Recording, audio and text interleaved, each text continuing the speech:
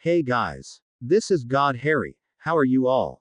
Please support to subscribe this channel for watching new interesting stories. So in this video, we will see third part, what if Harry Potter became the supreme power after Voldemort's fall.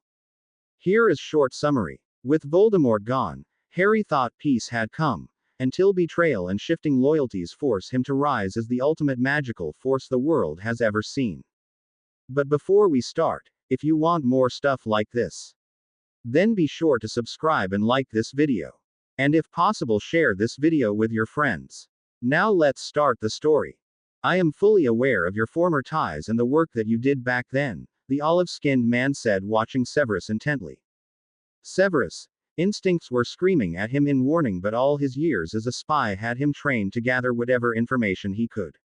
When Severus did not say anything, Rosie continued, I have several friends who are very interested in you and your work. Friends who will make it worth your while. I am not looking for any change in jobs right now, Snape said coldly. Don't be stupid, man. I checked your records. The money you got from the auction is more than you have made in your entire career at that school. My employer is willing to pay you a year's teacher's salary for a day's work, Rosie said, losing his patience. Severus, I have known you a long time, over 20 years, and I know that you never got the recognition you deserved being stuck under Albus Watch.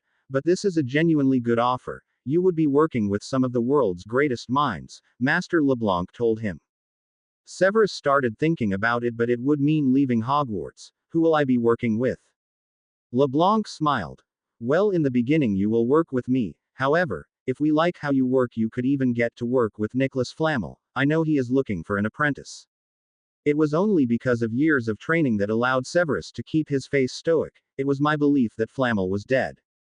Rosie gave LeBlanc a stern look, and Severus noted that LeBlanc looked a bit pale as he stated, that story was told to keep Flamel and his work away from unwanted eyes. I assure you Flamel is very much alive and highly interested in you.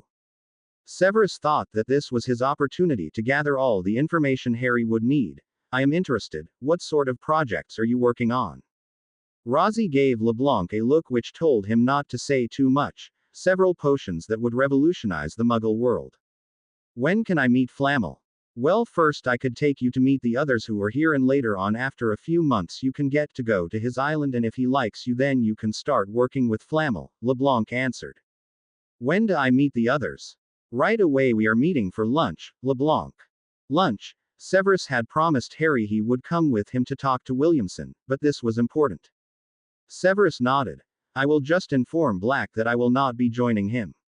Rosie looked at Severus suspiciously. You could send a message by hotel internal mail. I will call an elf.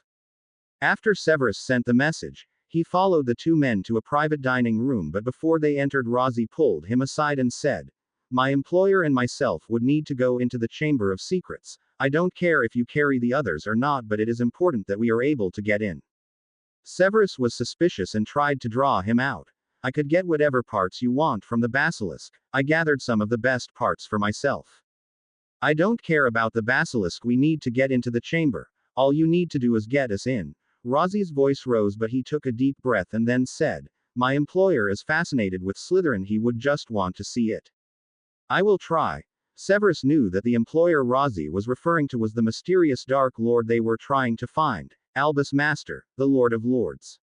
He knew Rosie was lying. They wanted the library. I know you will. It is very important to your future that you do this. He patted Severus on the cheek as if in warning. Severus hated this. He hated the man, but it would give them the information they sought, so he followed him into the dining room. Harry woke when the wards he cast were tripped and he realized someone was in the suite. He walked out and saw a tiny elf about to leave a letter on the table. You can give the letter to me, Harry said, and startled the elf. She looked at him fearfully. No one had ever caught her before, and as a matter of fact she was supposed to be under a disillusionment charm. She walked up to him and he took the letter and thanked her. The elf popped away thinking about the strange wizard. Harry saw the note was from Severus, who simply wrote, not coming for lunch, we'll see you later. Harry sighed. He had really hoped that Severus would have been there. It was the reason for the lunch meeting, as Harry had already spoken to the man last night. He wondered what was keeping Severus but dismissed it quickly. He had left Severus with a group of masters, Slughorn had pointed out last night as the guild council and cream of the crop of potions masters in the world. He was happy for him. This was a great opportunity for him. Harry looked at the time and got ready for lunch. Severus was astonished when he met the group at lunch. Along with Rosie and LeBlanc, there was the American master Faustin, Norton and Dyer, who were past Hogwarts students, the African Macus, the Turk Zara, and to his horror the Italian de Medici twins. The twins looked around, and when they did not see Severus guest with him, they relaxed. The others all greeted Severus warmly, and conversations on some of Severus' more deviant potions came up. During the lunch, they bought up a potion they were having trouble with. Severus asked many questions, and soon the lunch was abandoned and Severus was carried to a private lab area. Part of the conference was a time when they experimented with potions, however this potion was definitely not open to the general population. Severus worked with the other masters and noticed the twins hovering. The twins were not potions masters but investors. Severus quietly asked Macus about them. The African grinned and just told him that the twins just wanted to get their money's worth. Severus inwardly shuddered but suddenly felt calm as he thought of Harry. After looking over the potion, Severus slowly began piecing together what the potion would be used for. He felt cold and wanted to throw up. It would revolutionize the Muggle world. Yes, but in a negative way. This potion was a disease that would eat away the lining of a Muggle stomach and continue without stopping. Someone getting this would die in a few days. It would make the Ebola look like the common cold. Severus looked up at the others. He saw the others grin. Zara laughed. You truly are amazing. It took Faustin 2 weeks to figure it out. LeBlanc said. So are you on board, Severus? We are missing several key points for it to work. We are hoping with a fresh mind we could finish our little project. Severus knew the ingredient that could make it work. After working on Harry, he knew that a few drops of the dragon's blood would finish the potion. He knew that Flammel would be able to figure it out, but they obviously were doing this either on their own or as a test for him. He hated this. He would never allow this potion to see the light of day. He hated being a spy. Maybe we could experiment with a bit of basilisk blood. I have some at my lab at Hogwarts, Severus said coldly. He got a pat on the back from LeBlanc and Severus sneered and dared the others to touch him. The twins came and sat down next to him and Severus gave them his patented glare that would normally cause Hufflepuffs to cry. The twins looked at Severus uneasily and then at LeBlanc, who then invited the group to sit and drink some brandy. Harry sat across the table from Albert Williamson. They had eaten lunch and were now sitting and talking about his experimental potion. The potion was a cure for Parkinson's disease in Muggles. The disease was curable in the wizarding world but not in the Muggle world. Williamson told Harry about his Muggle grandfather who suffered and died from the disease. When he training as a healer, he discovered there was a cure in the wizarding world. He then started researching and did an additional mastery in potions, hoping to adapt the cure to one that Muggles could use. Harry asked, how will you know if the cure would work? Are you experimenting on Muggles? Williamson smiled. Not in the way you would think. I actually am a certified doctor in the Muggle world as well as a healer in the wizarding world. I have a small private medical facility in the US and have 30 Parkinson's patients. They and their families have all agreed to experimental treatments. I started with 10 patients who were actually family members of American witches and wizards who knew about the wizarding world. Out of the 30 current patients I have, 25 actually are aware of the wizarding world, and it is these who I mainly focus on. The others have come due to references from families who know, but they themselves don't. So what can I actually help with? Williamson took a breath and said, I actually am not working on my own. I have a team of healers. I am the only one who actually has a potions mastery, so most of the actually potions research is on me. I am also the only healer who works full-time. The others actually volunteer their services and work on their days off or during their vacation. They would not mind working full-time but can't afford to. I am short of nurses, potions, equipment, almost everything. I get a grant from the US government, but it only covers the basics. The families of the patients put the rest, but it is very costly. This year I already had 3 patients leave because they couldn't afford to stay. I could really do with some galleons to help run the facility. So how much do you think you would need? What total? How much to hire your staff full time and get equipment and do your research? Williamson looked at Harry in utter disbelief. After a minute he said, I really don't know offhand. I don't have actual figures with me. My hope for coming to the convention was to try and get the top masters to help me finish the puzzle with the potion. I need help and am not too proud to beg for help, not if it would help my patients. I understand, but give me a ballpark figure, something that would make things easier for you. About 1 million galleons per year, Williamson said with a small laugh. 1 million galleons that would be better spent on something more worthwhile, a snide comment came from the side. Harry and Williamson turned and looked at Sangre, who had walked up to the table. Sangre looked at Williamson and said, if you want the council to look at your little project, you have 5 minutes to put in your proposal. Harry nodded to Williamson and he took his leave, and Sangre sat in the vacated seat. So tell me, Mr. Black, where does a young boy like you get the kind of money you are throwing around? Harry took a breath. He did not like the man but knew that he was an important man in the potions community and could jeopardize Severus' position. My money is legit, Senor Sangre, and mine to invest as I please, Harry said with great control. Yes, but I am concerned about the source. You see, I had a friend check. There has been no black attending Hogwarts for over 20 years and you do not look like an almost 40-year-old man, Sangre said with an eerie smile. My money is none of your concern, Sangre, Harry said, taking a deep breath and calming himself. You see, unfortunately it is. You are talking to wizards at my convention about investments. How am I to know if you are not trying to con them?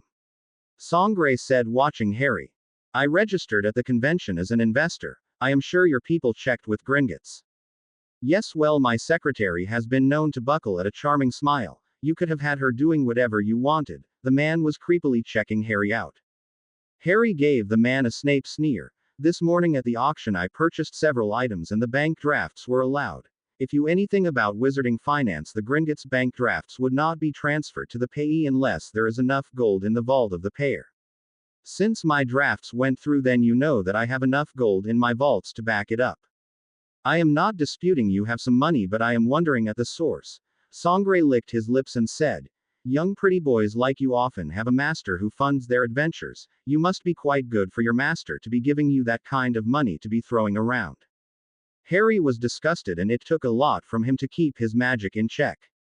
My money is inherited. My parents and my uncles died in the war. And don't worry, I have enough to back up my promises. You are obviously been advised wrongly. Investments like Williamson's are a waste of money. He has been actively working on this project for 10 years and I could see him spending another 10 the way he is going. He has spent all of his inheritance and even sold his house to this project. If you ask me, it is a waste. Well, it is a good thing I didn't ask you. I happen to trust my advisors and will continue to do so. So it would seem. I have seen the new Snape. I never took him to be a kept man. Harry grabbed the chair to try to control himself. His magic was close to escaping. He knew he would probably destroy the room and there were too many people here. He knew Sangre had to be starting to feel his power. Severus Snape has the Prince family fortune. He does not need any money from anyone. Is that what he told you? Sangre laughed, but he was starting to get a bit nervous. The boy was obviously powerful. It is what I know. I investigated him properly and he is a very rich man. Sangre watched the boy and bravely raised his foot that was hidden under the table and rubbed it against Harry's inner thigh. You are very passionate. I like that. I am sure you are a spitfire in bed. I could have you screaming in no time.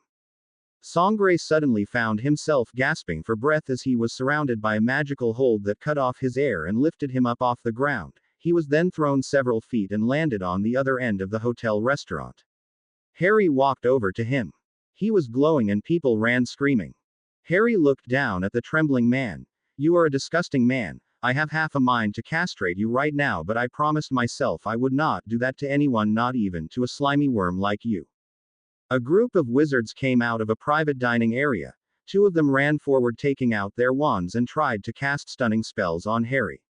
The spells bounced off Harry, who did not even notice.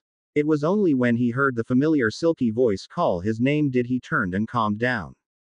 Severus looked at Harry first in alarm and then in embarrassment. Harry looked at Severus' expression and it hit him like cold water. Then he saw the twins come and stand on either side of Severus and gave Harry a smirk, and the cold water turned to steam. One of the two wizards who had come to Sangre's aid yelled, "Snape, take your whore away from here now." Snape looked at Harry with a disgusted look that he knew too well. It was the one the professor gave him regularly for over 6 years. "Please, Norton, as if I need that kind of headache." "Nonetheless, Mr. Black, you have made enough of a spectacle of yourself. You should leave now." Harry looked at Severus and saw a pleading in his eye. Harry turned and walked away. He saw Slughorn and Williamson running up to him. Slughorn quickly asked, "Harry, are you okay? What happened? What did that idiot do to you?" Harry placed a hand on the shorter man's shoulder and said, "And which idiot are you referring to, Sangre or Snape?" His voice was loud enough for the group to hear, and he turned and saw a pitiful look in Severus' eyes. Slughorn laughed and said, "I think you need a drink. Come, I know this quiet bar a few blocks from here. It would help you clear your head. Come, Williamson. I think you two look like you could use a drink." Slughorn gave a hefty laugh and said, "I am sorry, Harry. The man had that long in coming. My only regret is that I was not there to see it." The three were sitting in an outdoor plaza under some trees. It was beautiful and serene. There was a man playing a guitar on the other side of the plaza, and the music gave the Muggle Plaza a magical feel. Harry had cast a silencing spell so that they would not be overheard, but they could hear what was going on around them.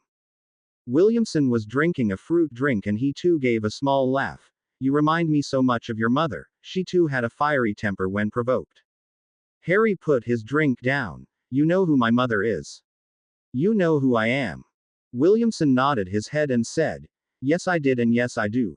You look a lot like Lily. You actually are a combination of both your parents, and if I may say, you have your grandfather Evan's laugh." When he saw Harry's confusion, he explained, "As you know, I am Muggle-born. I actually grew up near your mom and Snape as a child. I did not know of their secret until I got my Hogwarts letter, and I met Lily in Diagon Alley before my first year. She was going into her 6th year, but she made things a lot easier for me. She and your grandparents came and spoke to my parents, and she told us many stories. She made the transition into the magical world a lot easier for me.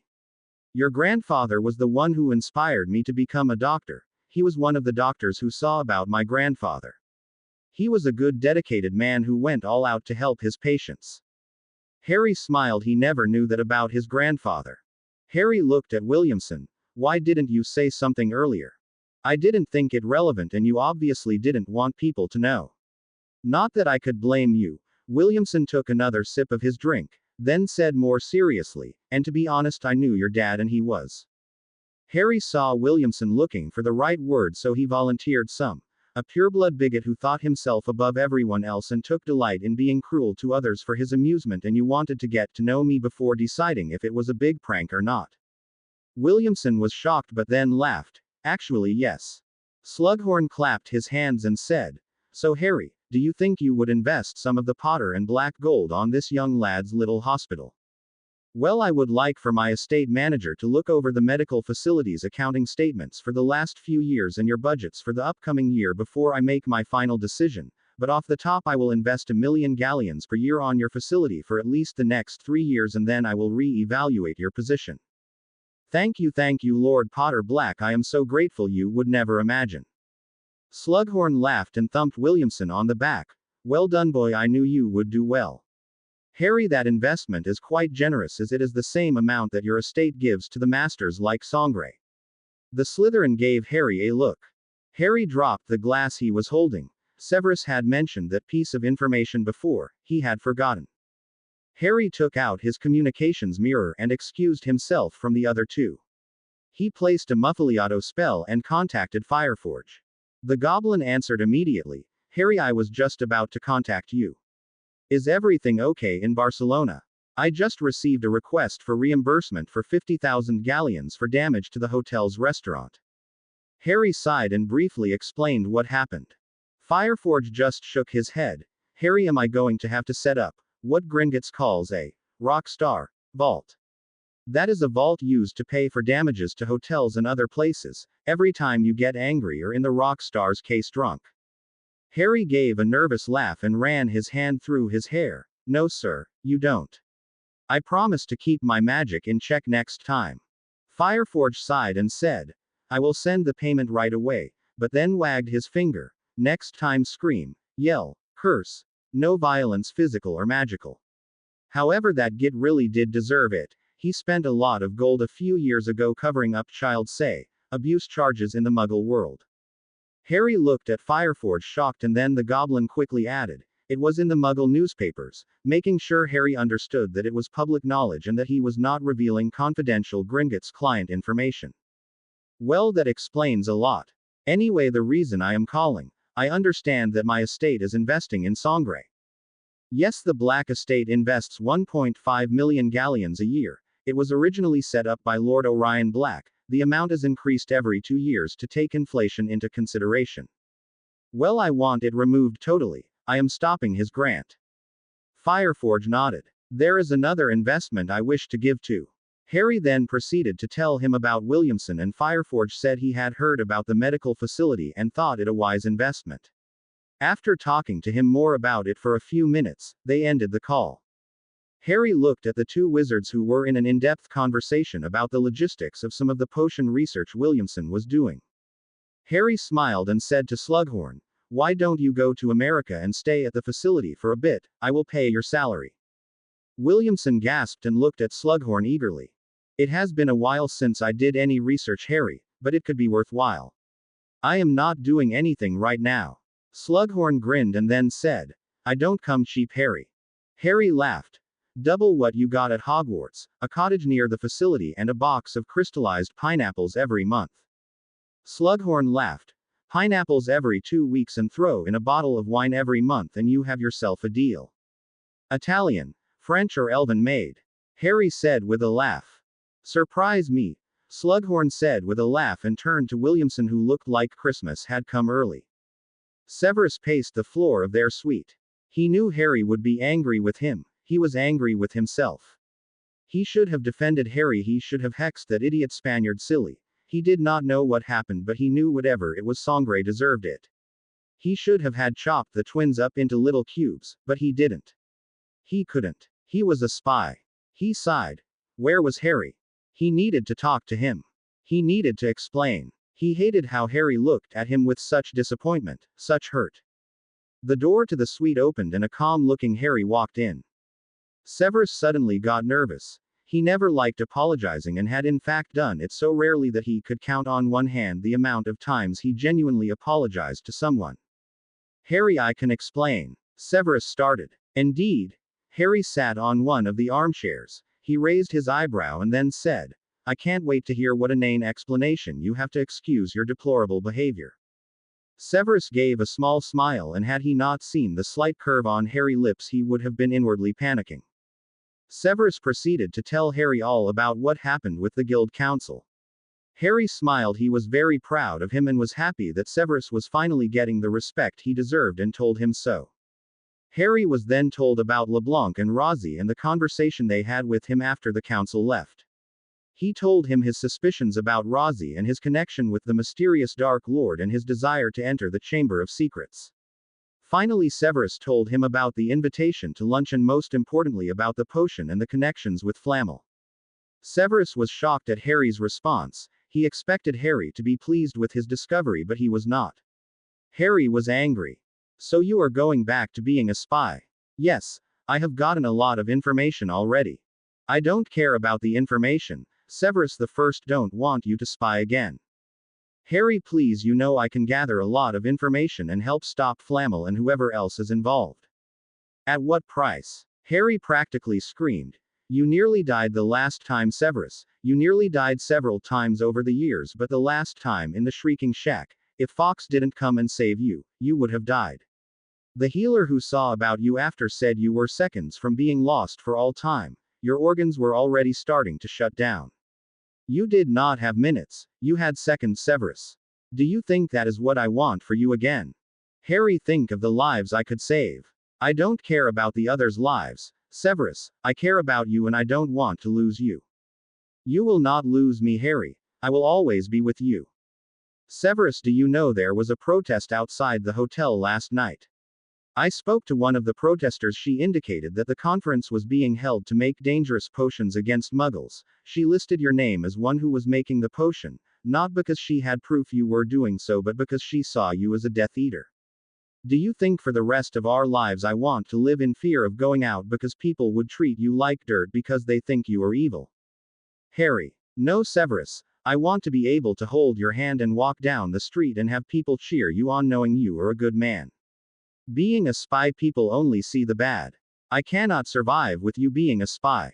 You don't understand. You think I don't understand? I who was sacrificed to a war that was not my own. I who have been manipulated and forced down a path I did not want. You think I don't know what you are feeling, Severus? I could get the information, Harry. At what cost, Severus? Your life, your soul, our love. What about the respect that you earned as a potions master? You are now being given the respect you earned. Are you going to jeopardize all of that? It is because of your association with Voldemort that you are not on the Guild Council. It is because of your association with the Death Eaters that some of your greatest inventions are not given consideration. People are finally beginning to acknowledge your true role in the last war. You do this and they would dismiss every good deed you have ever done. You will be branded dark forever and they will not forgive you. With the information I got today, we could save millions by stopping these madmen, Harry. So what if everyone do not know? You will know, my friends will know, my grandfather will know. Yes, the information will save them, but let's pass it on to Brian. Let's pass it on to the relevant authorities. Let them decide what to do. We have dependable people who have the resources and manpower to investigate. Now we know who the key people or the authorities could stop them. You trust Watson to have the ability to bring down this group. It may be very large and more than 2 wizards could handle. I am not going to do like Albus. I am not making this a personal one-on-one fight with a Dark Lord. If we could help, we help, but I am not taking the responsibility of leading a group to fight. The Aurors were no match for the Death Eaters in the last war, and you know it. The Order was the only one with the information. It is not like before. We have a competent minister and undersecretary. We have a dedicated head of DMLE. We have Aurors who are trained against dark wizards. If they are given all the information, then they could adequately prepare and would know what they are up against. I have experience. I could help by being a spy. If that disease is as you said, they are not going to take it lightly. If they find out you are a spy, they will kill you. It is already public knowledge you were a spy against Voldemort. They are not going to be so naive to think you would go happily to their cause. They would be watching you like a hawk. One slip up and you are dead. I cannot live like that, Severus. Harry, I will always love you. And what was that downstairs? Words to throw off their scent so they don't know you love me. Do you think that I want to live with publicly not being able to show that I love you and have to hear that I am just a headache to you, Severus? You know I didn't mean it. I know, Severus, but that does not mean that it did not hurt. It hurt me badly, Severus. You not coming to my defense, you standing there talking with strangers while I needed you to be with me. No, we could find another way to get the information. I need to do this. Why? Tell me why you would jeopardize us, Severus. Give me one good reason. Because. Harry looked at Severus sternly, and after a minute of silence he said, because what, Severus? I am good at it. I am better than most. Being a spy was what Albus planned for you. It is not you, Severus. It was a planned game that I don't want you playing anymore. It's going to be different. I am volunteering. I want to do it. And are you volunteering to be with those disgusting twins? What if to maintain your cover you have to sleep with them, would you? Harry, you are being ridiculous. Answer the question, Severus. Severus paused. As a spy you sometimes have to do unpleasant things, for the greater. For the greater what, Severus? For the greater good. Are you listening to yourself? You are spouting Albus, who wanted you a Dark Lord, and now that he is gone, Flammel, LeBlanc and the others have taken you under their wing, to possibly carry out the plan. I am not going to have it. I want you far from those people, and I am not having you sleep with another person. Severus sneered at him. It is not your decision. Like hell it is. I am a part of this relationship, Severus. It is no longer just you. It is both of us, and I don't want you going back to being a spy. Well, maybe. There is no maybe, Severus. I cannot handle you being a spy. Not anymore. I love you too much to see you suffer again. And what are you going to do? Use manipulation and compulsion charms to force me to do what you want me to do. Use potions to control me. You are no better than Albus. You think because I am not as powerful as you are that you have a right to tell me what to do. You think because I let you me that you are my master and I am your South Avenue to direct at every turn. I am not your pet Harry. Is that what you think of me? Is that what you think of our relationship? Harry said quietly.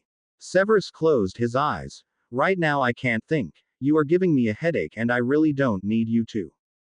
There was a sudden change in Severus and for a second he wondered if Harry had hexed him, but he didn't. He opened his eyes. Harry stood in front of him and he saw the powerful wizard, but something was different. His eyes were cold and his face expressionless, and Severus gasped as he realized what was wrong. He no longer felt Harry. He saw him standing there, but there was no flow of magic. Harry had closed him off. It was like any other person on the planet. There was no connection, no bond, no love, just cold empty space. Severus' brain screamed for him to go on his knees and apologize, but he said nothing. His eyes saw Harry turn, but he did not move. He saw Harry open the door, but he did nothing. He heard the door slam and his brain started to function once more and his feet responded and he ran to the door. He ran to the stairs. He ran to the lift. He ran to the lobby. He ran into the street. It was too late. Harry was gone. Harry stood on the roof of the Los Magos and took a deep breath. Severus had hurt him deeply and he wanted to cry. After Ginny, Ron, Molly, Albus, Poppy and his dad, he should not have been surprised that Severus would hurt him. A tear fell down his cheek and he quickly wiped it away. He would not cry. It was best that he close his heart to everyone. He looked down at the street below and saw Severus on the street looking around. Was Severus looking for him? Well, though luck, let him look. Harry was angry, but a small slither in his heart was pleased that Severus had gone after him and was looking for him, guaranteed in the wrong direction, but the effort was there. Harry stepped back. He didn't want to see Severus right now. He needed to vent. He needed to get away. He needed to fly. He pulled out his invisibility cloak and wrapped it over his shoulders. Harry connected with the cloak and it wrapped itself all over his body almost like a second skin, rendering him totally invisible. He transformed into Griffin. The cloak was secure, ensuring the half-lion, half-eagle creature was totally invisible. He spread his wings and after making sure that the cloak was still keeping him invisible, he took flight. A glance back, he saw a dejected-looking Severus walking back into the hotel. He turned his head northward and sped off. Severus walked back into the hotel. There was a large hole in his heart and his soul. He walked slowly back to the lift. The de Medici twins walked up to him. One on either side grabbed his arms. He violently pushed them away. The lift opened and to Severus' horror the twins followed him in. What is the matter with you, Snape? You seem to not want us around. I don't know, Lorenzo. It seems to me that he does not understand that he answers to us now. Yes, Giovanni. Snape just doesn't get that now that he has joined the group he will do what we want. They both moved closer to him. And right now. What we want. They didn't get to finish as Severus wandlessly and wordlessly stunned them both, and as the lift opened he walked out, leaving the two on the ground. He opened the door to the suite and slammed the door. He leaned back against the door and slumped to the floor. It was in this position that Misty found him a few hours later. Harry wanted to go home, but where was home? Griffin flew fast and in no time he saw the shores of England. His mind was reeling. He wanted to talk with someone whose shoulder he could cry on, someone who would listen and not judge him, someone like a father. Without thinking he flew until he saw the burrow. He landed. Part of him wondered why he was there. He definitely did not want to see Molly or Ron or Ginny, but he wanted his family. He transformed back into himself and walked slowly towards the house. He saw Arthur and Bill with Victory in his arms come out of the house and walk towards the shed, and he followed them. The two were looking at a lawn mower when the door opened and they turned around and saw no one there. Arthur instinctively pushed his son and granddaughter behind him and took out his wand. Is someone there? Charlie. Harry was shocked at his reaction but forgot he was still under the invisibility cloak. He quickly took off the cloak and looked as Arthur and Bill relaxed. Harry, what are you doing here? I thought you were in Barcelona this weekend. Bill asked, shifting Victory to a more comfortable position. Arthur looked at Harry and saw the look on the boy's face. It was similar to the look that Bill had after his first fiancée broke up with him. Oh dear. Arthur turned towards Bill and gave him a look which his son immediately understood. Bill walked over and gently placed his hand on Harry's shoulder and then left, giving the two their privacy. Harry just stood looking at the two and had not said anything. After Bill left, he still stood not saying or doing anything. Arthur looked at the boy who he considered his seventh son and walked up to him. He wrapped Harry in his arms and held him as the boy started crying. Harry cried. All of the heartache of the last few weeks came to the front. He cried until he had no more tears and Arthur held on to him without saying anything. When Harry was finished, Arthur conjured a small sofa and Harry poured his heart out, telling Arthur about his fight with Severus and how felt as if he really was a freak that no one could love. He told Arthur about how he felt that he could never be happy, and he told him all his feelings and frustrations over the last few weeks, and then told him about James' betrayal and how he felt his soul was ripped and scarred.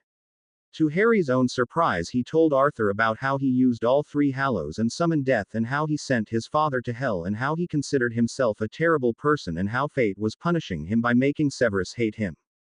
Arthur listened to him and allowed him to talk and cry. He only made the odd word or phrase, but for the most part allowed Harry to talk freely. He was shocked and a bit scared when Harry told him about James's end, but he quickly thought about how Harry must have felt and what it must have took to banish his father. When Harry was finished and was no longer crying, Arthur then started talking. He and Harry talked for a long time about everything that happened over the weeks, and Arthur reassured the young man of his worth. Finally he stated, "You know, with power comes responsibility, and you have been given more power than anyone I have ever known, so there is a lot of responsibility on your shoulders, but it does not mean you have to face it alone. When things get out of hand, you should share it or at least tell someone. I thought that someone would be Severus. And have you told Severus?" "No." Arthur sighed and then asked, "How do you feel about Severus?" Harry looked at him and was silent for a minute and then said, "He hurt me with his words. He likened me to Ginny and Albus and said that I was behaving like his master. I am a headache." "Yes, he was very hurtful, but how do you feel about him?" "I love him. I must be a really terrible person. I still love him." "Yes, you love him. You don't have an infatuation or a crush or strong affection, but a true love for him. And you are not a terrible person. When you love someone, you bare your soul to that person, so when that person does something you don't approve of or hurts you, the pain is greater because you hurt to your core. But it does not mean you stop loving them. Do you still love Molly?" "Yes, I do, Harry. She is my soul mate and a part of who I am. I do not like what she did and I am still very angry with her, but it does not mean I don't love her. We have been married over 30 years and have been best friends for much more than that. I have 7 children with her and have had many different adventures. You don't share all that with a person and not have some love for them. Molly and I have had our ups and downs. There are times when she just makes me want to shoot myself in the foot. Is that right? Anyway, like this last time with you, she just made me so angry, but I could not make myself hate her. I hate what she did, but I don't hate her. Anyway, I know there are many times when I know I have made a mess of things as well and I have had to sleep in my den, but she always forgives me in the end." Harry listened and he knew that in his heart he would forgive Severus, but just not right now. "Do you know, Harry, that there was a time when Molly and I were separated?" Harry looked at him and shook his head. "Did you ever wonder why there is such a large gap between Charlie and Percy? Molly and I had this huge fight, and being both redheads, well, the tension was explosive, and in the end I slapped her so hard she fell and hit her head on the wall. I was too scared to carry her to St. Mungo's, so I treated her myself, hoping she wouldn't die. When she woke, she had a slight concussion, a busted lip, a bruised face and a black eye. She took Bill and Charlie and left." Harry was shocked. "I would never have guessed. I never took you for such a violent type." "Well, I have learned to control my anger and have found ways to deal with it. Anyway, she went back home to her parents, and when her brothers came to beat the living daylights out of me, they found me ready to avada kedavra myself. I was beating myself up more than her brothers could have. In the end we went to counseling and I went to special sessions, and eventually she came back. She was angry with what I had done, but knew that it was done in the heat of an argument, and under normal circumstances I would not have done it. But it did not excuse what I had done. I saw Severus in the streets looking for me after I left the suite." "Did he see you?" No. I am sure he is beating himself up for what he did. Severus is a complex person. It is not easy being a spy for so long and surviving 2 wars using one's wit. He has had to distance himself from everyone he loved. He has no real friends and family, and in fact, it is possibly easier for him to slip into that spy mode than it is to be in a relationship. He is possibly more scared of exposing his soul to you than losing it to Death Eaters or other dark wizards. He seemed shocked that I disapproved of him spying. He thought I would have approved and would have been excited about the information that he got. I got so scared when I heard he was going to be a spy again. I just know that he would die if he went back to that life. I don't want to lose him. Am I too selfish to want to have him close to protect him? It is natural to want to protect someone you love, Harry, but you also need to understand that Severus is on his own, a very powerful wizard who has been loner for a very long time. It would take some time to adjust to having someone else in the decision-making process. I was at fault as well, I know. The thing is, Harry, Severus has always said hurtful words to you and well everyone over the years. It was just his way. But his words hurt you more this time because you were already emotionally scarred over everything that happened in the past weeks, especially with your father. Yes, Severus should have been more understanding, and yes, he was cruel, but he may have been automatically lashing out. He has had to defend his position as a spy so many times that when you attacked that, he put up his shields. I don't really think he meant to hurt you, Harry. I need to talk to him. I think that would be wise. Thanks, Arthur. Anytime, Harry. You know you are one of my sons even with black hair. Arthur gave him a hug and then said, I think we should talk with Brian about what Sev discovered. Harry didn't want to look like a tattletale running to Brian every minute but knew this information was important. He thought Severus should have been the one to make the report since he was the one who gathered the information, but his instincts told him he should do as Arthur said, so he nodded. Let me get changed and get my coat and I will accompany you to the DMLE. Harry and Arthur walked towards the house and entered the kitchen where Bill and Charlie were around the table drinking butterbeers. They passed one to Harry as Arthur went to his room to change. So little bro, are we going to be beating up a certain potions master tonight? Bill asked playfully. No, everything will be fine, Harry answered. Are you sure? I am leaving on Monday and I could use the last-minute workout, Charlie said with a small laugh. Harry laughed. It's quite okay. We just had a little misunderstanding. It was as much my fault as it was his. Anyway, I could handle Severus. Charlie gave Harry a light, for he who is accustomed to dragons, punch on his shoulder and said, I am sure you can, but you know there are some advantages to having older brothers. Yeah, Harry. No one makes our little brother cry and gets away with it. Just say the word Harry and we will thump him good. Harry beamed. While he knew he could fight his own battles, he was happy to know that there were those out there who would have his back, family. He sat down and took a swing of the butterbeer and then asked, Bill, you haven't gotten around going to Potter Manor, have you?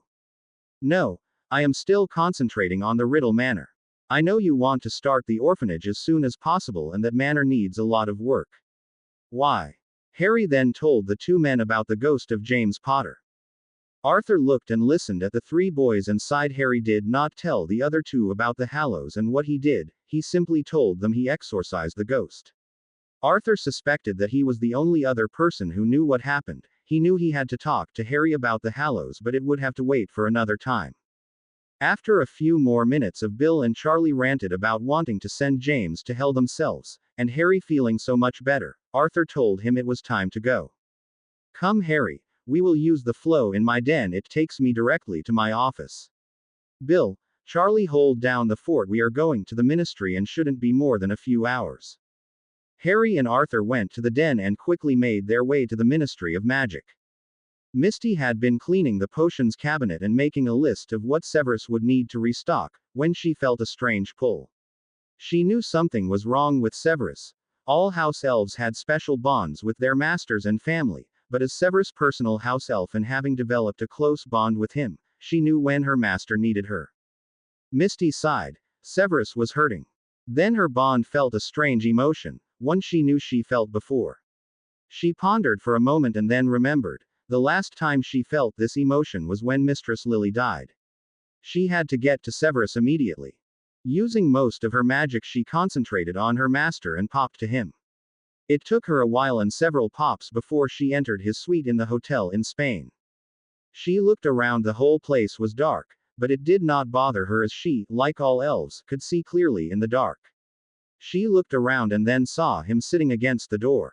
He was on the floor with his back to the door. His knees were drawn up to his chest and his head was slumped on his knee. Master Severus, what is the matter? What happened? Severus looked up and saw the tiny house elf. He was not surprised. Misty always knew when he was depressed. Harry. He's gone. Oh, Master Severus, I am so sorry. What happened? Very hesitantly Severus told her what happened and finally said, he gave me a choice between being a spy and him, and too late I realized I was choosing the wrong thing. I was so stupid. Master Severus, Master Harry loves you. Yes, you were stupid, but if you tell him you are sorry, I am sure he will come back. He is gone and never coming back. I am such a dunderhead. Yes, you are, when it comes to showing people how much you love them. And you love Master Harry. I need to find him and apologize to him. I have lost so much in my life, I don't want to lose him. Come, Misty, help me pack. I will head back to Hogwarts and look for him. What about the conference, your speech? I don't really care about anything else right now. Arthur and Harry made their way to the DMLE and asked if Brian had a few moments to spare. He was shocked to see Harry as he had seen him the night before, but understood when Harry explained what Severus had told him about LeBlanc, Rosie and the others. Brian then sent for someone and a few minutes later a man of average height and size came in. He had brown hair and hazel eyes. Brian introduced the man as Alex Fisher, the head of the Department of Mysteries. After they were introduced, Alex thanked Harry for the many dark items that he had allowed them to have from the Riddle estate. Brian then told Harry that Alex was informed about everything that had happened so far and then asked him to tell Alex himself about what Severus told him. I am glad you informed us, Harry, because my latest intelligence at the conference has already informed me that Severus Snape had joined Rosie. We were about to put a net on the group and were going to raid the conference, but we will hold out. We know about the new potion they are developing and that they are close to finishing it. We were too late to stop the Ebola from getting out. I am not allowing this one to. You have a spy in the group. Yes, we do. One of the divisions in Mysteries is a secret intelligence unit. You mean like MI6? Yes, we work closely with them. Anyway, one of our spies was able to infiltrate Rosie and his group. We did not make the connection with Albus, Flamel and his lord. We were under the impression that Rosie was an independent person trying to fill the void Voldemort left. I now see it goes deeper than that. Harry closed his eyes for a moment and then said, Severus thinks he can spy on the group. He has already been contacted and has gotten the information I just gave. Yes, Snape, to our embarrassment, is an excellent spy and I wish he was on our team during the last war. But I don't think that it would be a good idea as he has already been outed as a spy. He is going to be closely monitored. Flamel already knows about him and will not hesitate to kill him. Besides, I believe he simply wants to get you and Severus apart, since the prophecy indicates you two working together will bring his master down. Arthur injected. And your spy in the group, he is reliable. Yes, our guy is really good and has been sabotaging the potion as much as possible. However, we were worried that the potion's masters at the conference would be able to finish it even with all the sabotage. But since it was Snape they approached and you indicate that he too is sabotaging the effort, then I could breathe a little easier.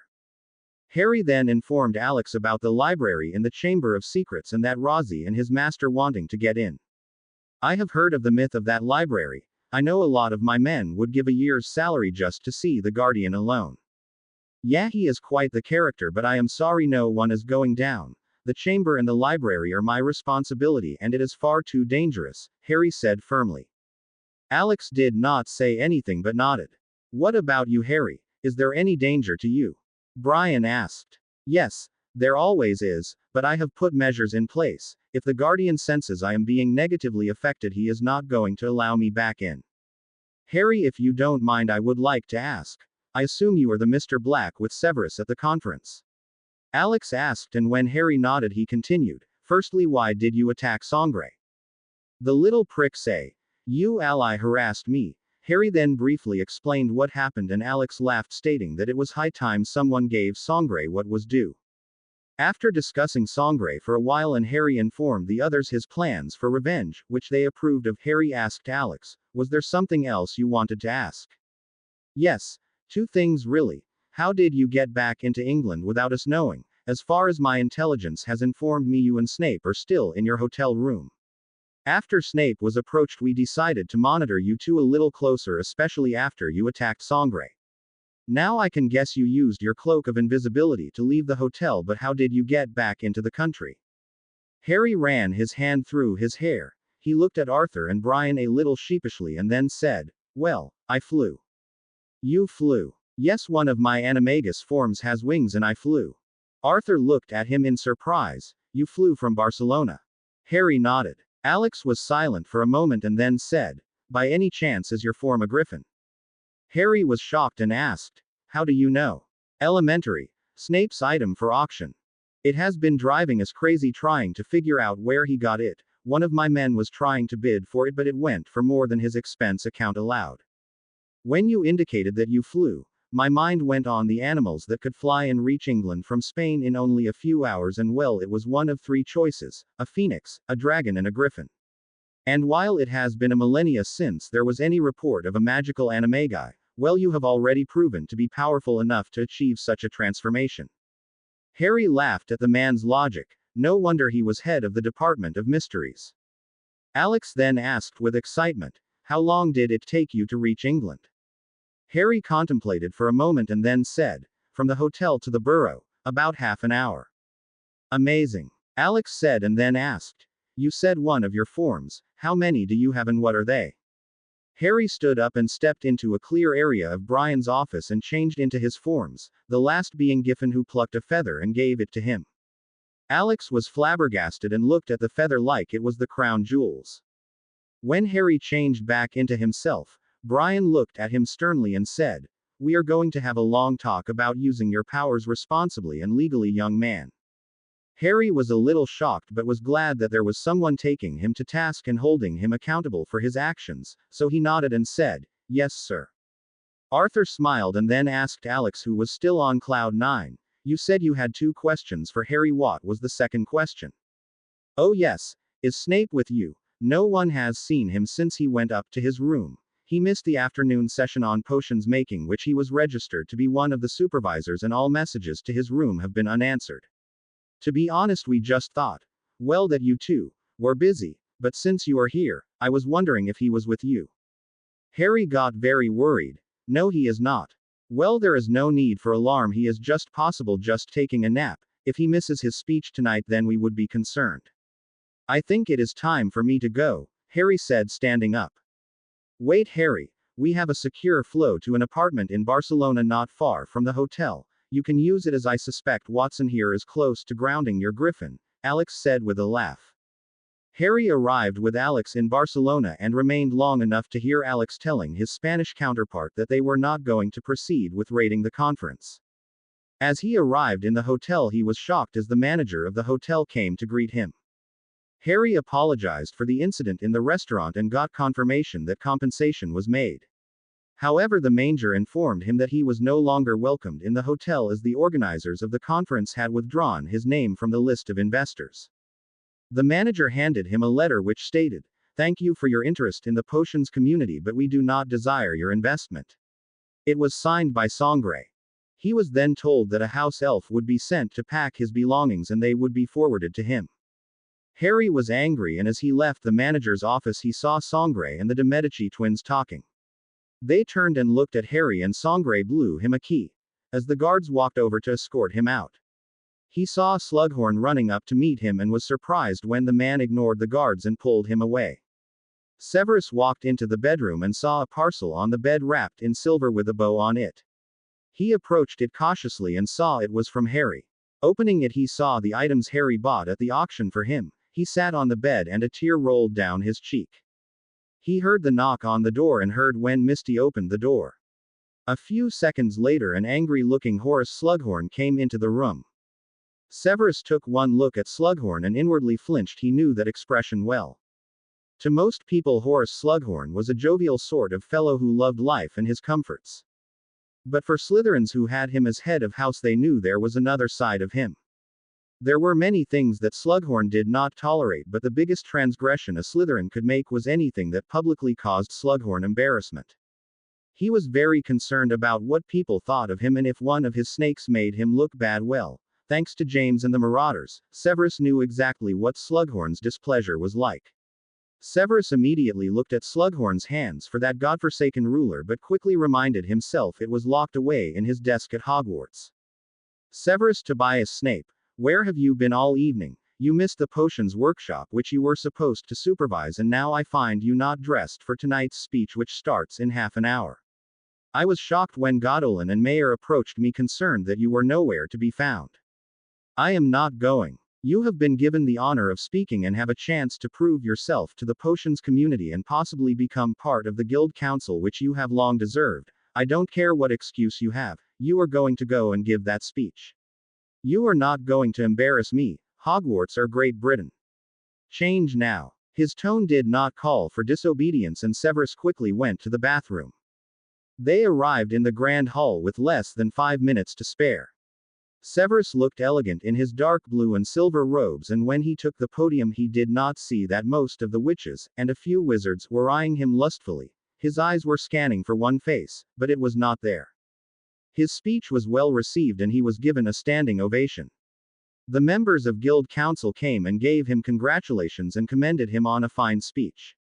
Everyone he met as he went to take a seat praised him, but his heart was not registering any of them. Severus saw LeBlanc calling him over to his table where his group, including 2 grouchy-looking twins, sat.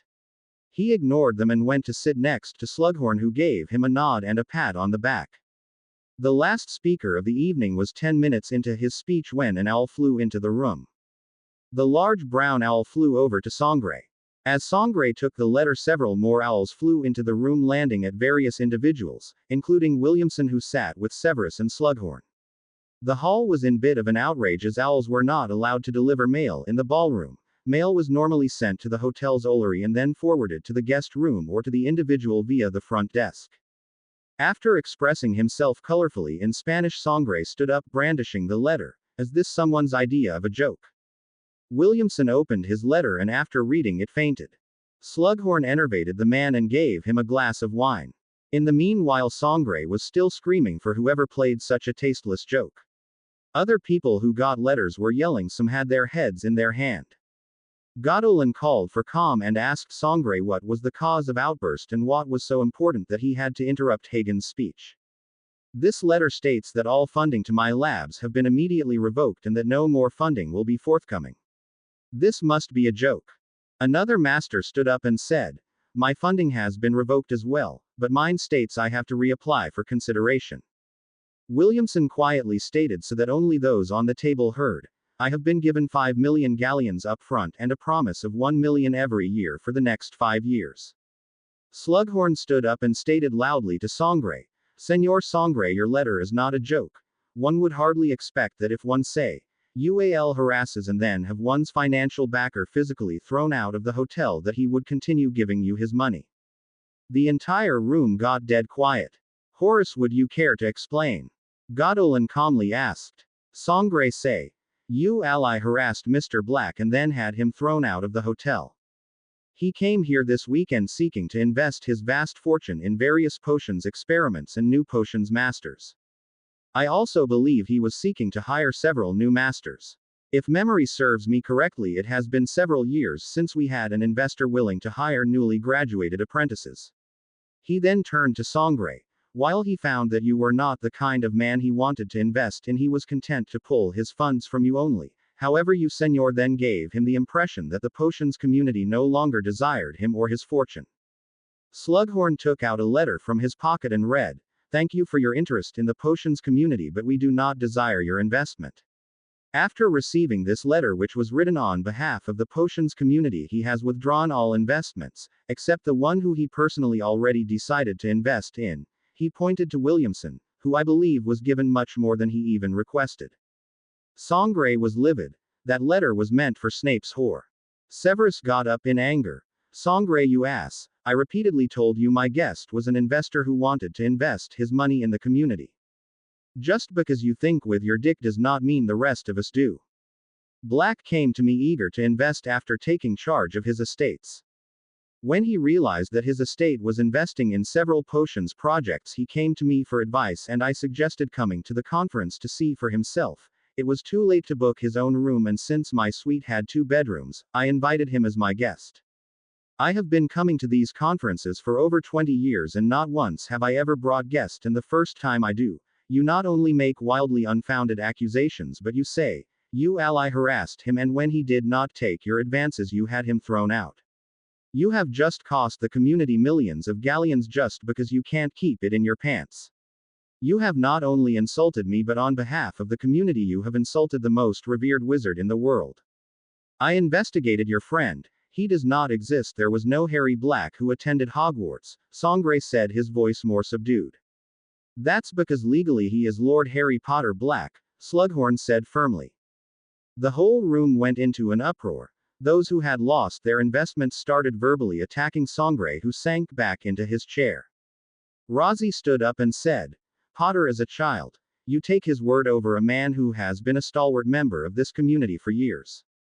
Severus stood once again. Harry Potter Black is a virtuous man who has proven his worth time and time again. He has not only fought tyrants and dark wizards but he has always carried himself with dignity and honor. I have seen him exude so much power that this building could crumble to dust, yet he would put his life on the line for wizards and muggles, for goblins and house elves. He is a good and decent man and I trust his word more than any other wizard alive. You sound as if you really like him, Rozzy said with a sneer. I respect Harry Potter more than anyone else I have ever met. I must thank Sangre, however, as before him I was the person who Harry hated the most.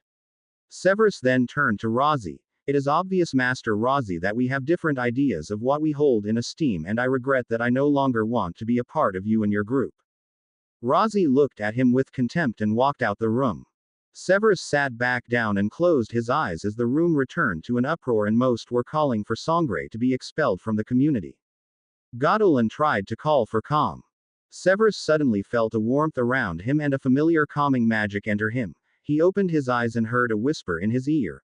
I enjoyed your speech, both of them. My only objection is the part where you said I hated you. You don't. No. I love you very much. I am angry with you but I still love you. We are going to have a talk and you are in big trouble, but, he ed him on the cheek. I still love you very much. Now you can tell these idiots that I am in the plaza down the street. They can come grovel if they wish. Severus turned and saw no one but realized that Harry had on his invisibility cloak around him. He smiled. Harry still loved him and he had come to his speech. After the delegates all calmed down, Hagen reluctantly finished his speech and Godolin closed the evening's proceedings by formally apologizing to Severus and Lord Potter Black and by imploring that perhaps they would be able to make amends to Lord Potter Black. Severus told them that most likely Harry was in the plaza down the street if they wanted to talk with him. It was decided that Godolin and Mayor on behalf of the potions community would speak to Harry, so the two masters Severus and Slughorn went to the plaza where Harry sat listening to an open-air jazz concert. After half an hour of intense talks and apologizes, Harry agreed to come back to the conference and resubmit as an investor, though all of the previous projects would have to resubmit proposals for his investment. In reality, Harry wanted to make sure that none of his money was being spent on dark projects that hurt others, but he also wanted them to squirm a bit. As soon as Harry and Severus returned to their room, Harry grabbed Severus and gave him an intense key.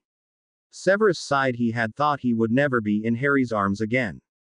Severus leaned his head on Harry's shoulder. Harry, I am never going to spy again. I just took advantage of the opportunity that came up. I didn't think of the consequences.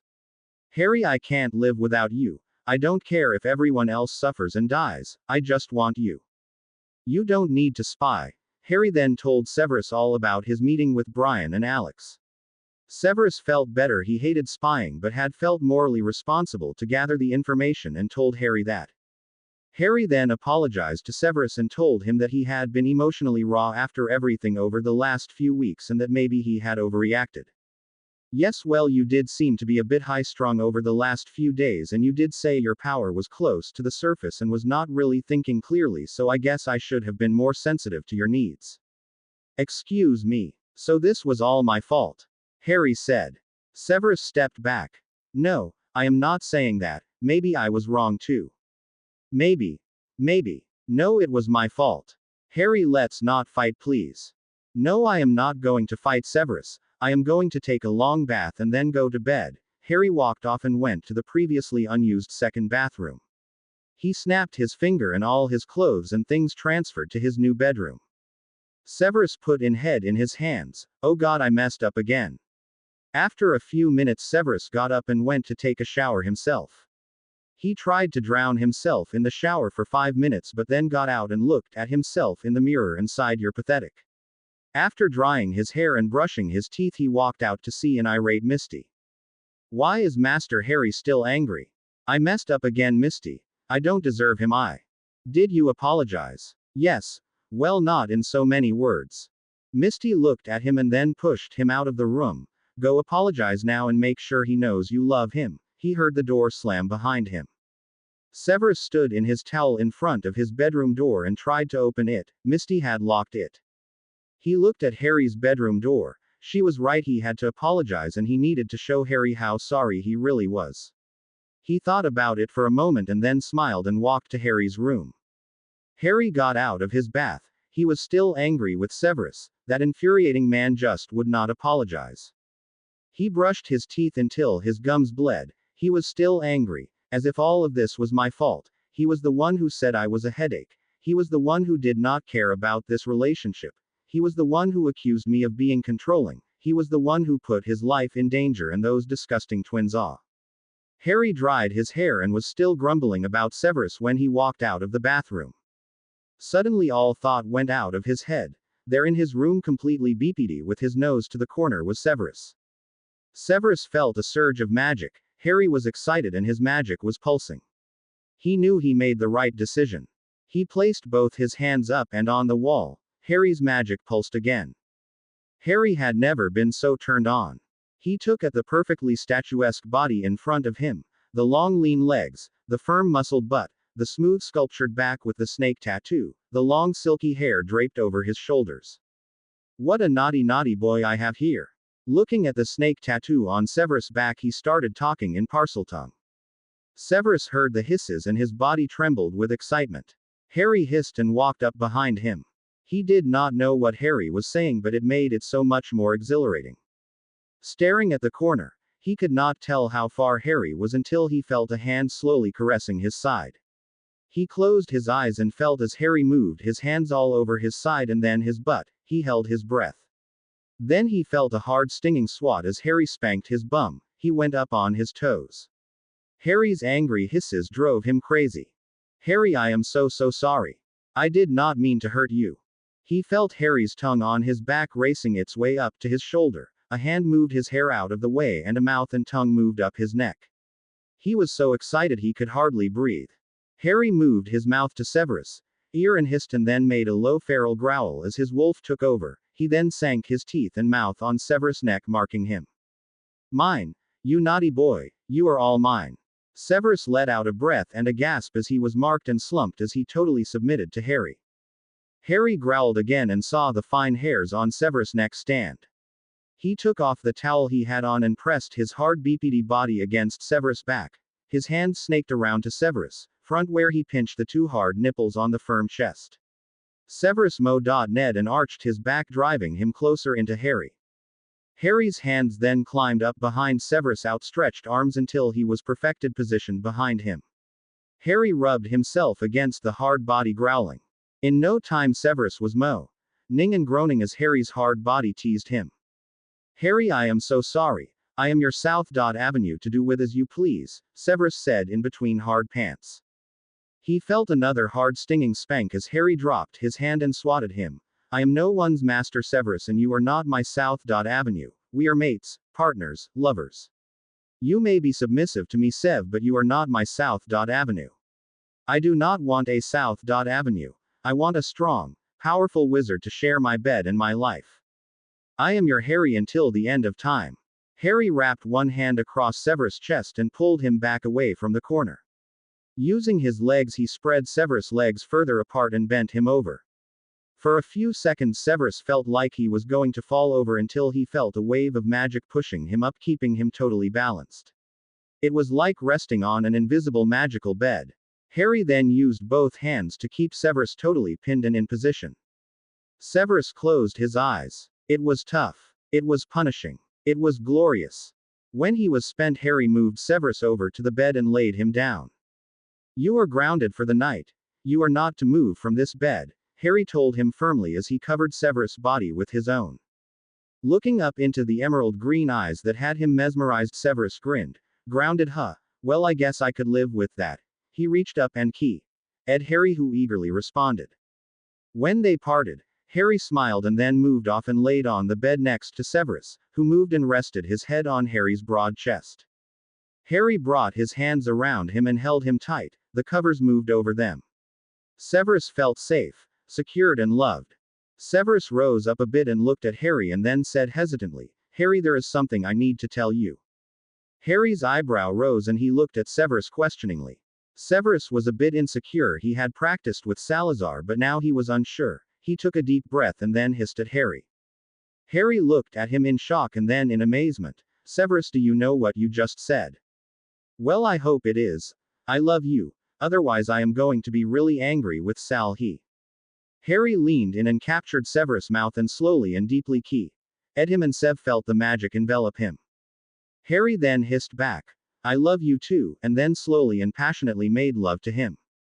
Even with all of his bravery, Harry was a bit scared of what this day would bring. He would be facing the potions convention as himself and not the mysterious Harry Black. He would have to face all of those whose grants he cancelled. It promised to be a busy day of negotiations and dealing with some angry wizards. He sighed. Dealing with Williamson had been easy. He was pleasant and a good man with a good cause. Fireforge had contacted Magnus and using the Gringotts connections in the US had investigated the medical facility. Deciding on an amount had been easy. He had gone with Fireforge's suggestions. Maybe he could get Fireforge to come. No, if he wanted people to see him as a serious lord and not just Harry Potter the chosen one, he had to do this himself. Misty quietly entered the room and informed him it was time to get up and get ready. He turned and looked at Severus. His lover's eyes were closed, but he knew the man was up. Severus was a light sleeper, and the moment Misty entered the room he would have awoken. Harry leaned over and keyed him. Time to get up, love. If I am not mistaken, you are scheduled to participate in this morning's activities. Yes, but I don't want to. Can't you write me a note or something? Severus said as he pulled the covers closer to him. Come, Professor. Time to go to class, Harry said as he got off the bed and pulled the covers with him. But I'm grounded. You said I couldn't leave the bed. Harry could hear the little pout in the voice. Grounding over. Time to get up. If you get up now, we could shower together and I will wash your hair for you. Severus needed no other coaxing. He got up and followed his beautiful lover to the bathroom. As expected, the morning was filled with confrontations with some frustrated and angry wizards. Harry sighed when around noon he finally caught a break and proceeded to the restaurant to have some lunch. He saw Slughorn sitting at a table with a young black-haired man who looked familiar, but Harry could not place the face. Ah, Harry, my boy, please join us. Horace motioned to a chair and then called a waiter across. Harry sat and quickly ordered some lunch which magically appeared in front of him. Harry, I don't know if you have ever met Felipe dos Santos. He is one of Spain's up-and-coming young potions masters. Felipe, this is Lord Harry Potter Black. The two men shook hands. It was then Harry realized where he had seen him. He was one of Sangre's apprentices. You are one of Sangre's men, are you not? Harry looked at the man a bit coldly. Yes, I took my final potions examinations this morning and I was assured that everything went well. The man looked a bit uncomfortable. He took a sip of his drink and then turned to Harry. I approached Senor Slughorn to possibly set up an interview with you. With me? Yes. Last night he indicated that you were looking to hire some new masters. I am hoping I could be one under consideration. Do you even know what I am looking for? To be honest, Lord Black, I had previously hoped to work for Senor Sangre in his labs, but everything there is currently on hold. He told me that my job with him is still secure and that he would get financing from the Medici family. I have had previous dealings with the twins and I prefer not to go in that direction. From what I have heard of you, you seem to be a virtuous man and I do not think that whatever you need a potions master for will be in any way damaging for my soul. Harry listened to the man but was not sure. he continued eating in silence and did not respond. After a few awkward moments, Horace interjected, I have known the Dos Santos family for a long time. Philippe's father was a good man, who died after refusing to help either side in the last war. It is through Felipe that I got Draco the job with Sangre. Harry noticed Philippe's face paled when Horace mentioned Draco and asked, You work with young Malfoy? Yes, my lord. I know that you and Malfoy are not on the best of terms, but I will not lie. He is a good man with a lot of potential and if given a fair chance could be a great potions master. You seem incensed with Mr. Malfoy's lot in life. Harry instigated, hoping to find out more about the man's opinion about Draco, knowing that no one knew that the two had reconciled. Malfoy has made some mistakes in life and has paid for his mistakes. He is looking to move on and make something good of his life. His way is difficult and he faces many obstacles, but I have to admit I admire his determination. He is a spoilt brat who has his way paved for him. Even without his family's money, I am sure life would be easy for him, Harry prompted. You are mistaken, Lord Potter Black. Malfoy does not have it easy at all.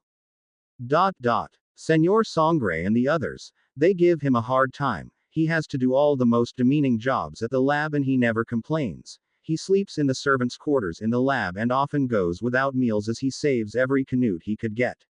If it were not for my wife Elena and myself, I am sure he would never eat. I am not a cruel man, my lord. I don't condone what he has done in the past, but I will not let a man suffer for suffering's sake. You seem to be merciful towards him. As I said, I believe in giving people a second chance. He is highly intelligent and if he ever gets someone to apprentice him, he could become a great potions master. I thought Sangre would be apprenticing him. No, I don't think Sangre would be apprenticing anyone soon, but even if you did not remove the grants, Sangre had no intention of apprenticing Malfoy. So he was leaving him as a lab assistant. Dos Santos looked at him and was silent for a minute and then said, I believe Sangre was hoping that Malfoy would eventually end up in his bed. As you may have realized, he has a thing for good-looking young men and is hoping that Malfoy would trade favors for a better standard of living. I don't see Draco stooping to that level. Harry was trying to stay calm. He was stopping himself from going and hexing Sangre again. You would be surprised what some would do if they were desperate enough, but I agree Malfoy has been fighting his advances so far and has been looking for another to apprentice him. He quit just last week and I am hoping he got a better offer. Draco quit. Yes, he wrote me and told me he sent his notice to Sangre. He actually is fortunate that he got a new position as now all of the others who work for Sangre's lab are soon to be out of jobs. Senor Dos Santos, you seem to be a good man. If I do hire you, it would be to do research in an area with no real hope of success. Harry looked at him intently. I like a challenge. Indeed. Harry raised an eyebrow and inwardly channeled Severus. One of my friends and I am putting together a team to research the possibility of reversing the effects of prolonged exposure to the Cruciatus curse. I am interested. You would have to move to Britain. Not a problem. My wife and I are both hoping to get jobs in Britain and look forward to the change. What does your wife do? She is a Medi witch. Harry smiled. Severus is in charge of putting the team together. I am relying on his judgment. I will have him interview you. You mean Severus Snape? If I get the job, I would be working with Severus Snape. Harry frowned. Is that a problem? No, absolutely not. It is just that the man is one of the greatest masters in the world and he never takes an apprentice or works with anyone. It would be an honor to work with him. I mean, it's Severus Snape. Philippe's eyes lit up like a Christmas tree. Harry smiled, thinking back to last night. Yes, Severus is great. His thoughts were interrupted when he heard a familiar voice calling his name. There, walking up to the table, was Rita Skeeter and her photographer. Harry darling, I was surprised when I heard you were in beautiful Barcelona. Tell me, who is this handsome Spaniard you are dining with? You know my readers want to know. Skeeter, how did you get in here? This hotel is supposed to be 5-star, with no bugs. Rita, how are you? I have not seen you in quite some time, Horace interjected, and the blonde reporter smiled broadly at him. Why, Sluggy? I did not see you there. Why isn't this a cozy little meal? Skeeter, this is actually an interview. There is nothing here that your readers would be interested in, just boring run-of-the-mill estate stuff. Harry wandlessly erased the writing on the parchment floating alongside the nosy reporter. Ah, but you know, I heard the most delicious rumor about you and a certain potions master. Yes, and I heard a rumor which put me in England yesterday around lunchtime and another which said that I could sprout wings and fly. It does not mean that it is true. Skeeter, the only story that I will give you is that I have not been pleased with some of the Black Estate investments and have overturned some of the grants that the estate previously gave. I am now personally giving more attention to my estate. Other than that, there is nothing of real interest. Come on, no juicy stuff, nothing for my readers. Skeeter, if anything juicy comes up, you will be first on my list. The reporter looked at him and then at Slughorn, but Harry cut her off quickly. Actually, I have some news that your readers might be interested in. I heard this wonderful Muggle jazz band last night and was captivated. Any girl who might be interested in me would have to enjoy Muggle jazz. The quick quill started going at a pace. And Miss Weasley, does she like jazz? To be honest, Rita, I don't think so. Oh yes, this is good news, yes. You know, Rita, I heard the band would be performing again today. Why don't you and your photographer go and get some photos down by the plaza? I will go for now, Harry, but don't think I am fooled for 1 second. I know there is another story here. With that, Rita scurried out. Slughorn laughed and gave Harry a light thump on the back. You handled that very well, my boy. Yes, well, surprisingly, Rita Skeeter has her uses. Anyway, I think I am going to head back up to my suite for a while. Señor dos Santos, I will contact you later after I have spoken to Severus. Severus agreed to interview Felipe and Harry left the decision up to him. Neville had indicated that he would go with whoever Severus recommended. Harry sent word for the man to meet them and they both went to the main conference room at the appointed time. On the way, Severus spotted Potions Master Arjun and quickly told Harry about the scrolls that the man had spoken about. Harry then left Severus with Felipe and walked over to the Indian Master. Good afternoon. You are Potions Master Arjun, I believe. Harry said, approaching the man, who looked at him first in shock and then with a smile. Yes, and you are Lord Potter Black. I am pleased to meet you. I am assuming that Master Snape told you about my scrolls. Yes, I would be happy to look at them. There are so very few documents written in parcel script that your offer intrigues me. The Indian man smiled broadly. Yes, I too am intrigued by the scrolls. The find was beyond anything I ever imagined. The temple was an old temple devoted to the Naga or snake worshippers. The temple itself seems to have been destroyed hundreds of years ago, but we found several rooms intact. There are paintings of basilisk and even some half-man, half-snake beings. There are writings all along the walls. That is nothing like I have ever seen, and I know every ancient variations of Sanskrit there is. There are several chambers that we are yet to unearth, but we were able to uncover what seems to be a library of sorts with several ancient scrolls. Some of the scrolls are in Sanskrit, but we found 4 scrolls written in the same strange language that was along the walls. The scrolls had a magical aura around it and they are perfectly preserved. I am hoping you could spend some time with us and hopefully decipher the scrolls. I can't promise you exactly when, but I am sure I could possibly come for a few days to India. Splendid. I know you are a busy man. Anytime you could give us, I would be so happy. The Indian man immediately started writing down information as to contacts, locations and other relevant information. Potions Master Arjun. Please call me Arjun, everyone does. Arjun, I notice you have a snake ring on your finger. Is it a symbol for a group or you a Naga? If you mean am I a snake worshipper? No, not really. The word in wizard context really refers to a group of wizards who practiced parcel magic and worked in harmony with snakes. There have been no true Naga for centuries. I guess the closest was the British Dark Lord that you defeated. I love snakes and have done a lot of potions research using different kind of snakes, and to be honest, I wish I had your gift, but as far as my worship is concerned, it is limited to my familiar Ka. You have a snake familiar. Harry was actually glad to have a conversation with someone who liked snakes. Hermione and Ron always hated to talk about snakes as they associated them with Slytherins and Voldemort. Yes, Ka is a king cobra. He is actually upstairs in my room. I usually have him with me, but he gets bored at these functions. Would you like to meet him? Yes. Harry paused. He had lived through too much and had survived too many attempts on his life to go unprotected into a hotel room with a man he just met. Seeing his reservation, Arjun chuckled. Don't worry, I am nothing like Sangre, but if you will wait here, I will bring Ka down. The man hurried off and came back 5 minutes later with a beautiful king cobra wrapped around his shoulders and arm. Hello beautiful, my name is Harry. I am told you are Ka. Harry's hisses made some of the potion's masters back away in fear. Others looked at him in amazement. Arjun looked excited. Yes, I have never met a SS speaker before, but SSSAABSS speaks SS of you. The snake moved off of Arjun and crawled over to Harry. Really, what did he SS say about me? Harry wondered if the Indian potions master had an alternative reason behind wanting to meet him. In his experience, snakes never lied when talking to him. He ISSS hoping you could help him with his SS stories SS. His SS stories SS, you mean the SS scroll SSS? Yes, they tell of SS stories SS of long ago, of when Magic Naga would do SS serpent magic.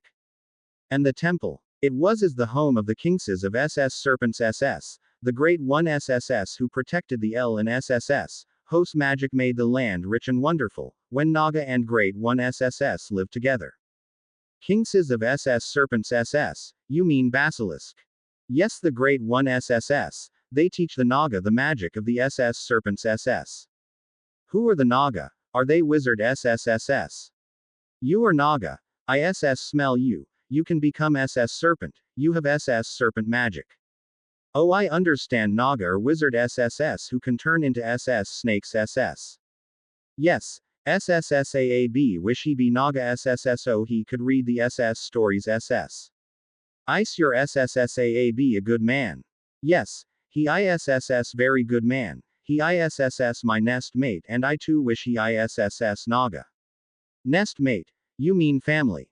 Yes. Well, I better give you back to your SSSAAB. He ISSS looking SS sad he cannot SS speak like ISS speak to you. Tell him he is my favorite nest mate and thank him for SS saving my matus EGGSSS from the fire.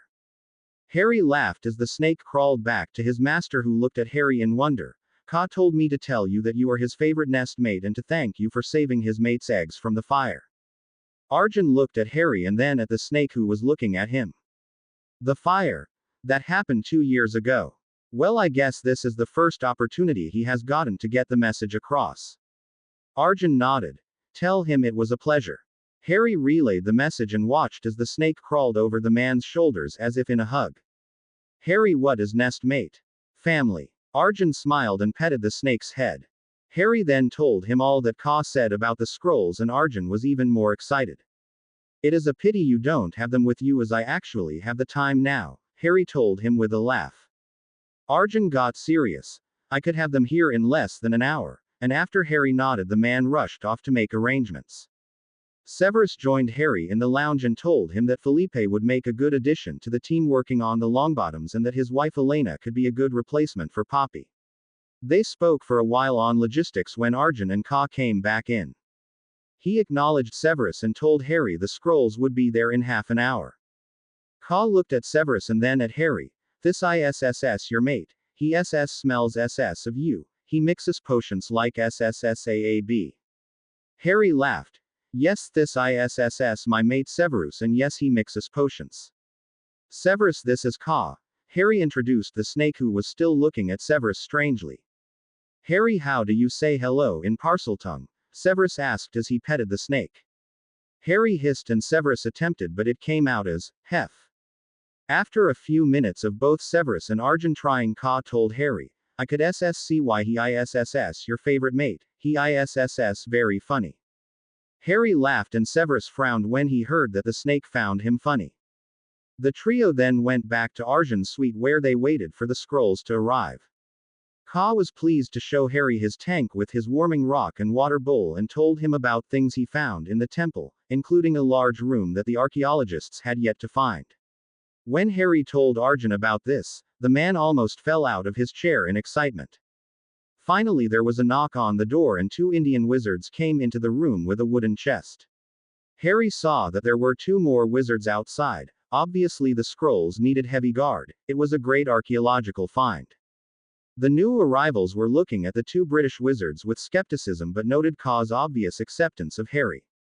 Arjun spoke briefly in Hindi and opened the chest and took out 2 old scrolls, which Harry immediately confirmed were written in parcel script. The first scroll detailed what appeared to be an ancient ceremony in which the Naga would call the basilisks and offer sacrifices of sheep, goat, deer, monkey, and even tigers in exchange for the snake's wisdom. The two Indian wizards wrote every word that Harry translated, and Arjun asked many questions as to possible reasoning of certain things. Some surprisingly Ka was able to answer. Who are the Naga? Were they priests? Severus asked. One of the Indians who Arjun introduced as Ravi answered. According to Muggle lore, they were a group of snake worshippers. Some lore indicated that they were half man, half snake, and could commune with both gods and man. Wizard lore indicate they were a group of wizards who were parselmouths and would practice snake magic. The actual translation is, magic snake man priests. Naga, however, were wizards who were snake animagi. Harry answered and quickly added, Ka told me. Well, that would explain certain lore. It was rumored that they could not only talk with the basilisk of the temples but were not affected by their eyes, Ravi informed the group. You mean a snake animagi would be able to look a basilisk in the eye and not die? Harry said in amazement. Yes, well, according to legend, but seeing that there has been no recorded Naga in over 8 centuries, this legend would be difficult to confirm. Ravi responded but looked at Harry strangely. Are you a Naga, Lord Potter Black? What make you ask that? Harry put up his mental shields. You are a parselmouth. So was Voldemort, and he wasn't an animagi, Severus quickly responded. The man looked a bit embarrassed and nodded when Harry said, No, actually my animagus form is a stag like my father. This was the form that Brian had Harry legally register with the ministry. Ka looked over at Harry and said, That ISSS not true. Why did you say you are not Naga? It ISSS a great honor to be Naga. It ISSS not SS something I want everyone to know. I do not know him and do not know if he would put my mate and me in danger. Ka nodded and said, Yes, he ISSS only SS seeking riches, not like my SSSAAB, who SS seeks SS knowledge. You are wees not to trust him. You do not like him. Number he often tells untruth SSS and he calls me a big worm.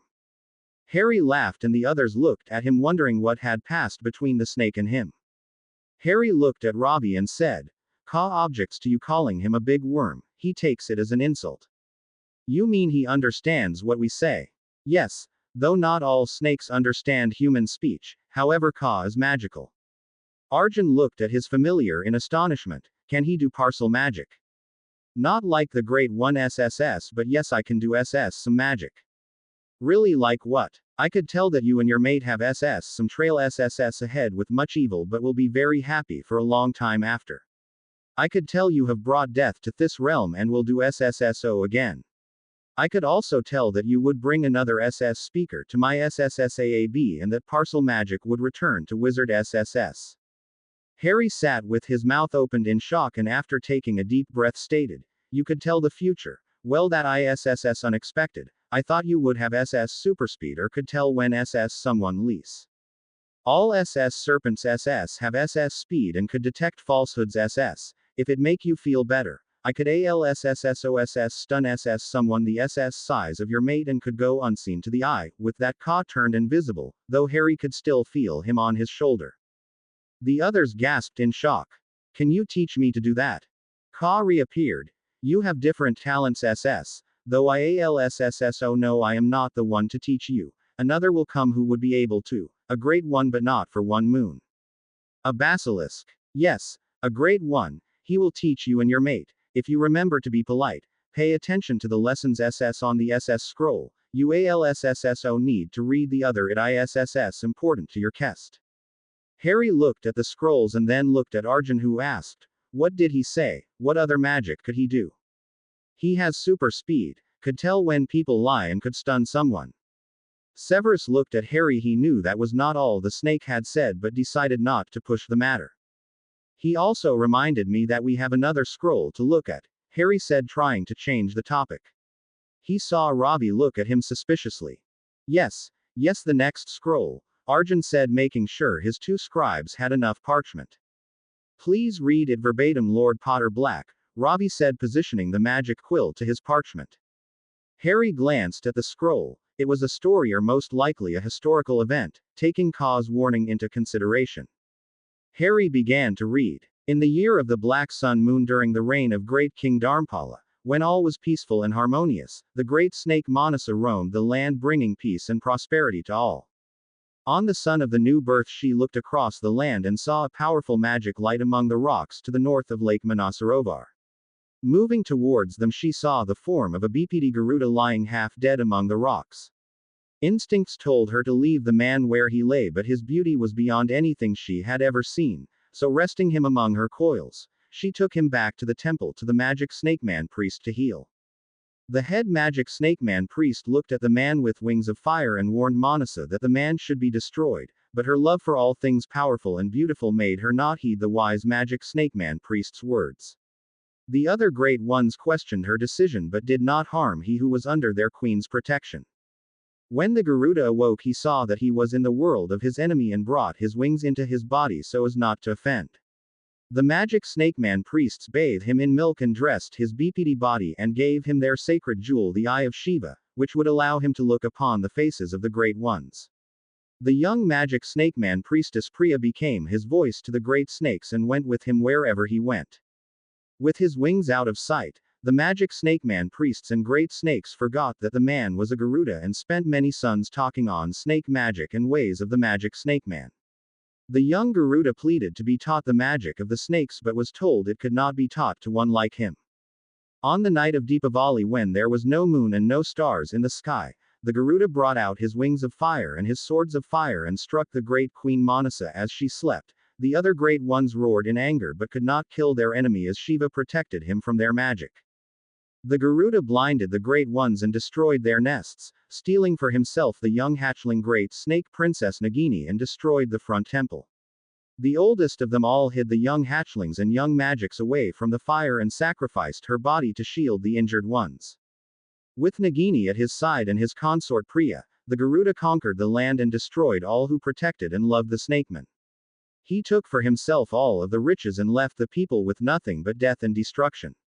Every year on the sun of rebirth each village offered up their cows, their finest grain and 7 pures. The people cried to the gods to save them but with Shiva on his side, all who stood in the Garuda's way were destroyed. In the time of the rule of the king Pratihara, a young magic from the lands of the setting sun, came upon the shores of Lake Manasarovar. His eyes were blue as the lake waters and his magic shone like the moon. The oldest great one foretold that he could rid the land of the evil Garuda. The old magic snake man priest Suni, who was a young magic when the Garuda first came, carried the blue-eyed magic user to the hidden temple. There he used his herbs and magic water to heal the eyes of the old great ones. Harry paused and quickly but silently read ahead. He then looked at Severus. This part of the story is very familiar. It is similar to what I read in Salazar's diaries. I believe the wizard they speak about here is Salazar Slytherin. Arjun nodded. The timing is about right. The Maharaja Pratihara ruled what is now Punjab about 1100 years ago.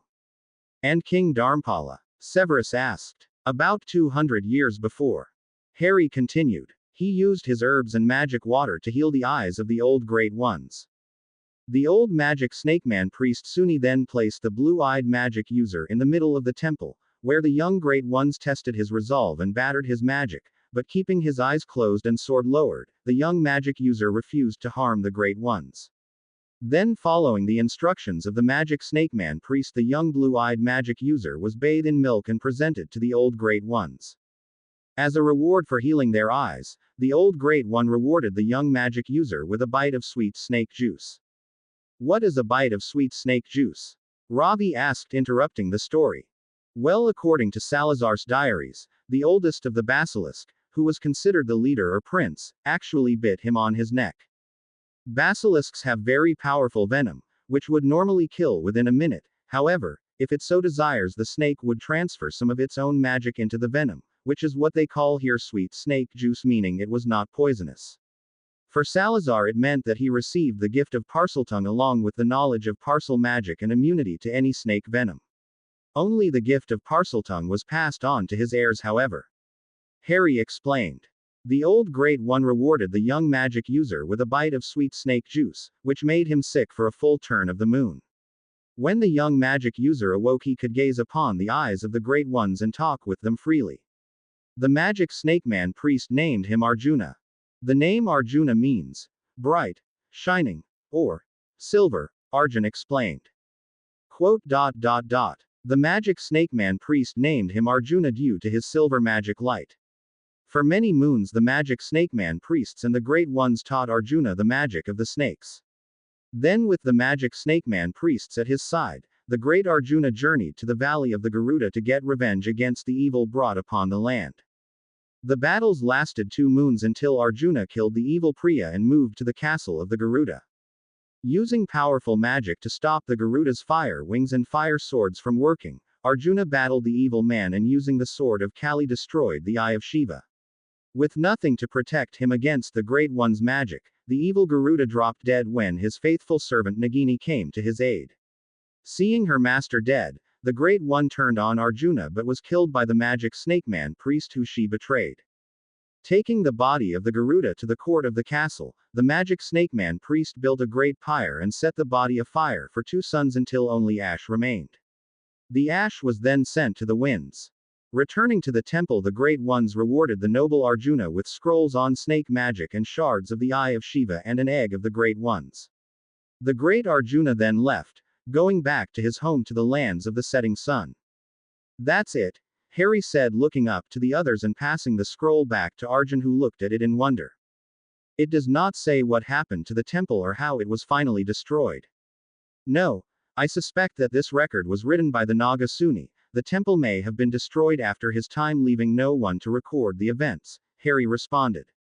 Harry, thank you so very much for your help. You have given us more than I ever expected. Thank you, Arjun said as he rose and gave Harry a slight bow, which was returned. Severus stood up to leave, but Ka quickly told Harry to wait. Arjun ordered up a tea service and Harry and Severus stayed for tea. The other 2 wizards took the scrolls and returned via international port key back to India. Harry informed Arjun that Ka did not trust Ravi, and translating Ka's words told him that he should get rid of him. Harry told the other 2 that Ka had some divination power and told Arjun that he would get an assistant who would help him and that parcel magic would return with his help. Arjun was almost in tears of happiness by the time Severus and Harry left. When they returned to their rooms, Harry told Severus everything else the magical snake told him. Are you sure? He said. The basilisk would teach me as well, Severus asked for a 3rd time. Yes, Severus. To be honest, I am not too sure I want to meet another live basilisk. I actually had nightmares for months after my encounter with the last one. You did. Why didn't you say something I could have? Severus looked at Harry with sympathetic eyes. You would have what, Severus? If I had gone to you, you would have given me detention for bothering you or humiliated me in front of the class. No, I was better off keeping the nightmares to myself. I wouldn't have. I would have. Severus stopped. Harry was right. He had been a bastard to the young boy. Severus looked at him and then walked over and sat upon Harry's lap and put his head on his mate's shoulder. I am sorry I was such a bastard to you, Harry. I could tell you that I did it to protect my image as a spy, but to be honest, I was just getting some sick, twisted revenge on your father. I am sorry. I made your life hell. Harry sighed and said nothing for a while and then at the top of Severus' head, what has passed has passed. Ka said we would face many trials and then be happy for many years after. Let us look forward rather than back.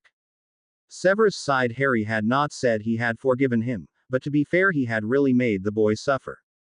He tried to get off, but Harry held him firm. After a few minutes, Harry sighed again and then said, "Thank you for apologizing." The 2 remained in silence until Misty announced it was almost time to go down to the grand hall for the closing ceremony. Harry went to his room and showered and changed into his green and gold formal robes with the Potter and black crests and his lion's head walking stick. He waited for Severus patiently. Usually he would be the one who was running late. There was a knock on the door and Harry answered it. A hotel attendant stood in the hallway holding a small package. After he quickly checked it for curses, Harry opened the package.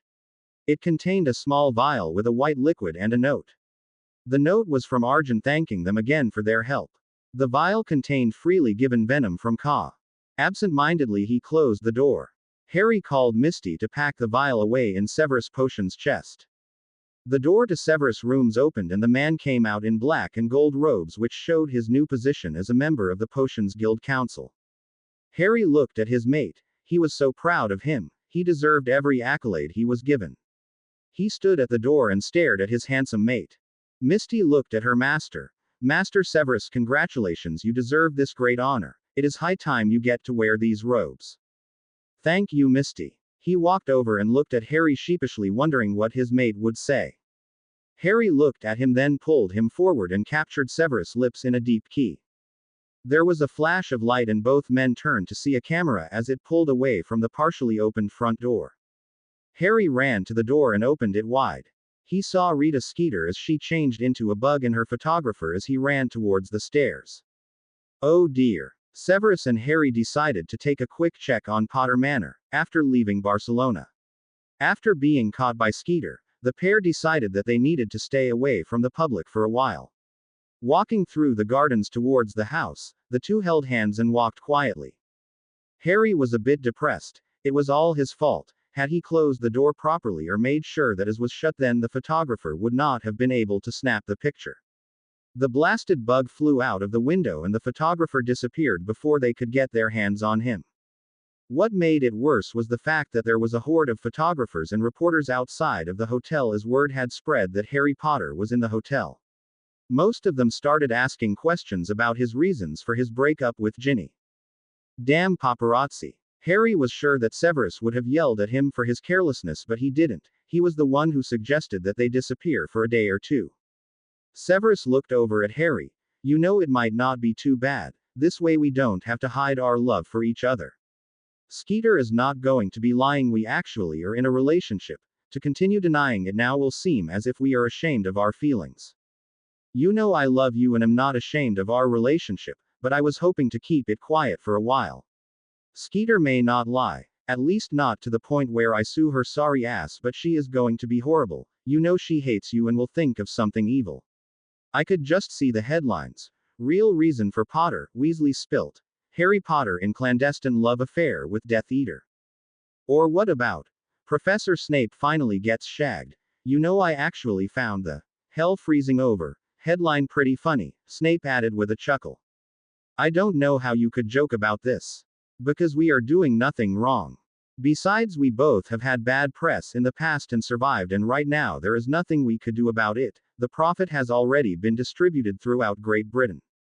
We have survived true horrors in this world. Together we will survive this as well. Besides, the people who we really care about already know about us and approve, so the rest could go to hell for all I care. Harry knew that wasn't true. Severus cared very much about what the potions community thought of him, and last night's ceremony inducting him into the council was marred by the threat of Skeeter. You know Sangre is going to have a field day. Can they remove you from the council? Harry asked quietly. Severus nodded but then said, the decision to make me part of the council was made weeks ago. Skeeter's discovery should not. The council should not. He stopped. Harry's heart broke as he looked at him. Severus had waited so long for positive recognition, now an ill-timed announcement from a nosy gossip-mongering reporter would spoil it. He wanted to really kill Skeeter and her photographer. He was a bit glad that he actually didn't catch them. With his power he might have really killed them. My relationship with you has nothing to do with my ability as a potions master, Severus finally said. Severus, everything you accomplished this weekend has just gone straight through the window. You know, this weekend I listened to everyone talk about you. At first there were some who saw the Death Eater, the image of the snarky bastard. Then Saturday night I heard people speak of you with respect for your work as a potions master. By Sunday I heard accolades of admiration and awe, as well as respect. Now all they would think is what Skeeter says. You mean that I am a pedophile? You are not a pedophile. I am of age. Besides, I haven't been a child since I was 2 and have been in adult situations since I was 11. I have had a life more adult than most adults in this world. You know, it is funny. On one hand, the wizarding world wanted a warrior to fight all their battles for them and conveniently forgot my age. But on the other hand, when it comes to me actually living my life, they all feel as if they have a right to have a say, because suddenly I become the poor little orphan boy who needs to be taken care of. Well, they could all just key my ass. Anyway, if you clearly remember, I am the one who took the first step, and I am the one who. Severus looked at him with a smile. Who is the dom in this relationship? I wasn't going to say that, but yeah. Harry stopped and looked at him. Severus lifted Harry's arms and put himself into an embrace. I love being with you, Harry. I love how you take care of me, and I love being sub to you.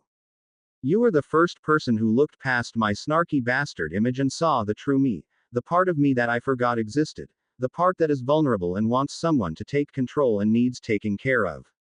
You know when I need to be held, when I need a shoulder, when I need to be key.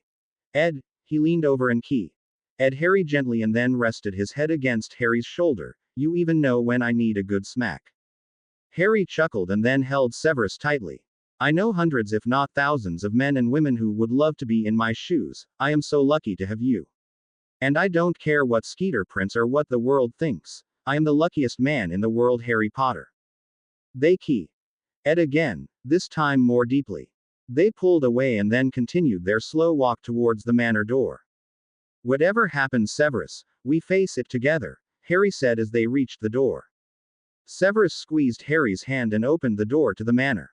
Harry, remind me never to get you angry again, Severus said as he looked around. The floors, walls, ceiling, were cracked and damaged, the staircase was missing. Harry looked around. All the broken vases, statues and furniture were all gone and the floors and walls all clean, cracked but clean. Creature came up followed by Dante, who to Harry's surprise gave him a big smile.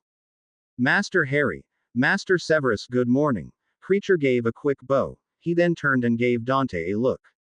Good morning, Master Harry, Master Severus, the tiny elfling said in a soft voice. Good morning, Creature. Dante. I hope you both had a good weekend. From the looks of things, everything is going great, Harry said, smiling at his house elves. Yes, Flint cleaned up and Master Fireforge organized for a crew of goblins to fix the manor. It will be better than before. Did Flint give you any trouble? No. Petal and Kai had him working hard. He moved all the broken bits and pieces. He not complain at all.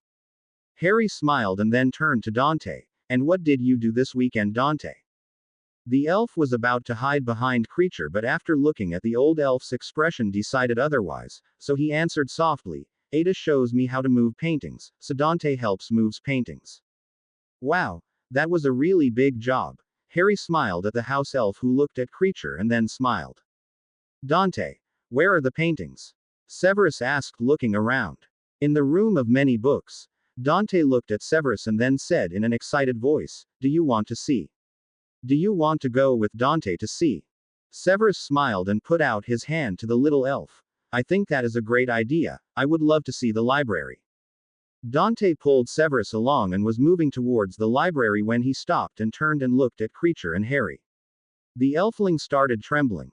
He had forgotten to ask permission to leave his master and his father's side. Creature quickly explained, and then Harry turned and said, Dante, thank you for listening to Master Severus when he asked to see the library. That was very good of you. Go on. Master Severus is waiting, and remember that you have to listen to him just like you would me. The elf looked at Creature, who nodded. Yes, Master Harry. The tiny elf bowed and then continued on his way, pulling Severus towards the library. Harry and Creature went over all the details of what needed to be done and what Fireforge had indicated would be done. Harry met with the house elves who remained. When he saw Flint, he was shocked to see the elf had bruises all over his body. Who did this? Creature. Master Harry, he does this to himself. I am not worthy, Lord Potter, to be in your service. I deserves to be punished. And you have been, which is why you were the only one cleaning up this weekend. Tell me, Flint, who is your master? Flint dropped and laid prostrate before Harry, who in a stern voice told him to get up. Don't let me have to ask again, who is your master? You are Lord Potter. Yes, I am. Is it right, Flint, for one of my elves to damage my property without my approval? No, Lord Potter. I is never destroying your property. I clean, I no destroy. The elf was starting to panic, trying to remember if he had broken something during his cleaning. But you have. You are destroying. This, Harry pointed to the elf's bruised arm. You, Flint, are my property, and I don't remember giving the order to bruise and damage yourself. No, Lord Potter. I am punishing myself as master may not. Do I look as if I need someone to think for me? I know my own mind, Flint, and I know I did not give you permission to physically hurt yourself. Remember, you are mine and I make the rules, and my rules must be obeyed, and my new rule is that no elf may punish themselves or others without my express knowledge and permission. Is that clear? Yes, Master Harry, they all answered. On Creature advice, Petal was left in charge of the operations at Potter Manor, as Creature was returning with Harry. Satisfied that everything was going well, Harry went to the library to meet up with Severus. Opening the door, he saw Severus and Dante chatting with some of the various Lady Potters. The portraits all bowed when they saw Harry enter and giggled when the two wizards ed. Harry then told Creature and Dante to be ready to leave in 5 minutes, and the two elves left. I just need to get some documents from the office and we would be leaving, Harry informed Severus. Are we going to Grimmauld Place next? Well, actually, I was hoping we could go back to Prince Manor. I didn't really see much of the place when I went, and to be honest, I got a good sleep there. It is peaceful.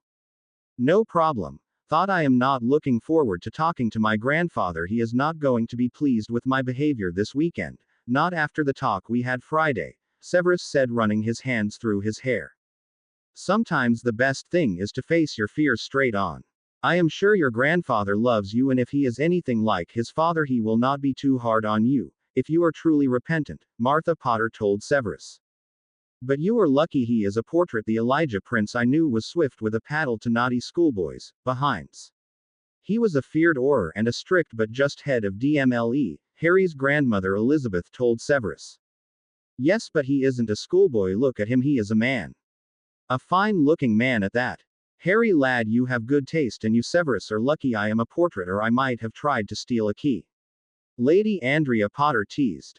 Come Severus, let us leave these ladies to their gossip and go to the office, Harry said as he held Severus' hand. As they walked out, they heard Lady Andrea shout, yes, and such a fine ass too, just look at it. Yes, Harry, you have good taste indeed. Harry saw Severus blush red and laughed and told him, I could understand how she had 10 children. 10. Harry entered the master office and quickly signed some documents that Fireforge had left concerning the manor. He then looked over to the door leading to the Hall of Elders, and side part of him wanted to go in and speak to them, but the other part of him wanted a morning free from any confrontations. He knew if he went in he would have another falling out with James Potter. Severus felt Harry's magic pulsing and walked over, not ready to see James again. Harry shook his head. No. I am not in a mood to hear anything about you not deserving me or any other ridiculous thing he would say. Severus ed him gently. I told you I don't care what he thinks. I know we should be together. Yeah, I know, but after Skeeter, I don't think I need another negative right now. Severus looked at him with a grin. You know what we need right now is a distraction, something to take our minds off of all those who wish us bad. Today is our day off, a day for ourselves. Harry pulled Severus closer to him. So what distraction do you suggest, O lover of mine? Severus pulled away and then knelt in front of Harry and started unzipping his trousers. I don't know, I will think of something. For the next half an hour Harry was most definitely distracted. When they emerged from the office and into the foyer, they saw Creature and Dante waiting. As they approached, Dante exclaimed, finally, and then quickly put his hand over his mouth. Severus chuckled. Harry noted that Creature reached out as if to smack the tiny elf but quickly pulled his hand back in.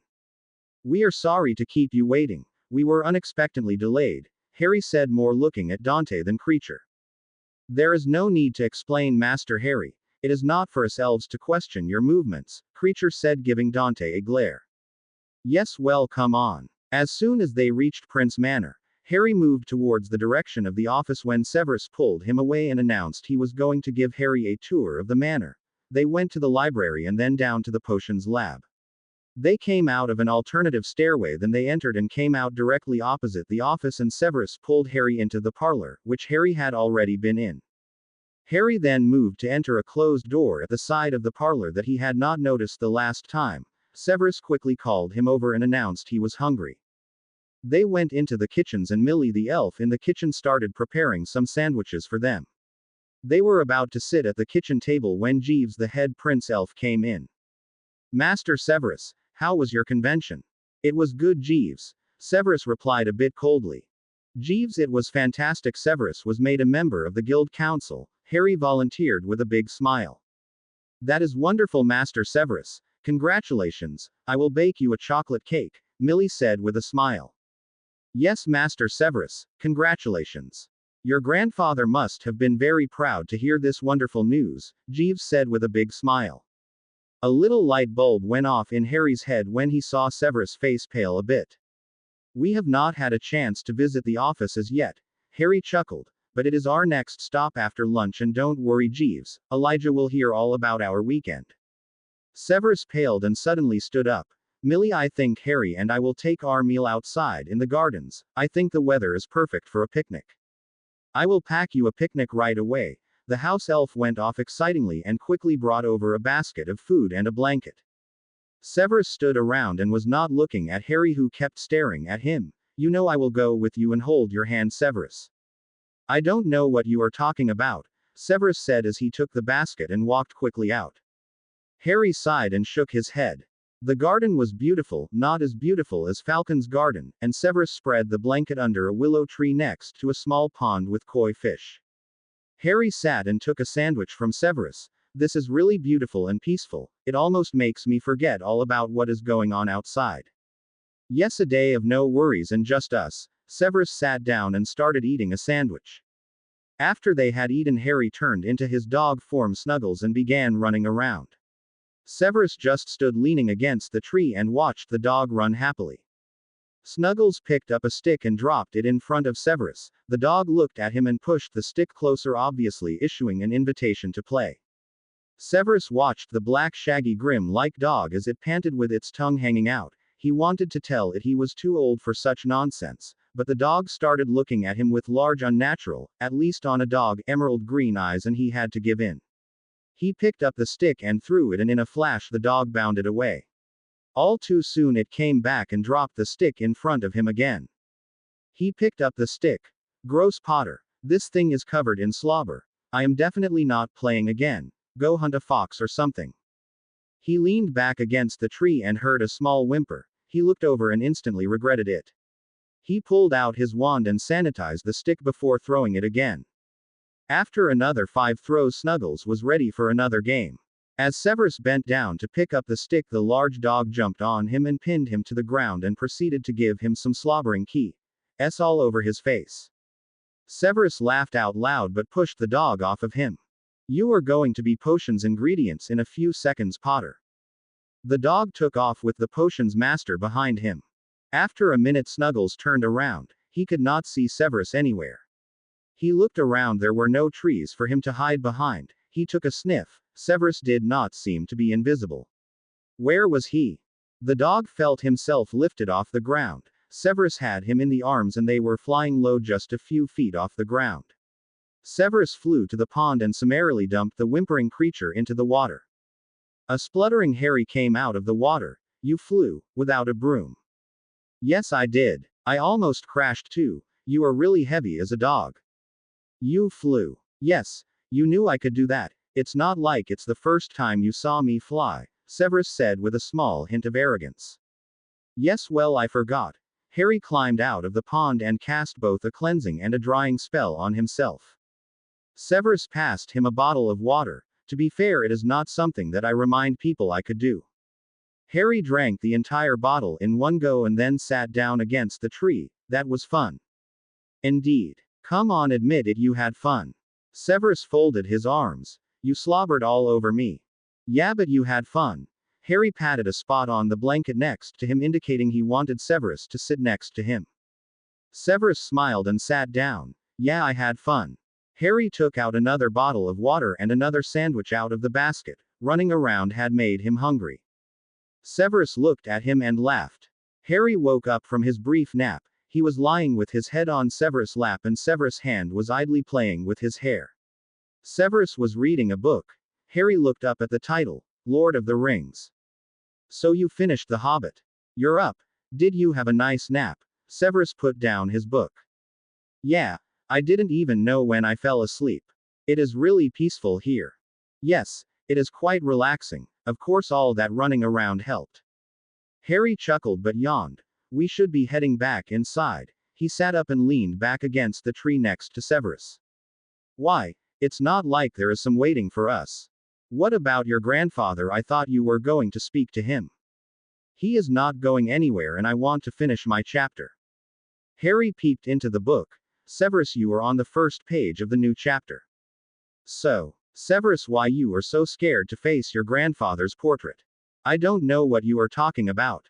Harry reached over and turned his face so they were looking at each other. You know Albus kept us both away from our families and I know you spent years wishing your grandfather was there for you and now he is. Yes, he is a portrait, but his magic is there and what is there loves you very much, no matter what.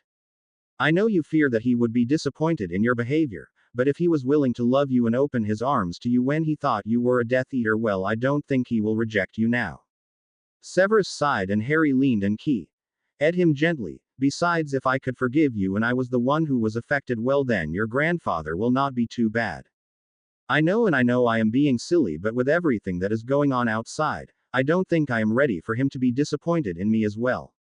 As I said this morning, whatever happens, Severus, we face it together. Harry stood up and was about to pull Severus up when he saw something from out the corner of his eye. Severus, is there anybody else here? Severus stood up and looked over and saw what Harry had observed. That is Octavius, he is a ghost. A ghost, but he looks real. All ghosts are real, you mean Corporal, but yes he does.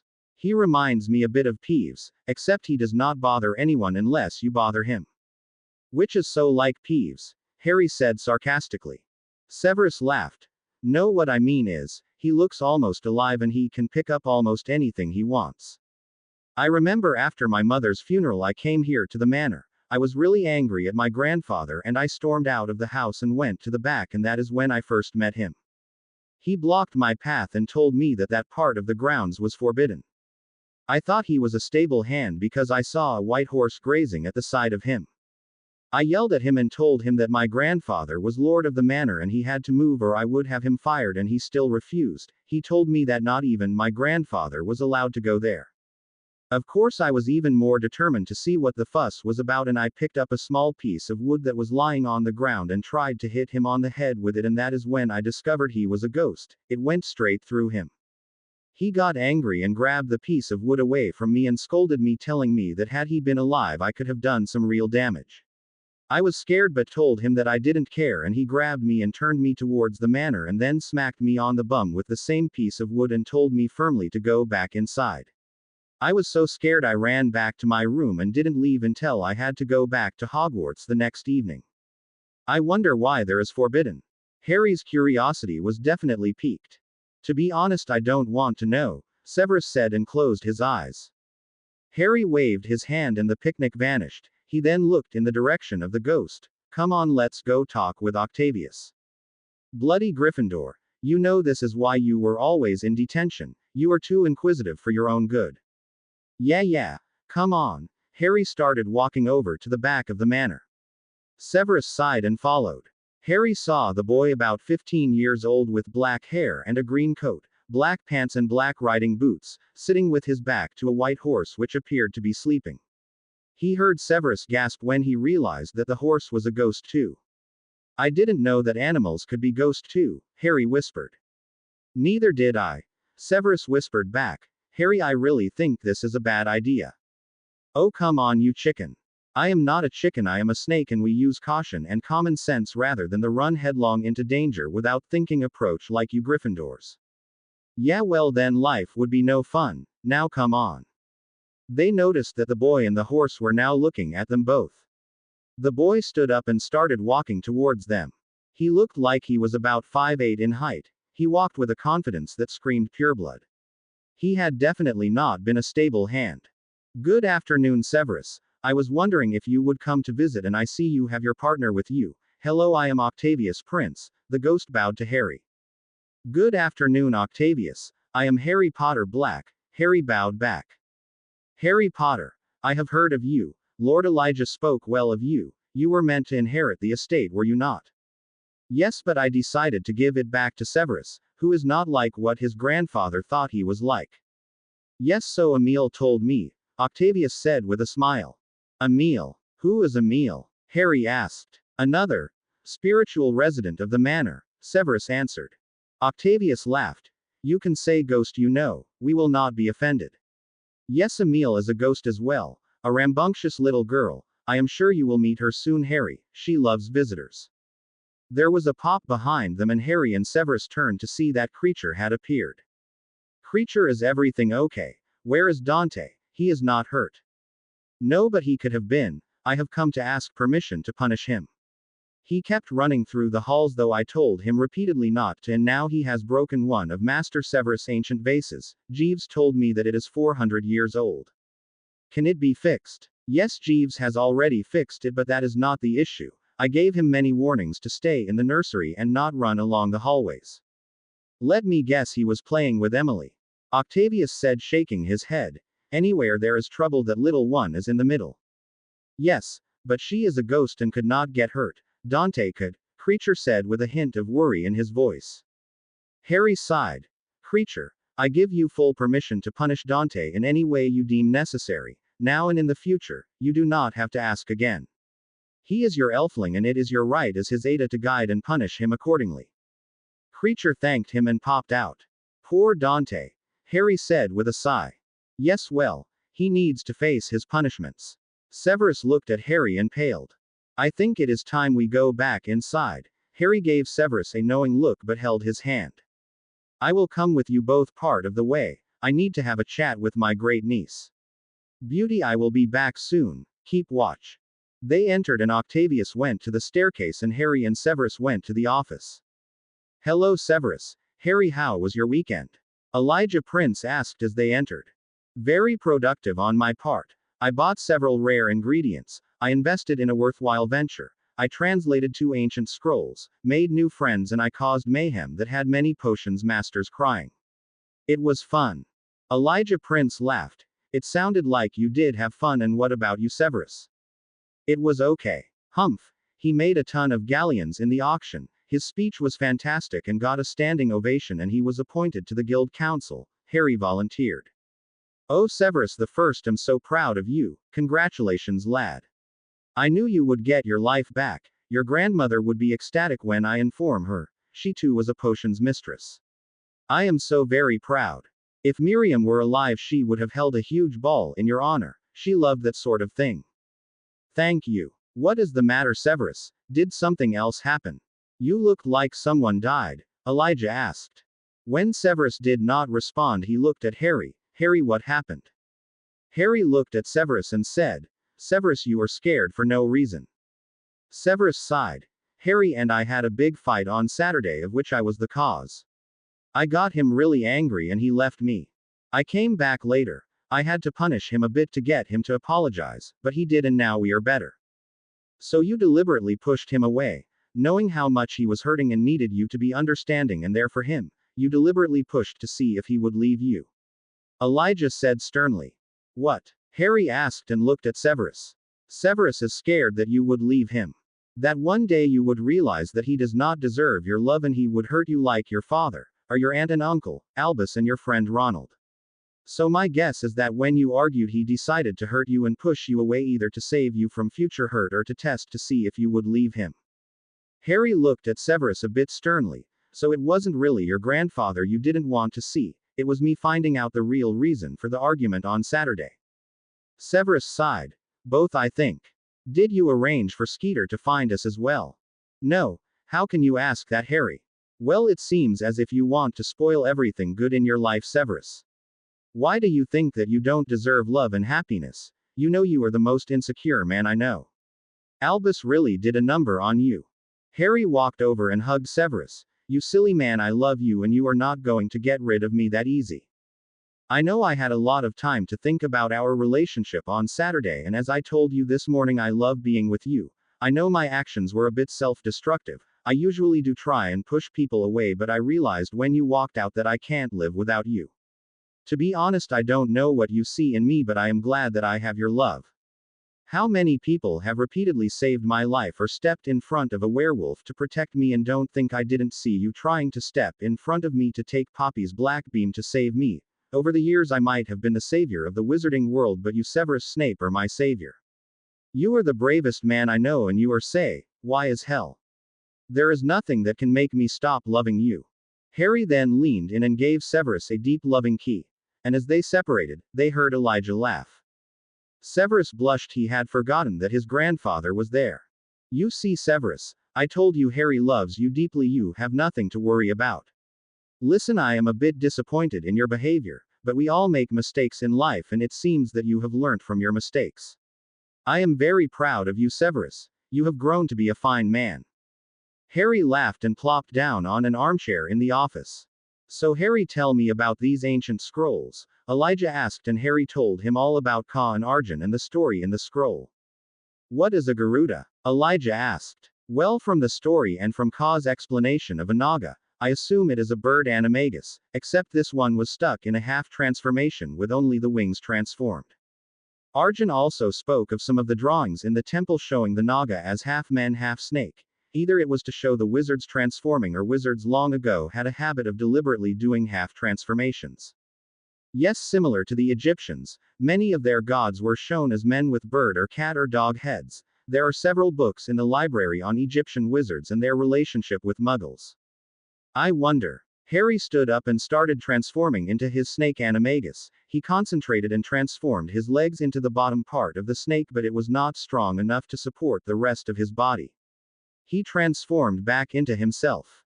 That was really weird. I actually felt like I was going to poison myself.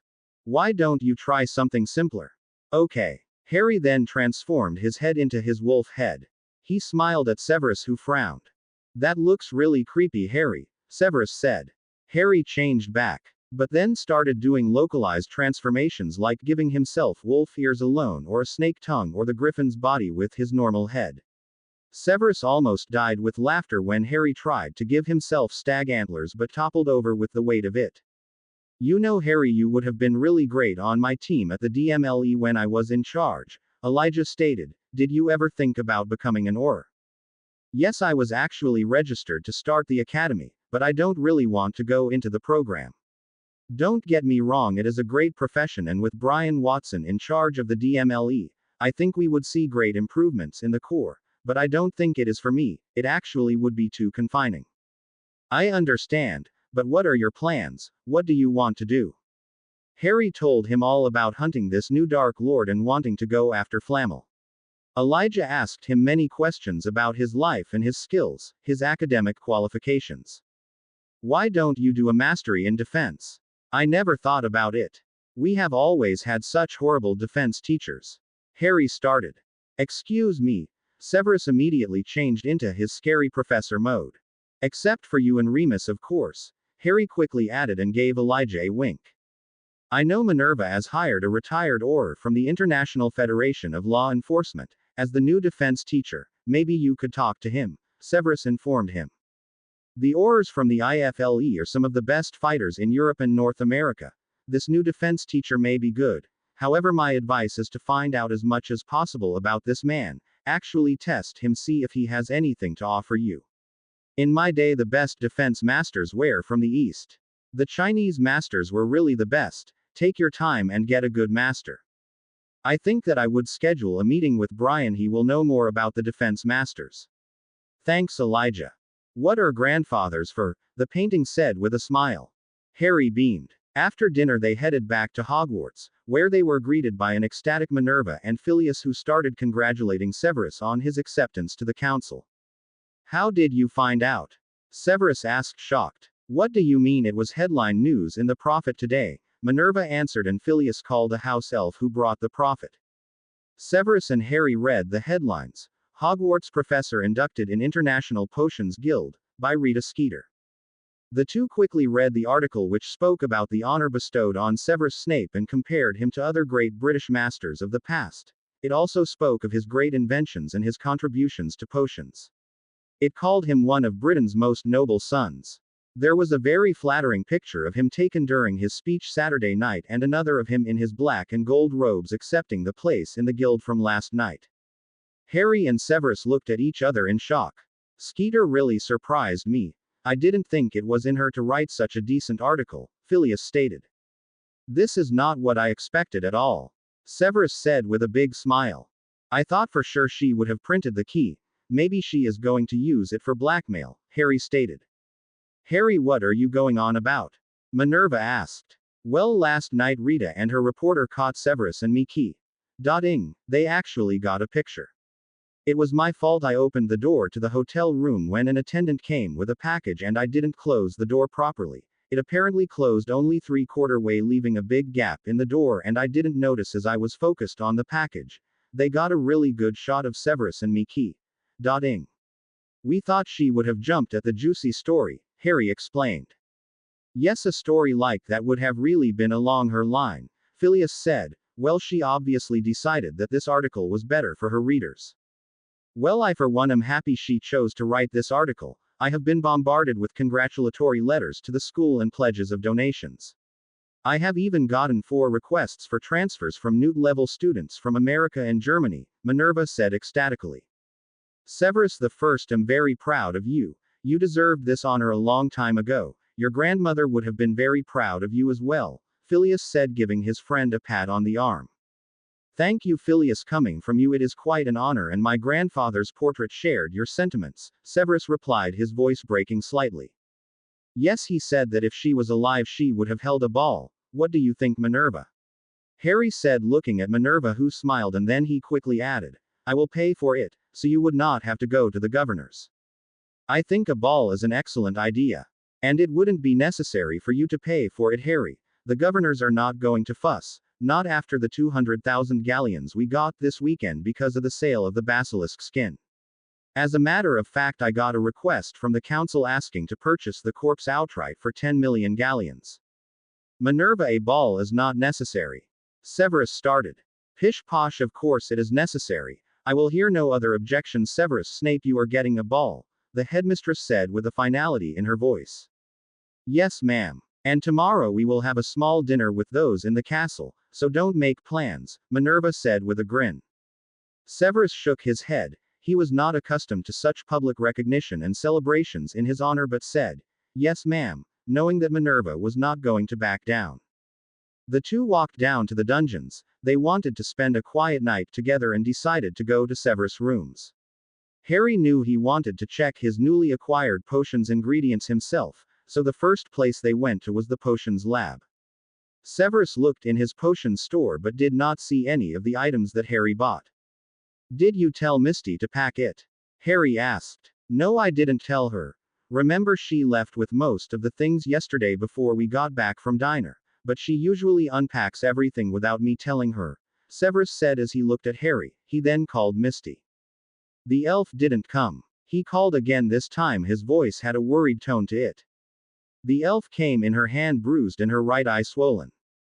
Misty, what happened? Were you attacked? Harry said, jumping off his seat. No, if she was attacked she would have healed herself. This is punishment, she has punished herself. What did you do, Misty? Severus' tone was serious, which was unusual when he spoke to the house elf. Sorry, I did not pack away the potion's ingredients. I thought you would have come tomorrow. I will do so now, the house elf said, refusing to answer Severus. Misty, what did you do? Again Severus was serious, his tone harsh. It is better you not know, the tiny elf said quietly and started walking towards the door. Misty, I command you.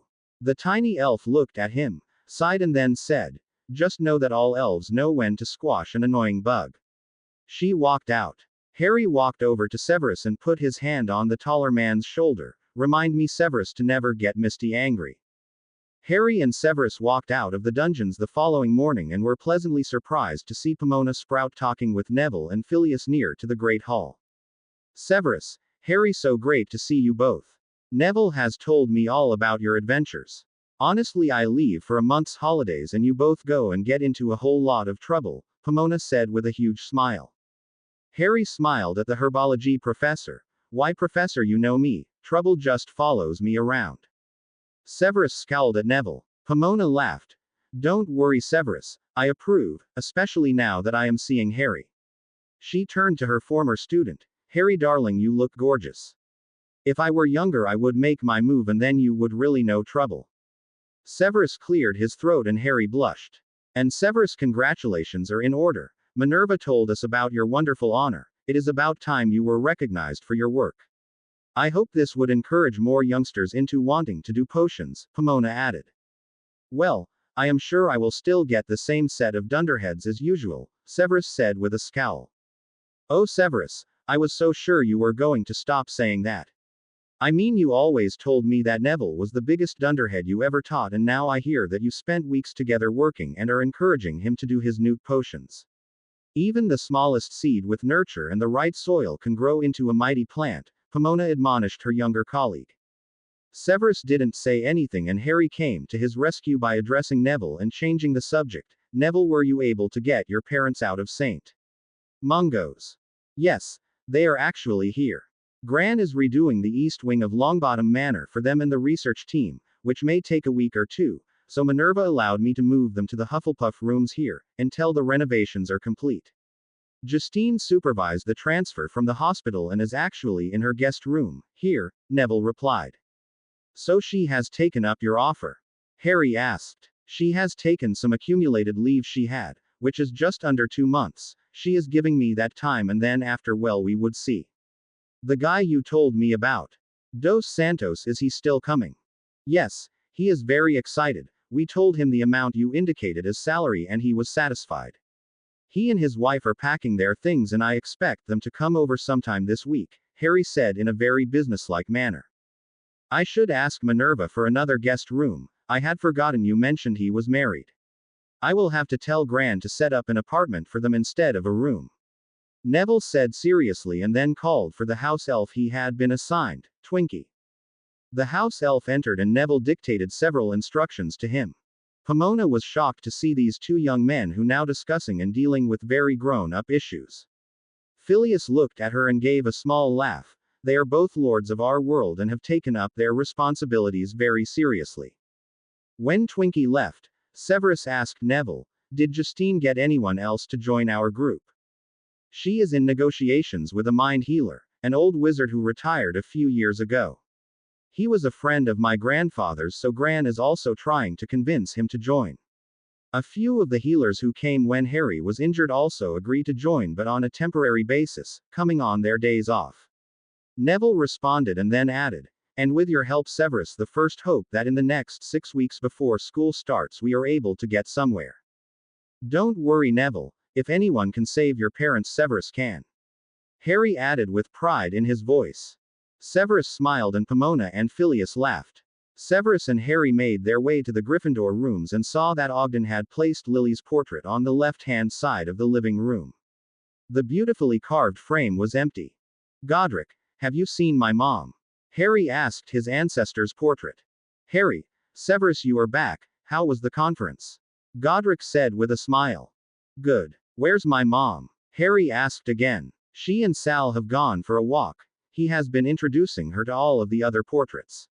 Harry, don't get me wrong. Your mom is a wonderful person, but since she came, Sal and I, well, he has been spending all his time with her and he hasn't argued with me whole weekend or yesterday. It's just not fun. I miss my friend. The founder had a small pout on his face. Severus laughed. Well, he sure moves fast. I am glad. They have a lot in common. No, they don't, Harry said as he too gave a pout, and Severus laughed as he looked at the similar expression on both Godric and Harry's faces. Harry darling, there you are. I was wondering when you would come. Lily came back in her frame and was smiling at her son. Severus, Harry, how was the conference? Severus, how was the speech received? Salazar came in and was moving behind Godric's desk and pouring himself a drink. Harry did not answer. He looked at Lily with a glare. And where were you and what were you two doing? Harry angrily pointed to Lily and Sal. Severus backed away when he saw Lily's expression. Yes, he knew that look well. Excuse me, young man. Lily gave Harry a stern look. Not that it is any of your business, but Salazar and I were having a talk with Minerva and she was filling me in on all your adventures while you were at school. Now I may be a portrait, but I will not tolerate any rudeness nor disrespect from you. Part of Harry grinned. His mom was being so, well, motherly. It was always how he imagined. The other part of him was just stubborn and strangely protective of his mother. You were not here. Lily's eyebrow went up and Severus gave Godric and Salazar a look that said, run while you can. Neither were you. The portraits near the Great Hall told me you came back last night, but you did not come home. You spent the night in the dungeons. Should I ask what you and Severus were doing? Lily's voice was stern. Harry blushed and looked at Severus, who shook his head and gave him a look that said, "Leave me out of this." "Mom. You." Harry stammered. Severus walked up behind him and whispered, "Apologize." Harry sighed. "Mom, I am sorry. I sent you here and went off and left for the weekend. I am glad you made friends," Harry said with his head bent, and then turned to Salazar. "Sal, thanks for showing my mom around." Sal looked at Godric and then back at Harry. "It was my pleasure, Harry." Lily looked at Harry. "Thank you for apologizing, Harry, and you are forgiven. It is kind of sweet you want to protect me. I am proud of you. You are a fine man. However, you and I will have a talk later about stealing cars, breaking into teachers' offices, sneaking out of school and attacking teachers." Harry paled. "The only teacher I attacked was Severus, and he has forgiven me." "And Quirrell," Severus added. "Yes, well, he was trying to kill me. And Lockhart. He was a git. And Lupin. He was in werewolf mode. And Umbridge. She was evil. And both the Carrows." "Okay, Severus, stop helping, please," Harry said, looking at Severus after seeing his mother giving him a stern look. "Of course, that is not to mention the many students he attacked. He nearly killed Draco," Severus continued. "Severus. Harry James Potter. You nearly killed a student." Lily's voice was ice cold, and Harry turned and looked at her sheepishly.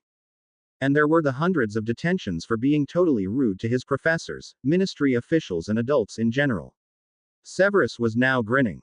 Harry gave Severus a look that should have killed him, but Severus was not worried. Harry's magic was not pulsing or indicated he was angry, at least not very angry at him. "Harry, I think you and I will have a talk right now. Young man, your office now." Lily left her frame. Harry looked at Severus and said, "You know you are sleeping alone tonight and possibly the rest of the month." Godric laughed and said, "In my experience, it is not good to keep an angry mother waiting, Harry. I think you better run to your office." Harry sighed and headed towards his office. Salazar laughed. "Severus, that was cold." Godric interjected, "Not as cold as he is going to be tonight. I have waited 8 years for that small bit of revenge." "Don't worry, Harry's not very angry. He loves that Lily is behaving like a mom," Severus said with a grin. "You know revenge has a way of backfiring on you," Salazar said, looking at Severus. Lily walked back into her frame. "Severus Tobias Snape, what do you mean by asking my baby fourth-year potions questions on his first day of class?" Salazar and Godric laughed at Severus' now pale face. Lily. Half an hour later, Harry was still sulking as Severus was telling Salazar, Godric, and Lily about the potions conference and what happened with Rosie and the potion to kill the Muggles. "You know, the first potions conference was really the potions masters throughout Europe coming together to get a solution for the Black Plague. It was rumored that it was actually a potion that accidentally got loose when the lab rat the master was testing it on ran away. There are several great Muggle diseases and pandemics that were really spillovers from the wizarding world. When a wizard disease, or in this case potion, crossed over into the Muggle world, Salazar informed them." "Do you think it was deliberate?" Lily asked Salazar. Salazar said, "Yes." Godric said, "No." At the same time, Salazar looked at Godric. "After over 1100 years, you still believe in wizards being totally innocent in their dealing with Muggles?" "No. I would be the first to tell you that there were plenty evil witches and wizards out there, and many tried over the years to commit genocide with the Muggles, but Gerard was really broken up about his experiment getting away. Remember, he committed suicide when he realized how much the Muggles were suffering and he could not cure them. I don't think that the first plague was deliberate. That one was an accident." Godric replied, and Salazar nodded in agreement. "Talking about evil, we learned a great story of a famous battle of good versus evil." Harry grinned as he told them all about the parcel script scrolls and the legend of the Naga. "Arjuna. Well, that is not a name I have been called in a long time. Yes, that was a fierce time. Years later, I couldn't believe I had done something so. Quote. Gryffindorish, Severus suggested. "Yeah, so Gryffindorish," Salazar said with a grin, and he got 3 responses of protest from the room. Salazar laughed. "I was a young lad when I went to India. I was exploring the world. I visited many countries, but India had the most profound effect on my life." "What about your time in Germany?" "Our battles in Aachen and in the Black Forest. So meeting me was not the most profound thing in your life?" Godric said, pretending to be deeply hurt. Yes, Germany was great. That's where I met Godric, and Rowena, and France where we met Helga, and then of course Spain where I met Julieta, and even Egypt where my sons were born. These were all life-changing experiences. But India is where my magic really developed. I loved India, and after Julieta died and my son Sancho took over at Hogwarts, I decided to go back, but I died on the way. Yes, if you had listened to me and waited the year, so we could have both made the journey together, that would not have happened, Godric said with a huff.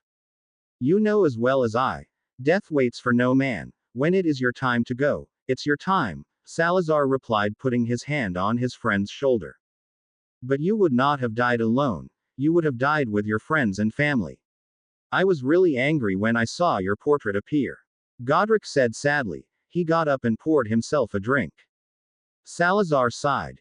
Yes, well, my only regret is not making it back to India, that and not finishing my potions for Rani.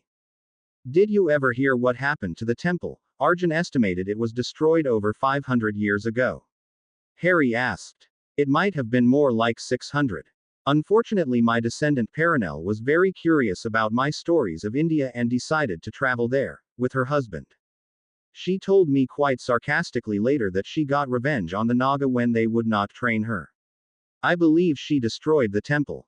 Her direct quote was, "If they would not train me, then they are not fit to train anyone, and I made sure that they are not even around to regret slighting me. I made sure nothing is left for them to be remembered."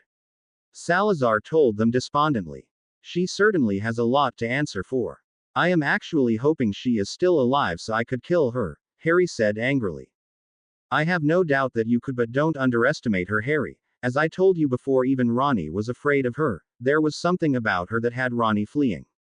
Salazar told Harry. Severus looked at Salazar and said, "Do you know if she ever entered the library in the chamber?" No. It infuriated her. The guardian never allowed her in. She tried every means of attacks and persuasions, but he never did, which was really strange, as most of my decedents who made it to the chamber was given access, even Riddle. Salazar replied.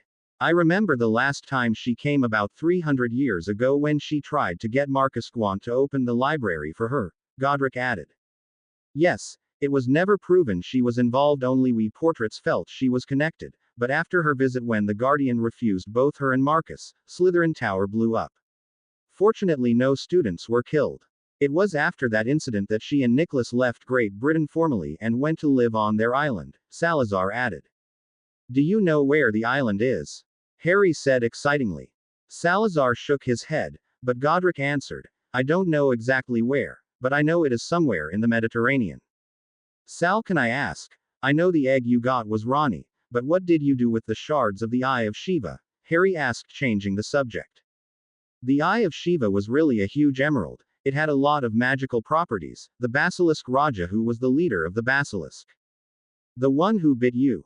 Yes. He told me the stone was a gift from the god Shiva to the first Naga and that the magic of the Naga was stored in it. The myth is that when one of the Naga clerics died, his body returned to the earth, his soul goes to the gods and his magic goes into the stone. It was really powerful and even destroyed the pieces were very powerful. I was given the shards as a reward for saving them and restoring their honor. So what did you do with it? The shards were many small broken pieces of the eye, so I was able to share it with many people. One I gave to Godric, who put it in his sword. Godric pulled out his sword and showed them the marble-sized emerald in the hilt of the sword, barely noticeable under the large ruby. Another I gave to Helga, which she has on a chain around her neck, and I gave 2 smaller pieces to Rowena, which she fashioned into earrings, and one I had broken up into several pieces which I placed in Julieta's wedding ring. Another piece I broke up and placed in my locket as well as my lordship ring. Salazar explained and showed them the locket that was around his neck with the small emerald stones which helped form the S and the ring he had on his hand. The Guardians, Harry said unexpectedly. What Guardians, Harry? Severus asked. The Guardians in the chamber. Their eyes are emeralds. Those are from the Eye of Shiva as well. Harry stated, more than asked. Yes, Harry. Their eyes are shards of the eye as well. But the guardian of the library, his scales are also done in a paint I created using dust particles from several old magical items including the eye. Salazar said. These pieces of jewelry were meant as items of protection. Severus asked Salazar. Yes, we chose items that the wearer would always have on them. Godric never went anywhere without his sword, he even slept with it next to him. Rowena didn't really like too much jewelry and so wore the earrings all the time, and Helga had the chain. Julieta of course never took off her ring. I buried her with it, and the locket and my ring were meant to be passed on to my two sons. Once we had these pieces of the stone on us, we would not be affected by his pet, Godric explained. Ronnie was more than a pet, she was a guardian, just like Fox and Neptune, Salazar said with a huff. Neptune? Harry asked. The giant squid, Godric explained. The giant squid is over 1,000 years old, Harry said incredibly. Well, it is a magical giant squid, Godric answered as if it was obvious. Each of the founders placed guardians that would protect the school. I had Ronnie, who protected the earth and foundations of the school. Godric had Fox, who protected the school from the air, and Rowena had Neptune, who protected the school from the lake. These guardians were magical creatures that could live hundreds of years, if not forever, in the case of Fox, and still protect the school when we were no longer able.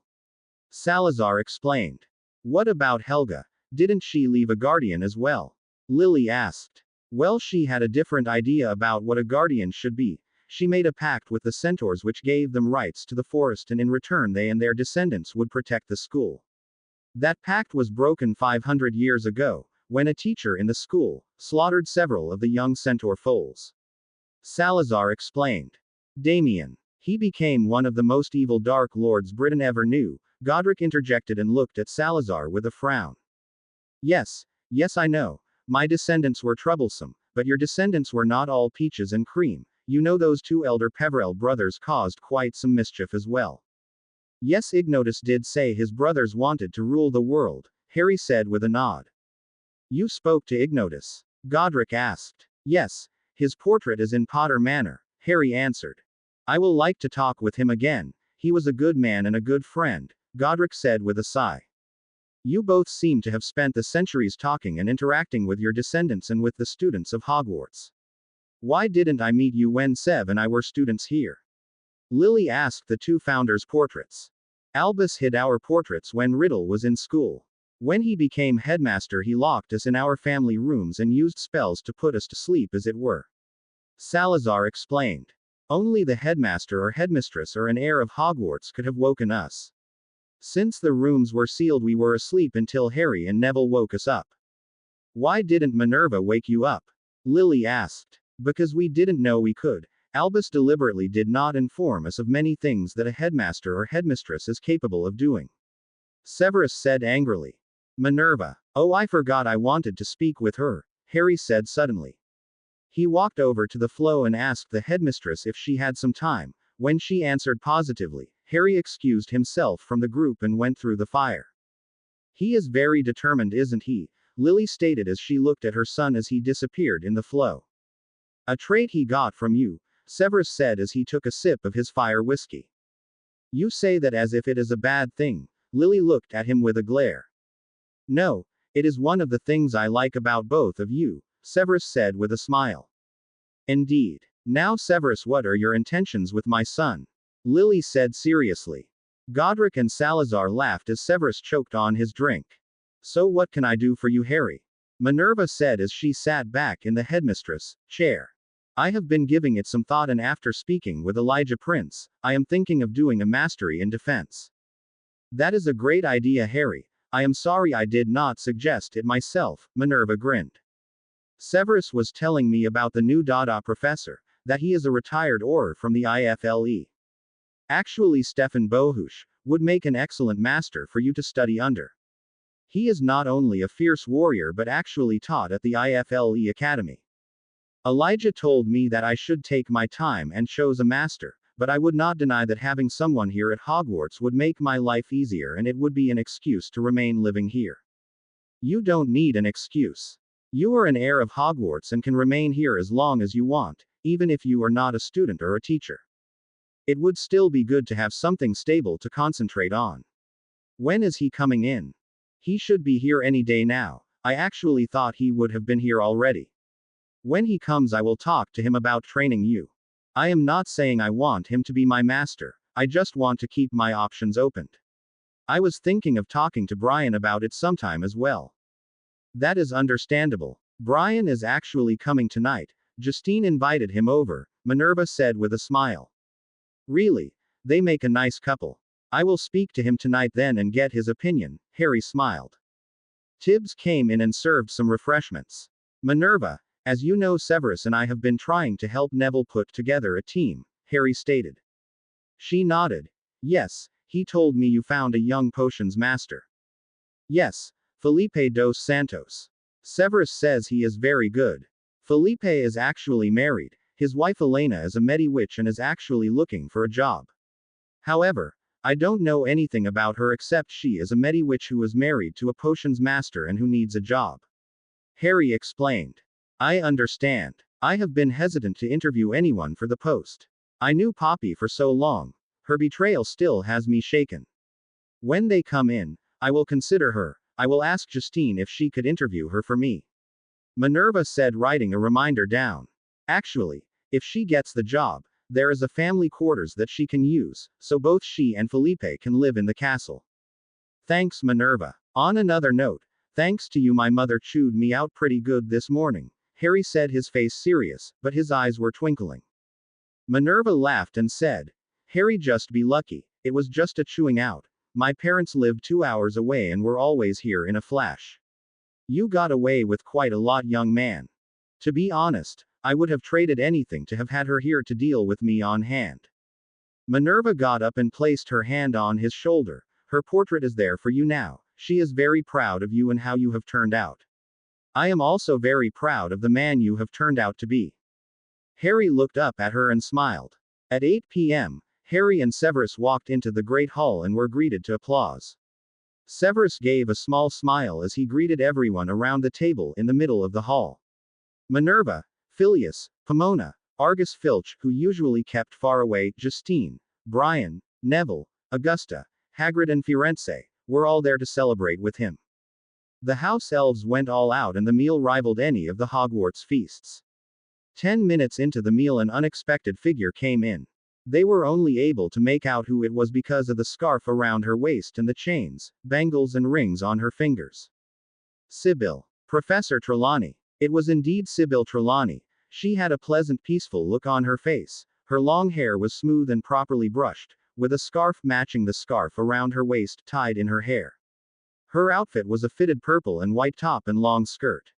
She had large hoop earrings and a tasteful amount of chains, bangles and rings on. She had a small bouquet of herbs in her hand. She looked like a gypsy. A very say, why gypsy? Sybil Trelawney walked towards the table and stopped in front of Severus. She presented him with the bouquet. Success, property, good health. She paused briefly and looked at Harry and then turned back to Severus. Love and family, to you, Severus. Severus stood up and took the bouquet from her. It was made of several herbs, all of which he knew were symbolic of the wishes she mentioned. There was also a small talisman for friendship binding the herbs. It was a beautiful gesture. Thank you, Sybil. Severus gave her a smile. Minerva waved her wand and a chair appeared in between Phyllis and Harry. Please, Sybil, sit. I am so happy you joined our festivities. Minerva said with a smile. Thank you. It is a pleasure to be invited, Sybil said with a smile as she wandlessly summoned her dinner. Everyone gasped. Trelawney was never known for her great magical skill. Harry was not even sure she owned a wand. For the most part, everyone considered the divination professor a big fraud, and as far as they were concerned, only made 2 real prophecies in her life. To see her use magic and wandless magic was a shock. Everyone was silent for a minute until Pomona spoke up. Sybil, you look fantastic. What brought about this change? She looked up and said in a clear, almost musical voice, Thank you, Pomona. Last week, I had a turning point in my magical lifeline. I was hit with a powerful surge of magic. She looked at Hagrid and then Filch and then continued, an event occurred magically in the castle last week that released many of the dark magic that bound the castle and bound the North Tower. I was fortunate to be meditating at that time and was relieved of many of the negative spirits that had my soul trapped. It has been a while, but I feel more like myself again. Most of the individuals around the table knew exactly what she was talking about. Harry considered the group. Only Hagrid and Filch were not aware of the events of the last few weeks, even Pomona was brought up to date. Actually, he wasn't sure that Firenze knew, but the centaur had a way of knowing what was happening. Minerva smiled. Does this mean we would be seeing a change in the way divination is taught, Sibyl? Actually, I am currently redoing the syllabus and I want to propose a whole restructuring of the course. As I told the one who was headmaster when I was hired, divination is not something for everyone, it is a natural talent that either you have or you don't. I would say only about 4 or 5 students who join the school every year have the ability. In the last 10 years only 2 had remarkable talent and both have natural skills far beyond even my own. Let me guess, one is Luna. Neville suggested. Yes, a great talent and great messenger for those who will listen carefully. Sibyl looked at Neville with a mesmerizing smile and then said, she would also be a great mother and wife, when the time comes. Neville blushed and gave his grandmother a quick look and then went back to his dinner. Sibyl then turned to Harry and said, you are actually the other who I would have also chosen for proper training, Harry. Harry gave her a look which betrayed his thoughts. The divination professor laughed. I am not crazy. You could have been properly trained not in divination but in another obscure branch of the magical line to which divination belongs, necromancy. Most of the professors dropped their knives and forks in shock. That is extremely dark magic, Sibyl. There haven't been a true necromancer in centuries. I believe the last true necromancer was the last Lord Gryffindor and he was not a dark wizard, though his power was misused by those he loved, Sibyl said as she looked at Harry who had an understanding look on his face. What is necromancy? Hagrid asked innocently. Necromancy is the art of summoning the dead, Minerva said coldly. You mean like summoning Inferi? No, using Inferi is closer to transfiguration than necromancy. With necromancy you are able to call forth spirits from the other world, or in some cases banish them. Sibyl stopped and looked at Harry who blushed. So you mean if Harry wanted he could call Voldemort's soul back from the dead? Brian asked seriously. Yes. There was an uproar and Brian was giving Harry a calculated look. However, calling back a spirit like Riddle would not mean that he would come back with his magic. Even if the soul were to possess a body, there would be no magic in it, Sibyl said, calming the panicking group. You mean he could get rid of Peeves? Argus said with a feral grin. Yes. Why would you want to develop such a magical talent? Why not suppress it? Augusta asked. Because it is a talent like any other magical ability, it can be used for good and for bad, and because if used without proper discipline could lead to disaster. It also makes him more susceptible to creatures with the same natural talent, like Dementors. Is that why the Dementors were attracted to him, his 3rd year? Severus asked as he reached under the table and held Harry's hand. Yes, and why he was able to drive them back as well. And why the Thestrals love Yaw so much, Harry, Hagrid stated with a smile. Yes. And snakes? Severus added. Yes. You've got to be kidding me, snakes. Brian said unbelievingly. In many cultures snakes are symbols of divination, Phileas informed the group. Harry and I met one at the conference, a king cobra who told us we had many trials ahead with great evil and then be happy for a long time after, Severus said, squeezing Harry's hand as his magic started pulsing. That is a good fortune. This is unreal, Harry said softly. No more unreal than the gifts of death in your pocket or the event that the stars spoke of that happened 4 days ago, Firenze said, speaking for the first time. We centaurs know that within magic there are many areas that humans rarely touch, but you walk in that realm with Hades and we have seen your star, Harry Potter. It is why I am here. When it is time, I will be here. Everyone was silent and after a few minutes Sibyl turned to Neville. I heard whispers that you received some seeds of an Eldar Tamarix plant. Yes, we found it in Salazar's labs, that and seeds to 4 other ancient plants that were thought extinct. There are also several rare plants. If Madam Sprout allows me to apprentice, I am hoping to try and grow them. What do you mean if? Severus asked. I am still looking at his proposal. There is no doubt Neville has an affinity to plants, but I am not sure I agree with his study. He wants to look into the cultivation of ancient trees and rare magical plants for possible use in potions and healing. Pomona said, looking serious. I don't like that he is limiting his ability in such an obscure area. I disagree. I worked with Neville, and his unique relationship with the plants allowed us to get superior potions ingredients. The piece of root from the mandrake alone was revolutionary. I foresee many marvelous potions inventions in the future. Severus stated, and Sibyl laughed. Yes, but how many people would want someone who specialized in that field? I am not saying don't grow plants for potions, but I think it is a waste, and I don't think I want to approve that project. Yes, well, it does not matter. Neville, I will give you an area to grow whatever you want and will gladly hire you as an assistant. I am sure you will pass your newt in potions with flying colors, and then you can officially become my apprentice next year, Severus said seriously. Justine choked on her food. When she cleared her throat, she said, Severus, am I hearing correctly? You are taking on an apprentice. You have never taken an apprentice.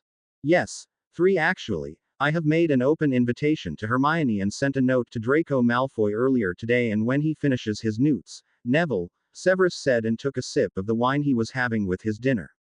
No, Neville is best concentrating on his herbology mastery, Pomona said in a huff. I think he has a great aptitude for potions. He is an intuitive brewer, something that is exceedingly rare. Severus looked at the herbology professor, who was turning red. You called him the worst dunderhead you ever taught. I have been nurturing him for 8 years. He will do his mastery in herbology.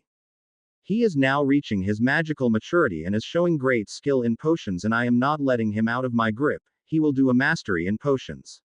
Severus' voice rose a bit. Pomona got out of her seat. If you think I am going to give up the best herbology student I have had in years, you have another thing coming, Severus Snape. Severus also got out of his seat. And if you think I will let a great intuitive brewer grow corn and peas, you have another thing coming, Pomona Sprout. You do realize that they are both fighting over you, Minerva whispered to Neville, who had a shocked look on his face. Augusta Longbottom was beaming and finally decided to end the little spat. My grandson can do a double mastery if he desires, in herbology and potions. He can have his own greenhouse at Longbottom Manor to experiment in whatever plants he wants to grow, and can also grow the mundane plants at Hogwarts. This year he can start his herbology mastery and do his newts in potions. By next year he can then decide if he wants to do the double mastery. Both professors stopped and looked over at Augusta. They both sat back down. If that is what he wants, Pomona picked up her fork and stabbed a piece of broccoli on her plate. Indeed. Severus picked up wine glass and took a sip. Neville was still staring at them in shock. His mouth was open and gaping. His grandmother was still beaming and very quietly said, "Mouth, Neville." Neville closed his mouth and turned and looked at Harry and then Sibyl, who was grinning. Well, I am glad that is settled, Minerva said, looking at Sibyl suspiciously. On the subject of mastery, Harry, wasn't there something you wanted to ask Brian? Everyone looked over at Harry. I am considering doing a mastery in defense. I just need a good master to study under. Minerva has hired Stefan Bohush as the new Dada teacher, and I am wondering if you know of him and if you think he would be a good master for me to study under. Harry stated. Bohush of the IFLE. Yes. He is one of the best defense masters in Europe. He is a strict man, very talented and very experienced. He reminds me a bit of Mad Eye Moody, except he is not paranoid. He actually taught at the IFLE Academy for many years and has turned out some of the best international ors in centuries. He sounds perfect for you to study with, Harry, Phileas said, and several others nodded. That being said, Brian continued, I personally do not like the man. He is a bit full of himself and does not like to be questioned. He can teach you a lot, Harry. For example, he is one of the best swordsmen in the world. But there may be a lot of personality clashes. He is very disciplined and authoritarian, and I know you are. Troublesome, Severus suggested. Adventurous, Minerva suggested. A free thinker, Phyllis suggested. A wild vine, Pomona suggested. More powerful than him, Sibyl suggested. You are an independent person who likes self-exploratory type of learning. He is very old-fashioned and you may have a lot of problems following his orders, Brian finished. Being disciplined is a good trait to have, and if you say I would learn a lot. Harry said as he pondered Brian's words. He would hate that you are a Parselmouth and would forbid you to use that skill in his class, Brian added. Harry sighed. Ka mentioned that I may get a trainer to train me in parcel magic, so I could learn that at the side. Brian, who would you suggest would be a good master for me? The best masters are really from the East, Brian said. Elijah said the same thing. Harry responded almost immediately. Elijah. Brian asked. Elijah Prince, Severus' grandfather or his portrait. He was the one who advised me on doing a mastery in defense. Wow, Harry, you really do know the most amazing people. Elijah Prince is my role model. His portrait is in the DMLE head's conference room, but he is never there unless you call him. He was the most amazing man, Brian said in awe. Severus smiled. Anyway, about the defense masters? Harry asked. Yes, there are actually 3 Chinese masters, Master Yu Fei, Master Zhou and Master Jin, who are all fantastic, and 2 Japanese masters, Master Tatsu and Master Yoriyuki. Brian said, his face lighting up as he spoke their names. Harry looked at him and he too got excited. Tell me about them. Masters Yu Fei is a living legend. I think unmistakably the greatest fighter in the world. The things I have heard that he is capable of is unbelievable even for us wizards. Master Zhou is an expert in weapons and is a brilliant strategist. Unfortunately, both live away from the world, high in the Himalayas, and it is said that wizards spend years looking for them and never do, and if you do, you have to pass a test which if you fail you die. If either accepts you as an apprentice, you will spend years away from the rest of the world, and I don't know if you want that, Harry. Harry looked over at Severus and then shook his head. No. Master Jin is more accessible. He is a kung fu master. However, like Severus, he has never taken an apprentice. He will teach various classes on request and has taught 1-week courses in the magical martial arts. I met him on various occasions and he has a very peaceful aura about him, but for some reason he does not take apprentices. Master Tatsu is amazing. I saw him once in a battle with some wizard yakuza that were running a trade of illegal dragons a few years back. It was like watching a human sword. He battled even some of the irate dragons by himself. It was the most amazing fight I ever saw. It is said he was a samurai in his younger years. He still works as a protector for the emperor, so if you want him to train you, you will have to go to Japan. Like Master Zhou, Master Yoriyuki is a weapons expert and brilliant strategist. He is a highly intelligent man and fantastic fighter. However, he is very much a traditionalist. He has gruesome and rigorous tests of those wishing to be apprentices. Many have died taking these tests. Once you pass, he will train you. But to be honest, I have never heard of him taking a non-Japanese apprentice before. Any of these masters would be able to train you, Harry, and by that I mean they would be able to help you harness your magic ability to the fullest. They would be able to challenge you and you would learn a lot. Your greatest chance, if you want to stay in Britain, might be Master Jin. I mean, if Severus could take an apprentice, maybe Master Jin would as well. Harry sat enthralled listening to Brian speak. It was obvious that it was a topic he was passionate about, and was even more so knowing he had a captured listener like Harry. I could call a few of my contacts, and I am sure Alex would as well, and we can see if we could get in contact with Master Jin for you. Brian said with a smile. That would be so fantastic, Brian. Thank you. Harry was beaming. The rest of the evening was spent discussing many areas. Sibyl spoke with Pomona about growing specific herbs for her divination. Firenze. Brian and Harry had a roaring conversation about weapons. Neville and Severus spoke on his plans for Newt potions. Augusta and Phileas made plans for the upcoming ball. Argus and Hagrid spoke on a new litter of Neasels that were just born. Justine and Minerva spoke on interviewing Elena dos Santos, and everyone spoke on Severus' wonderful achievements. At a few minutes past 11, Minerva stood with a glass of 500-year-old elven wine that Ogden brought out as a gift from the House Elves and toasted to the newest member of the Potions Guild Council.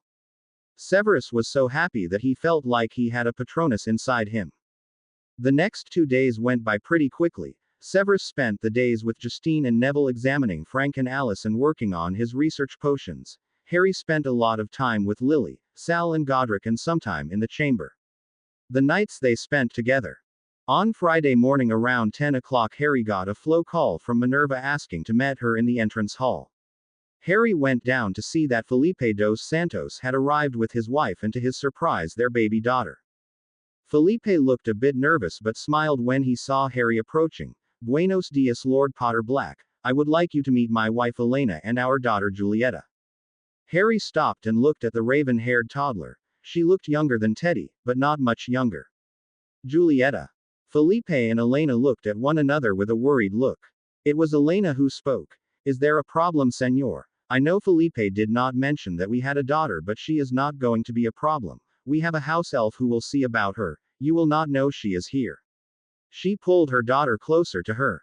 Minerva came up to them and quickly said, "Of course she is not going to be a problem. This is a school and there have been many professors and members of staff who have had their families with them. Welcome, I am Headmistress Minerva McGonagall. You are Felipe and Elena, and who is this beauty?"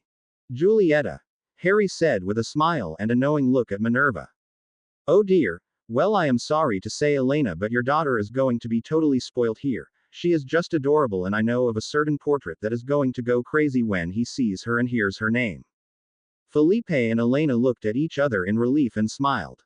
Minerva looked at the two and said, "Felipe, Harry will take you to meet the team, and Elena, you can accompany me to my office. I will have Ogden show your house elf to the guest rooms. You said you have an elf nanny. If not, we have many here who will love to babysit. If it is okay with Elena and Felipe the first would like to watch her, I would like her to meet Sal. Don't worry, I am great with kids. I have a 2-year-old godson and I take care of him all the time. He has a room full of toys that she can play with." Felipe smiled, but Elena looked at him sternly. Harry understood. There were many dangerous people out there, and he too would probably not want to leave his only child with a man he just met.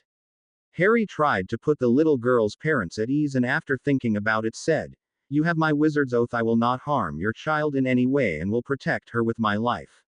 Harry glowed as he made the oath. The two parents were shocked that Harry would make such an oath, but were exceedingly pleased. Elena smiled and nodded. Julieta looked up at him and said a few words in Spanish, but seeing his confusion said, "Toys." They all laughed. Felipe, Harry and Julieta walked up to the 7th floor and to the room of requirement where Justine, Neville, Severus and an old mind healer named Bennett were working.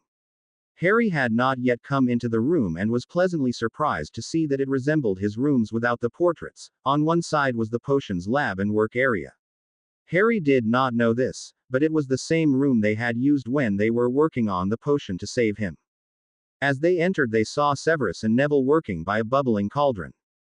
"Hello, Sev." "Neville." The two wizards looked up and saw Harry with Felipe and a little girl. "Good morning, Dos Santos, glad to see you have finally arrived. This is your employer, Neville Longbottom." Severus quickly introduced Neville, who shook Philippe's hand and thanked him for joining. "And who is this little one?" Neville asked, looking at the child standing holding on to Philippe's robes. "This is my daughter Julieta. Say hello, Julieta." "Hello, Julieta. Has Sal met her yet?" Severus asked Harry. "No, I am taking her to meet him now," Harry said, picking up the little girl. "Can I ask who is this Sal? You are the second person to ask the same thing, and why would he want to meet my Julieta?" Felipe asked, smiling, but it was obvious he a little concerned. "Sal is the portrait of Salazar Slytherin. Salazar Slytherin, as in the legendary potions master Salazar Slytherin." Felipe looked at them in disbelief. Harry and Neville laughed and Sev smiled. "Yes, that's Salazar Slytherin. His wife's name was Julieta, and I am sure he would love to meet your little one," Severus explained. Felipe looked a bit overwhelmed, and Harry laughed and put a hand on his shoulder. "Welcome to Hogwarts." Severus decided to put the man at ease and started telling him about what they were doing and about the potion they were now brewing. In less than a minute, Felipe was absorbed in the potion and Harry and Julieta left unnoticed. Walking to Gryffindor Towers, Harry pointed out many different things to the little girl, who looked on silently. She looked at the Griffin portrait with wide eyes and held on to Harry tightly when he entered his living room, where Sal, Godric, Helga, Rowena and Lily were all talking. "Hello everyone," Harry said, smiling. "Hello darling. Who is this little one?" Lily said, looking at the little girl in Harry's arms. "This is the daughter of hopefully the school's new Medi-Witch. Minerva and Justine are interviewing her now." "Yes, Felipe and Elena. Neville told me about them, but he did not mention a daughter. But she is lovely, a little angel," Helga said with big smile. "What is her name?" Rowena said. All three ladies, suddenly becoming very motherly, and were smiling and cooing at the girl. Harry looked at the little girl and then at Sal and very dramatically asked the little girl to tell them her name. Very bravely the little girl said clearly, "Julieta." All the portraits looked at Sal, who was looking at the little girl. He reached out his hand as if to touch her, forgetting he couldn't. He then composed himself. You have a beautiful name, little one. Can you tell me your parents' names? Where are they from? Are they magical or muggle? What? Hold on, Sal. She is still a toddler. Even if she understood you, I think those questions may be better answered by her parents. What do you mean? If she understand, what is wrong with her? Sal asked, suddenly concerned. Nothing. At least not that I know. She is Spanish. I have gotten the impression that they are teaching her both Spanish and English, but I don't think she knows more than a few words in English. Sal smiled and started talking to the little girl in Spanish. All of the founders were now speaking to her in her native tongue, and the little girl happily spoke. Harry looked towards the door and saw Dante peeking at them. When the elfling saw Harry turn, he ran back inside. A minute later, Dante came and dropped the dragon Harry had bought him in front of Julieta and ran back inside. The little girl squealed with delight and immediately forgot all about the portraits and started to play with the toy dragon. Harry called Dante, and the elfling very timidly came back in the room. That was very nice of you, Dante. Julieta, this is Dante. Dante, this is Julieta. Harry introduced the two. Dante, would you like to take Julieta into Teddy's room and show her the toys? Dante smiled and whispered, Yes, Master Harry. The elfling took the little girl into the room, and a few minutes later Harry heard laughter and saw the two playing. Half an hour later, Minerva entered with Elena. The Spanish Medi-Witch was immediately bombarded in Spanish with questions from Salazar. The witch was taken aback when she realized who the portraits were, but for another 10 minutes answered all of Salazar's questions. Minerva confirmed that Elena would be hired and that she and her family would live at Hogwarts. Are they going to be living in the apartment next to the hospital wing? Salazar asked. Yes, I asked Ogden to prepare the rooms, already adding an additional room for the child. Where is she, by the way? Minerva asked. In Teddy's rooms playing. Harry answered and stood up and took Elena to the rooms where Julieta was playing with Dante. The child squealed when she saw her mother, and Dante ran in a corner. Elena bowed to the little elfling and thanked him for playing with Julieta and invited him to come and play with her again once they got settled. Harry smiled at Elena and then at Dante, who was looking at him unsure. As they moved back into the living room, they saw Sal speaking with Ogden, who bowed and left the room. Julieta took up the stuffed dragon and was leaving with it when Elena told her to give it back. The little girl obviously didn't want to, but handed it back to Harry. Ogden silently entered and had in his hand a beautiful hand-painted ceramic doll in a Victorian dress. A gift from the founders of Hogwarts, Ogden said as he gave the little girl the doll. The little girl smiled, and both she and her mother thanked Ogden and the founders. When they all left, Harry called Creature and Dante. Dante, I am very, very proud of you. You made Julieta feel very welcomed. Thank you. Harry gave the elfling a big smile. He then turned to a proud Creature and said, I think Dante deserves something very nice. Why don't you get some ice cream for the three of us? The three were sitting in the kitchen eating ice cream when Creature asked Harry, I was wondering if it would be okay if I taught Dante to read and write. Of course, I did not realize he did not know how to. Harry immediately answered. Not all masters wish their elves to be educated, so it is not usually done. I was groomed to be a lord's valet, so it was important that I know. I would like to teach Dante as he likes the stories I read to him. Yes, I want him to learn, and I will buy any books or stationery he may need. As a matter of fact, here are a few galleons. Why don't you two go into town or to London and purchase anything you want? You can tell the shop owners it is for me. Creature put up his hand. That wouldn't be necessary. There are several books at Grimmauld Place, the Black Manor, and at Potter Manor that we can choose from with your permission. You have my permission, but here still take some galleons and purchase some more toys for Dante. He needs some more. You spoil him, Master Harry, Creature said, but Harry noted the small smile on his face. Dante was beaming but tried to hide it by keeping his head bowed. That's what I am there for, Harry laughed. That evening Harry and Severus had dinner with Lucius and Narcissa. The two were happy to host a dinner and to show their appreciation to Harry and to honor Severus' achievement. The manor was less than half the size of Malfoy Manor, but it had a homely feel to it. Harry felt welcomed. Narcissa gave them a tour of the manor and part of the grounds and told them of her plans for the gardens. Lucius informed them that they were able to purchase 2 house elves who were helping with the manor and with the elflings. He also planned to purchase 2 horses for the stable, as the manor at one time had the largest stock of the best magical horses in all of England. He was hoping to start back breeding the horses. As they rounded the house from the gardens, Harry was accosted by 4 black puppies that were playing in the back. Lucius laughed when he saw how they were all jumping up on Harry. "They have taken to you.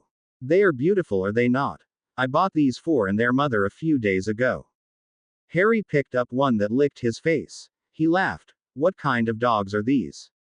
"Scottish deerhounds. They are not magical but beautiful all the same." "Yes, Lucius has a weakness for dogs." Narcissa laughed and held her husband's arms in hers. Harry put down the pup and magically conjured 4 colorful balls and gave them to the pups, who happily played with their gifts. The evening was pleasant and Severus was secretly glad to have his friend back.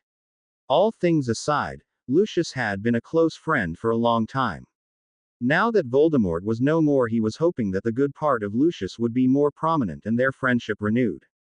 Narcissa was pleased to hear about Severus and Harry's relationship, however Lucius was concerned. "You do realize that both of you are the heirs to large estates. It would be a shame to let these lines die out."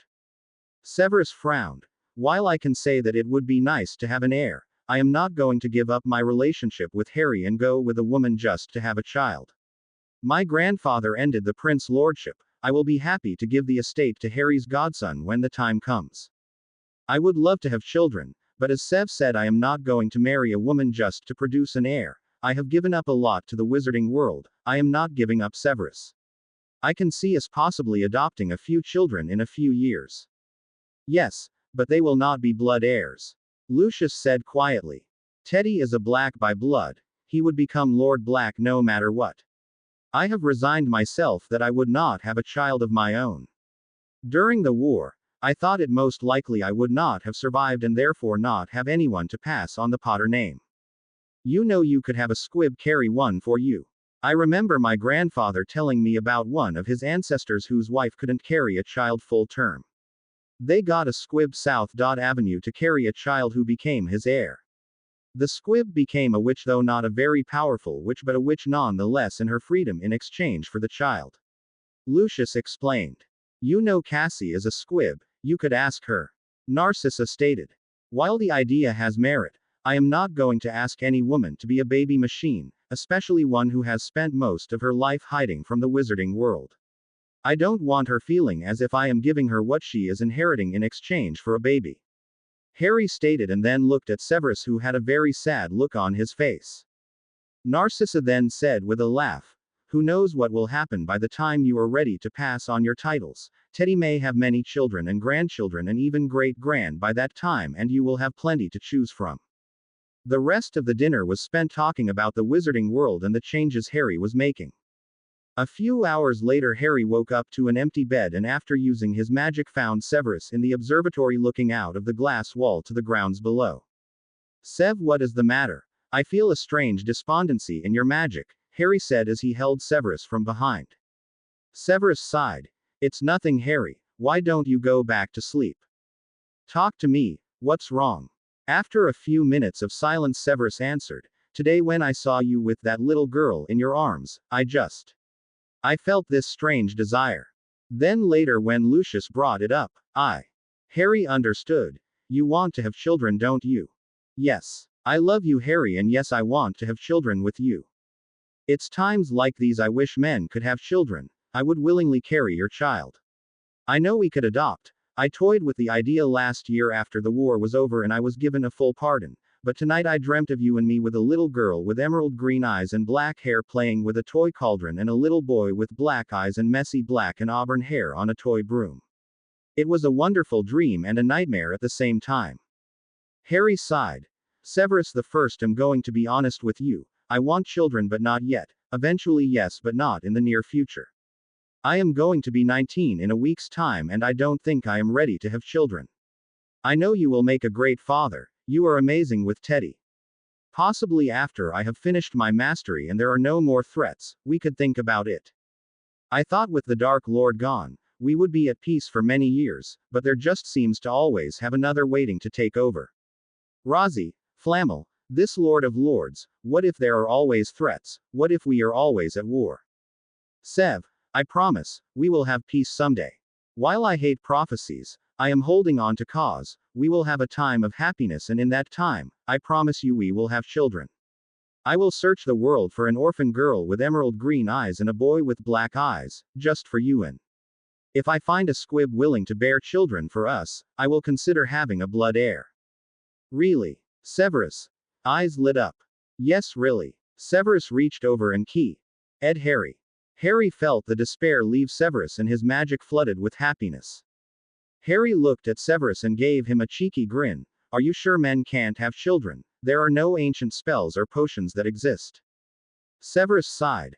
I asked Sal and he told me that there are none. Even with magic some laws cannot be broken and that is one. Well, you know that does not mean we cannot try. I was researching several Kama Sutra scrolls which spoke of positions guaranteed to cause the woman to become pregnant. We could try a few. Harry started dotting a spot on Severus' neck that he knew turned him on. You know I am not a woman and those positions will do nothing for me. Severus closed his eyes as Harry's tongue explored his neck and ears. Harry stopped and stood back. Well, okay, if you don't want to try. He then started to walk off. Severus quickly grabbed Harry's hand. I didn't say that I didn't want you to try. After all, I don't want all your research knowledge to go to waste. Of course not. I have been doing a lot of research with those scrolls and there are many I want to try. Harry soon had Severus screaming in ecstasy. They were well into their second position when Harry heard a strange whisper. Danger. Harry stopped and immediately put up magical shields around Severus and himself. Danger. There is an intruder. Harry called out. Where? Where what, Harry? What is wrong? Severus asked concerned. Second floor. Going to the chamber. Harry quickly untangled himself from Severus and put on his pajama pants. He called. Ogden. The head house elf came in. I have sent the armor knights, my lord. It has penetrated all our barriers. Harry waved his hands and changed into battle robes. Harry, what is going on? Intruder heading for the chamber. Harry apparated out and Ogden followed. Severus quickly scrambled and put on his clothes and called his wand to him. He called Misty and told her to wake Minerva and Phileas and to meet him near the second floor girls' bathroom. Severus used his wand to change his clothes to battle robes and after using the flow to the Great Hall, he ran towards the second floor. He found several of the suits of armor dented and on the ground. He heard hissing and the sound of spells being fired. Looking up, he saw Neville running towards him with a sword in his hand. Neville stopped and then Severus heard Harry shout, Neville, there is another now entering by greenhouse 4. Go, I can handle this one. Neville ran off towards the greenhouses. Ogden appeared next to Severus. Another is coming near the dungeons. Come. Ogden grabbed Severus' hand. He felt a strange shimming feeling and suddenly found himself in the dungeons with Ogden by his side, in front of them a huge 20-foot boa constrictor. The snake hissed and raised its head as if to attack. Severus immediately sent a banishing spell which harmlessly bounced off the snake. Severus reached into his pocket for a potions knife he always carried. The snake struck and Ogden put up a powerful shield which held the snake for a few seconds, but gave Severus time to roll out of the way before the snake came straight through the shields. Ogden called forth his magic and Severus saw two of the empty suits of armor running towards them. The armor battled the snake with their swords and the snake masterfully avoided the knight's attacks. It raised its head and struck one and at the same time had its tail loop around and swept the other knight off its feet. Severus transfigured his knife into a sword and taking advantage of the snake's distraction with the armor, flew up over the snake and stabbed it in its back.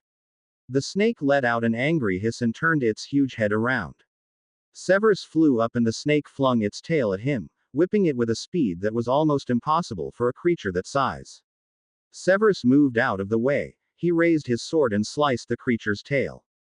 The snake sounded like it was roaring in anger but did not stop as its now bloody damaged tail moved towards Severus. This time it hit him on his side and he hit the wall and fell down.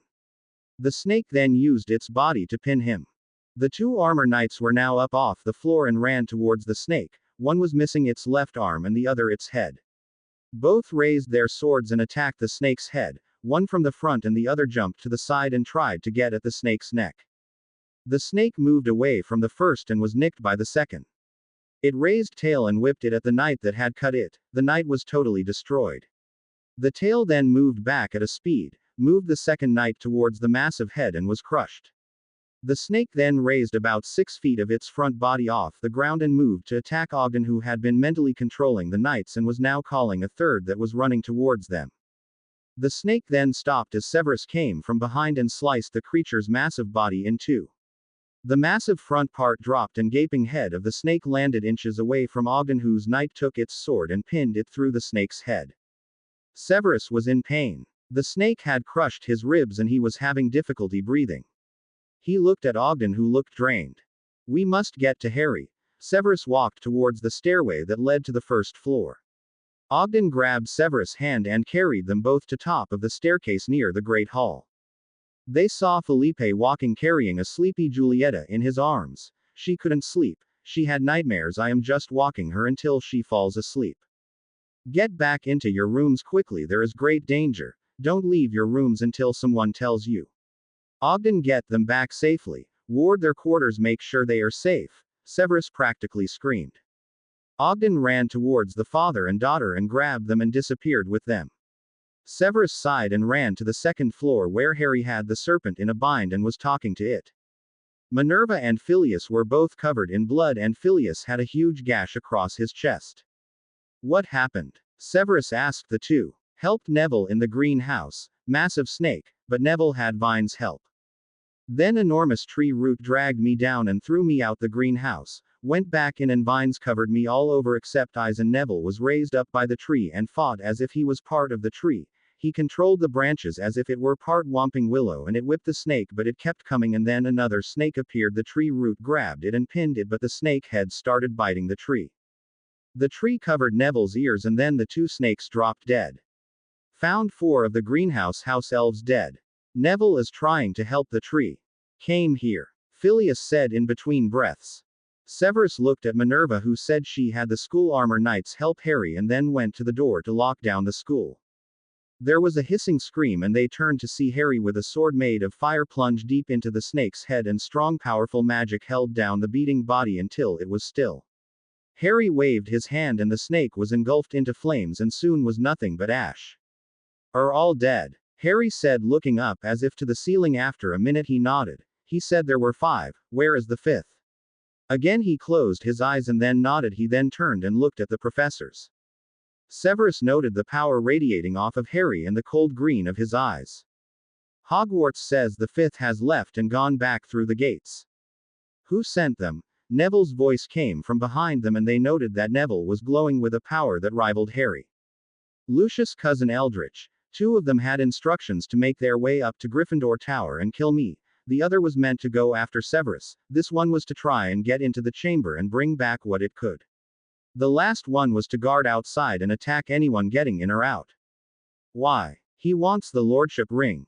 Lucius surrendered it to me. I had Fireforge checking to see who is next in line. There are 2 before Eldritch who can become Lord Malfoy. One was loyal to Voldemort. If the other doesn't want it, I will consider removing the seat from the Wizengamot. He has tried legal means over the past week to get it, but he has no grounds. Lucius willingly handed it over and swore loyalty to me." Harry's voice was cold and powerful. Minerva sighed and then said, "At least it is over. Ogden, can you organize to have the beasts' bodies removed?" Harry closed his eyes and waved his hands. "No need, Minerva, it is done." "Severus, Neville, I want you to accompany me to the Black Estate in Kent. I need to ensure that Lucius and Narcissa are okay." The 2 men nodded. Ogden left and came back in less than a minute with a sword which he handed to Severus. Phileas looked at the door to the bathroom and then said, "How did the snake know where the chamber entrance was?" "I did not ask. Maybe as a snake it asked one of the snakes in the portraits," Harry speculated. Harry froze for a few seconds and then said, "Hogwarts said it didn't ask, it went straight to the second floor." "Who else knows about the chamber?" "The Weasleys, Hermione." Neville supplied. "The Flamels," Severus answered. "Phileas, could you check the Weasleys and see if they are okay?" Harry asked, and Phileas nodded and moved towards the door. "Minerva, could you get Pomona and check the damage to the greenhouses? Tell her the mandrake ray is damaged and I put a healing spell on his roots, Neville asked. Minerva looked at Neville. How did you kill the snakes? Phileas said the tree had his body wrapped up and covered you. Yes, my ears. The mandrake's cry is fatal to any who hear it, including 20-foot snakes. Neville looked down at Minerva and his eyes were cold and powerful.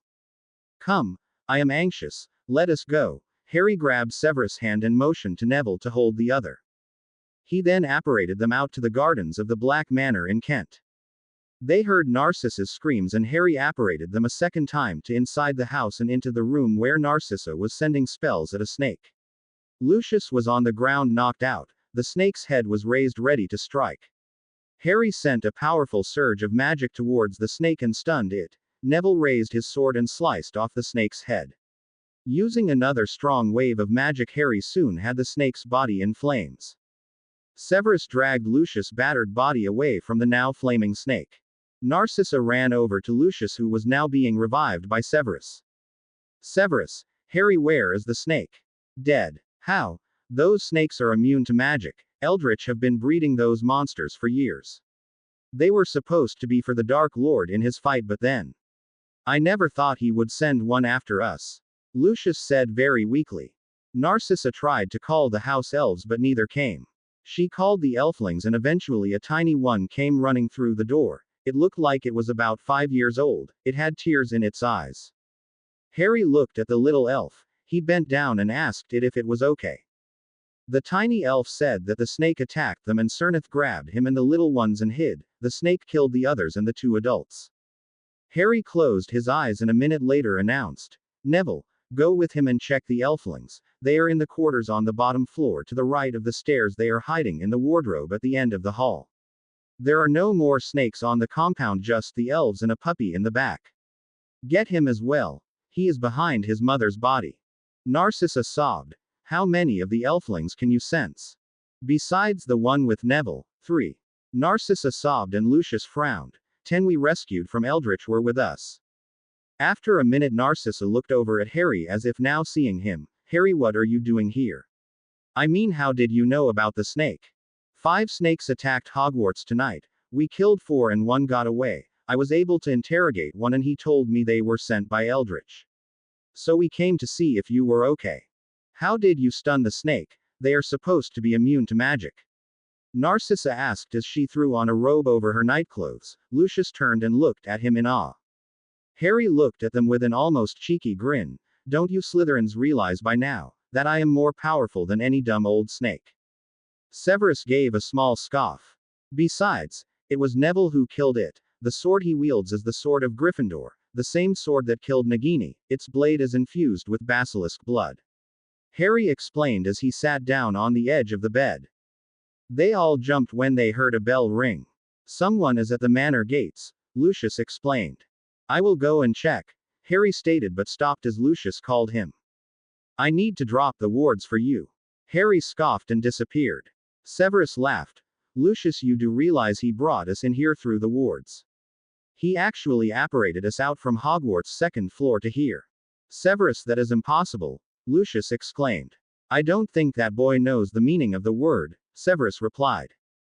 Harry came back with Arthur and Brian Watson in tow. Ginny is missing, Arthur said as soon as Harry released him. Harry made a few trips until Fred, George, Bill and Phileas had joined Arthur and Brian in Lucius' bedroom. Severus looked at the group. It was after 3 o'clock in the morning but everyone looked alert, except for Lucius, who was obviously in pain. Harry was running on adrenaline. He knew he would feel all his aches and pains tomorrow, but right now his blood was running hot. Arthur quickly explained what had happened. Phileas came and asked if we were okay and if anything was amiss. He explained what happened at Hogwarts. I followed Bill, who checked and discovered Ginny missing. Her room was destroyed and her window broken. I called the twins and Phileas called Minerva. And you did not hear anything? Severus asked Bill. No. Ginny has a habit of putting a silencing charm around her room. I have very powerful rune-based wards on my property and none of my monitors went off, Bill explained. Neither did the ones at Hogwarts. By the time Harry was altered to an intruder, it was already inside the building. Severus told them. After you left the school, Minerva flowed me and told me the school was attacked. I had just come over when Phileas called. Minerva told us where you were. We came to help and to see if you know where Ginevra might be. Brian was looking at Lucius a bit suspiciously. I will vouch for Lucius. The snake was about to deliver a fatal blow when we arrived, Harry said, coming in. Brian nodded. It was Eldritch Malfoy who attacked the school, and here. I told you Brian about his anger at Lucius and myself. He sent his snake assassins to kill Severus and myself and Lucius and Narcissa. He also sent one to try and enter the Chamber of Secrets. That is why we though to call the Weasleys. There are only a few who know where the entrance is. The snake went straight for it. My only assumption is that Eldritch found out from Ginny. Harry explained. Snake assassins? Bill asked with a raised eyebrow. Yes, specially bred snakes. Adult size, they are about 20 feet long. They are strong, fast and immune to magic. Lucius explained. That is why none of the magical sensors went off. If they are immune to magic, then the magical wards would not have picked them up. Hogwarts only sensed them when they entered the building itself, and the other that came here ripped through the magical protections. Phileas hypothesized. If they are immune to magic, how did you kill them? Brian asked. They are not 100% immune to magic, just against most magic. Harry's power still affects them. Thought he is using power that could level a building, Severus explained, giving Harry a small smile. I used a Fiendfire sword to kill the one at Hogwarts, and I bound the one here so Neville could kill it. Harry explained. Severus continued. Neville killed 2 at Hogwarts with the help of the Mandrake whose cry killed them. But not before an impressive battle, Phileas mentioned with a small smile. But for the most part, we used swords to kill them, Severus explained. Well, that explains why Ogden gave me a sword, Brian said, more to himself than to the others. I killed one with a transfigured sword and the help of 3 of the school's armor knights and their swords. Neville used the sword of Gryffindor to kill the one here, Severus finished explaining. The sword Longbottom has is the fabled sword of Gryffindor. Lucius said in amazement. He had searched many years on the Dark Lord's orders for that sword.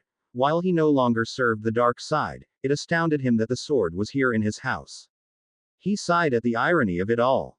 Neville is much more powerful than he seems, Phileas told Lucius. Neville came into the room with the tiny house elf in one arm and a puppy in the other. He was followed by a female elfling about 6 years old holding 2 baby elflings both about 2 years old. The others are all dead, crushed or bitten by the looks of it. Narcissa let out a sob but rushed to pick up the baby elflings, and after hastily checking them over, she asked, Harry, if it is okay, can we stay at Hogwarts for the rest of the night? Of course, Narcissa. You don't have to ask, Phileas said before Harry could answer. You and Lucius could use the flow. I will inform Minerva to expect you immediately. No, I will go with Harry to Eldritch's manor. I know the layout of the manor well. I am sure he has Miss Weasley there, Lucius said through shallow breaths. You are in no condition to fight, Brian said. I have 12 Aurors outside waiting on my orders. You need to go to a hospital. We are not welcomed at any hospital, Mr. Watson, Lucius said with a sad look which was quickly masked. Besides, I have taken much worse than this in the past and survived. Harry looked at Lucius and then Severus. Severus was in pain as well, but his mask hid it well. Only because his magic was distressed did Harry know he was in pain. Lucius was right. As Death Eaters, they were often fighting with injuries. It was often a life or death situation. Live with the pain or die. Voldemort alone caused most of their distress. Unfortunately, they were accustomed to pain and had often to deal with it themselves, as they could not risk the dark mark being seen.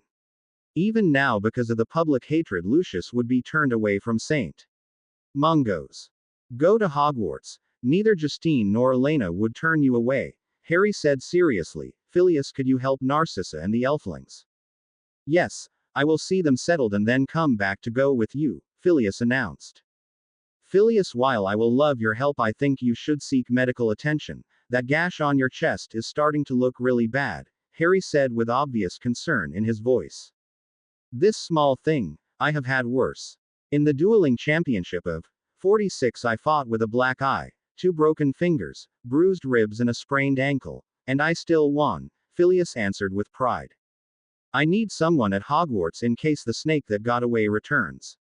While I know Minerva is a powerful fighter, she has a lot to do repairing the greenhouses and retransfiguring the armor knights. I would feel better if there is at least one person there to protect Hogwarts. Harry said seriously. Yes, quiet right, I will stand guard until you return, Phileas pulling himself up to his full 5 feet. Yes, but make sure and see Justine or Elena first, Neville said with a small smile. Phileas took the baby elflings and Neville turned the puppy over to the little female elfling. Narcissa quickly packed some things in a bag and then with a last look at her husband left to follow Phileas to the floor downstairs. How many of these snakes did Eldritch have, Lucius?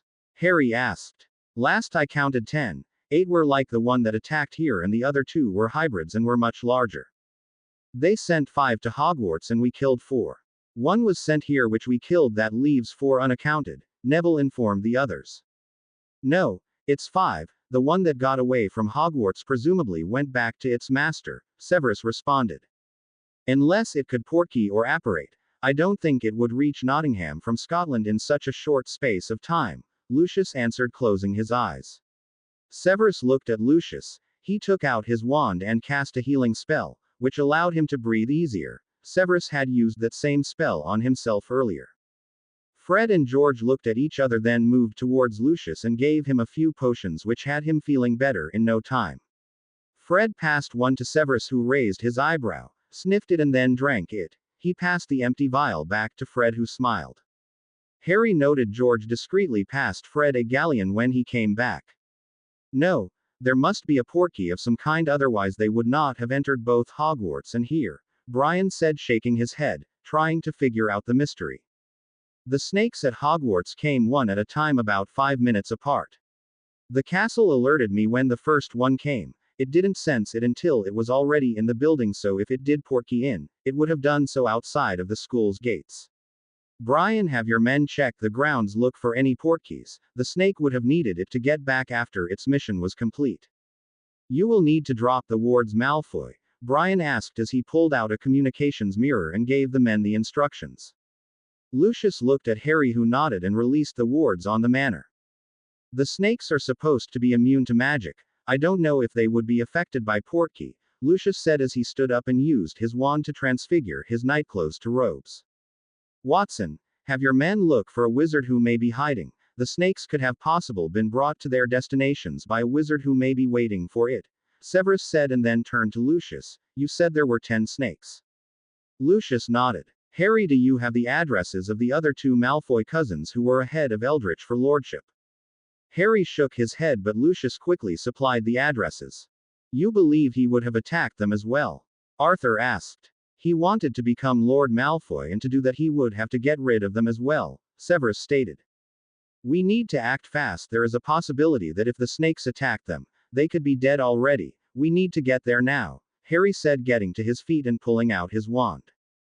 Brian got a call from one of his men saying a wizard in black robes was outside the gates. He apparated when the Aurors saw him. We don't have much time. If he reports his mission failed, who knows what this madman might do, my daughter, Arthur said. Miss Weasley might be insurance if the snakes failed. Eldritch knows if the snakes failed in their attempts, Harry would come after him. She could be his insurance, Lucius informed them.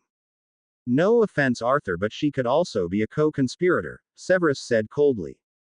Arthur looked at him and nodded. Sadly, he knew this could be true. Eldritch possibly has a group working for him. We could consider if each place he attacked he sent one wizard. He has at least 2 to 4 followers, Severus continued. 5 if you count Ginny, Bill said seriously, and the others looked at him surprised. If she is involved, she would pay for her crimes. She gets no third chance, Arthur said gravely, and Harry noted that the man suddenly looked older. I will organize portkeys. We need 3 groups fast, 1 to go to Norwich, 1 to Leeds and the other to go to Nottingham, Brian stated, and picked up Narcissa's comb, brush and hand mirror. I will go to Norwich, Neville said, and pulled out the sword of Gryffindor. I will go to Leeds, Severus said, and without looking at Harry put on his stoic mask on his face. Harry looked at his lover and marveled at his bravery. This was the brave warrior he was first attracted to. If it was possible, Harry fell more in love with his dark-haired knight. Brian called his Aurors to the room. Lucius looked at the head of the DMLE. You know I have a parlor and an office. My bedroom is hardly a place to launch an attack. Fred and George smirked and Bill looked around as if now noticing where they were. They are almost here, Brain said with a small smile. We don't have time for proprieties, Lucius, Harry rebuked, as the Aurors entered the room. Brian addressed his men. Transfigure your knives into swords. We are battling deadly snakes that are immune to magic, its purpose to assassinate anything in the manners you are going to. 4 of you go with Longbottom and 4 of you go with Snape. Both of them have successfully killed these creatures before. Smith, Bishop, keep me posted. Go now, time is of the essence. Wait, Fred called out. He and George pulled out several items and passed them to the Aurors. These red pellets will act as shields against anything magical save unforgivables as well as anything physical. They are still experimental but should last 5 minutes. These blue pellets act as a form of sleeping gas. They are muggle-based and not magical and may help against the snake. Just throw them in front of you and they will activate. The Aurors thanked them and grabbing their respective portkeys left. Snape looked at Harry for a split second before touching his portkey. Harry turned to his brothers. It is time to rescue our sister. Bill, most likely there will be wards around the house, take care of them. Fred, George, I want you to do what you two do best. The twins both grinned. There was no need for Harry to elaborate. Brian, I want you and your Aurors to help kill the snakes. We will have to battle at least 3 of them. The snakes are fast and skilled, don't underestimate them. Arthur, you will look for Ginny and Lucius and I will handle Eldritch. The Aurors, Brian and the Weasleys gathered around the hand mirror. Harry pulled Lucius behind. Brian, you go ahead, we will follow immediately behind. The portkey activated and they left. Harry immediately warded the manor and grounds. Knowing what he was doing, Lucius pricked his finger and using the drop of blood Lucius offered, Harry keyed Lucius into the wards. This is your home. No one will get in now, not even a snake.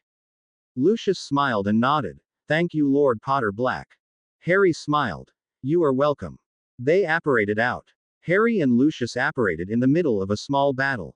2 Aurors were on the ground and Brian, Arthur and Bill were fighting a huge snake.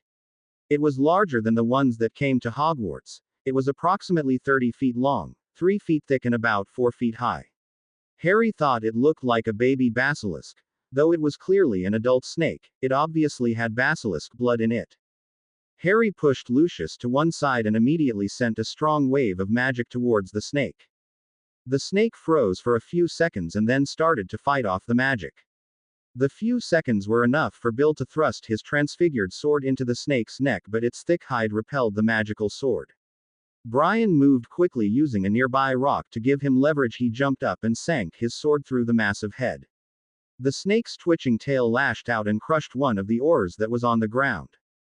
Using his magic, Arthur summoned the 2 fallen Aurors.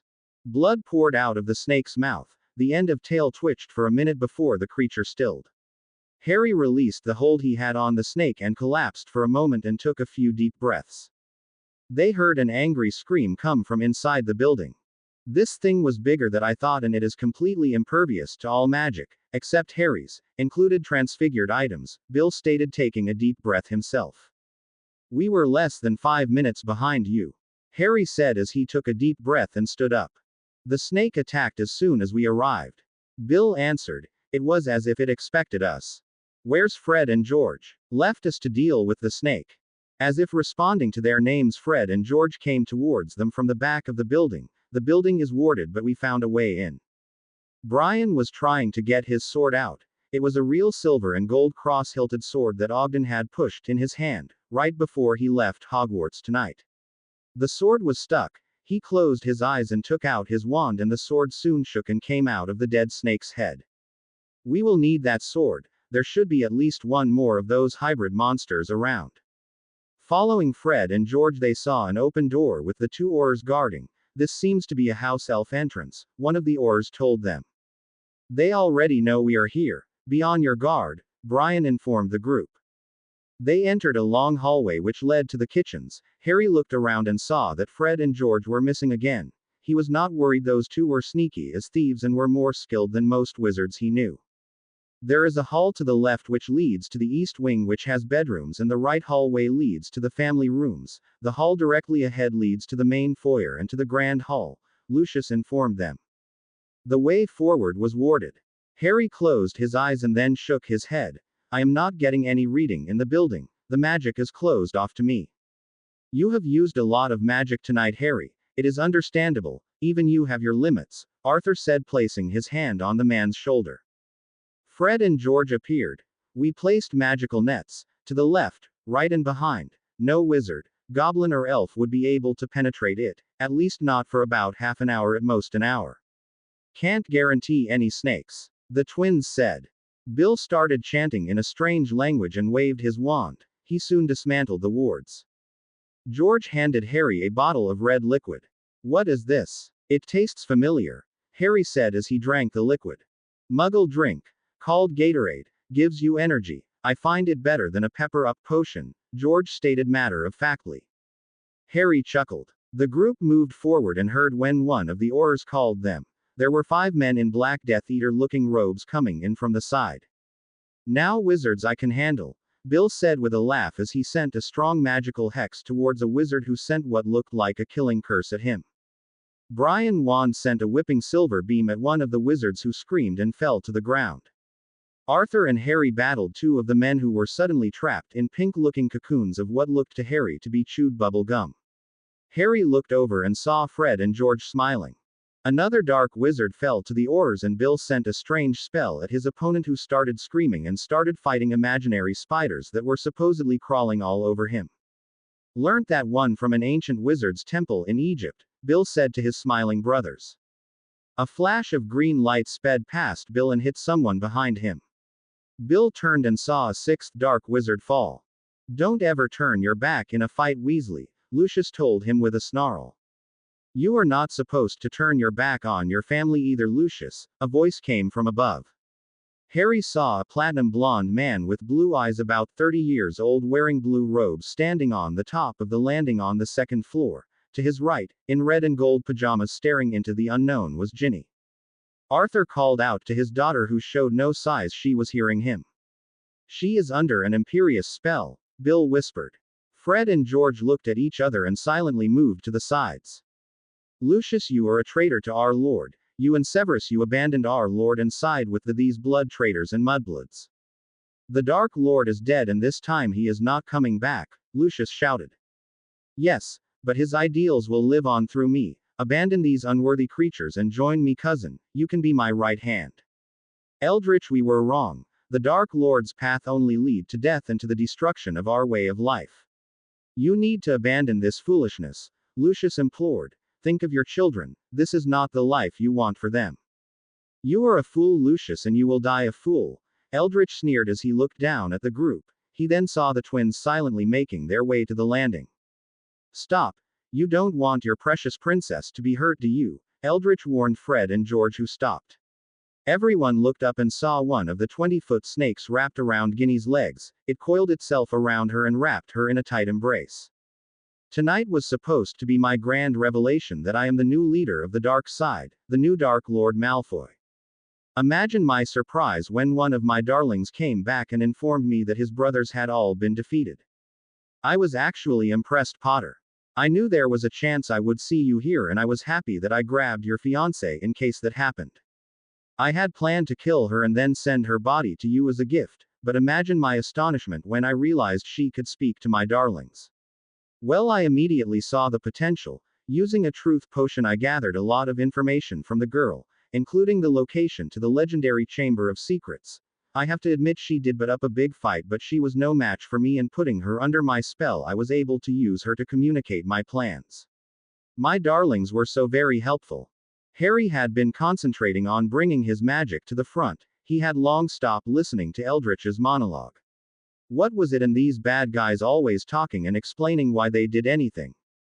With his magic under control, Harry looked up and raised his wand and sent a whip of fiendfire at the snake's head. The snake sent out a hissing scream and started to burn. Ginny screamed as the snake's coils tightened and then burnt around her. She collapsed. Eldritch looked over in horror and turned and faced Harry, who was glowing in power. But she is. You are a light wizard. You are not supposed to. Why would you harm someone you love? Who said I loved her? Harry said coldly. Eldritch looked at him confused and only came out of his confusion when Harry's wand sent another whip at him. He ran. Fred and George ran up to Ginny, whose legs and pelvic area were crushed. Her ribs were broken, she was badly bruised and slightly burnt but otherwise alive. Fred ran his wand over her and announced she would survive. Harry heard a soft hissing voice coming towards them.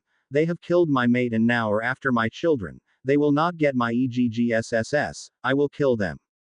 Fred, George, get Ginny out of there. Another snake is coming and she is coming to kill, Harry shouted. Fred picked up Ginny and ran down the stairs as Harry heard the snake's voice coming closer towards them. George shouted something to his brother who nodded. Fred dropped to the ground, grabbed a pendant around his neck, and then he and his sister disappeared. George, grab your father and get him out of here, Harry shouted.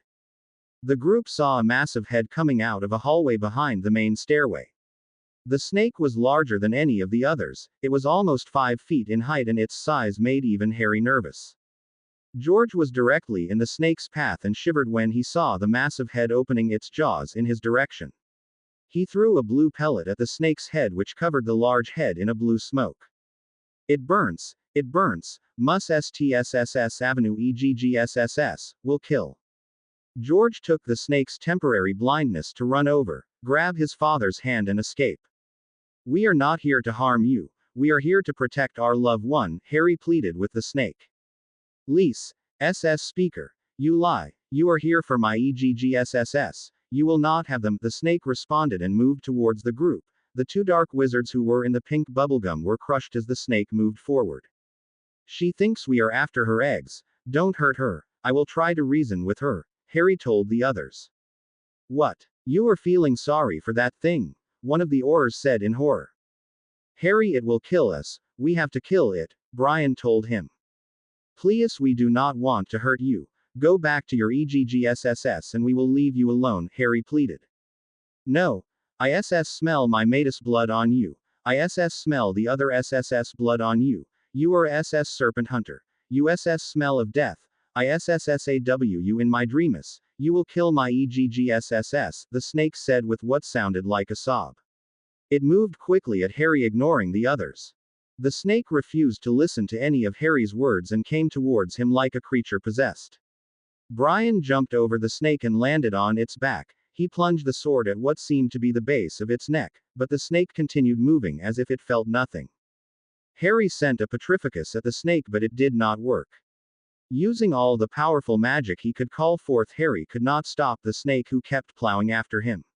Harry saw Eldritch running towards the room behind the stairs. He called out to the Aurors who ran after the blonde. Harry raised shields around himself. The snake slammed through them and knocked him over. The snake raised its body to strike at the fallen figure on the ground. Bill jumped in between Harry and the snake and waved powerful rune signs and chanted in a strange language. He moved the stairway to fall on top of the snake's tail. It roared and its head flayed around, knocking Bill and Lucius over. Harry quickly called his remaining magic and placed powerful shields over his fallen friends. The snake ignored the pain in its lower body and attacked Harry again. This time, it bit into his leg and flung him into the nearby wall. You will die, SS Serpent Hunter. None can SS survive my bite. My EGGSSS will be SS safe. The snake then moved its upper body towards Harry again. Brian threw a red pellet in front of Harry and a modified Red Cross shield covered him. The snake was not able to penetrate it and it screamed. Harry lay on the ground in pain, his leg throbbed. Then from the corner of his eye he saw a black cloaked figure appear and sit next to him. Death's voice was cold and powerful and a little bit creepy. This creature was not meant to exist, it is not natural, nor are its offspring. Even so, it lives and is now just trying to protect its children, Harry said as he sat up, his voice cracking. Yes, but its presence destroys the fabric of our being, it must be destroyed. You have a good heart and soul, it is why I am glad you are the master of the Hallows. You try avoiding killing, though you can. However, you must realize, Harry, that everything must meet me eventually, dying is part of living. Harry looked at Death but did not say anything. She is not thinking straight and is in a lot of pain, you will be granting her mercy, Death said as its glowing red eyes looked at the flaying snake. The snake's poison, Harry said as he looked at his swollen bitten leg. Death waved its hand and Harry felt a tingle in his leg and saw the swelling in his leg reduced and felt the poison leave his body. Thanks. You are a lifesaver. Death laughed and Harry noticed that Brian, Bill and Lucius shivered. It is not your time. Harry stood up feeling strangely relaxed and his magic hummed. He looked at the now floating figure next to him. I will send it to you, it and its eggs. Death nodded. She has foreseen it. Don't worry, Harry, it is all part of the nature of things. These creatures were not meant to exist. It is good that they all come to me today. Harry nodded and then looked at the snake who was breaking the shield. Harry took out the Elder Wand and called forth a large wave of magic. As soon as the shield fell, a griffin made of fiendfire came from the end of the wand. Bill threw a red pellet at Brian, who was engulfed in a red shield, and then covered Lucius and himself in another.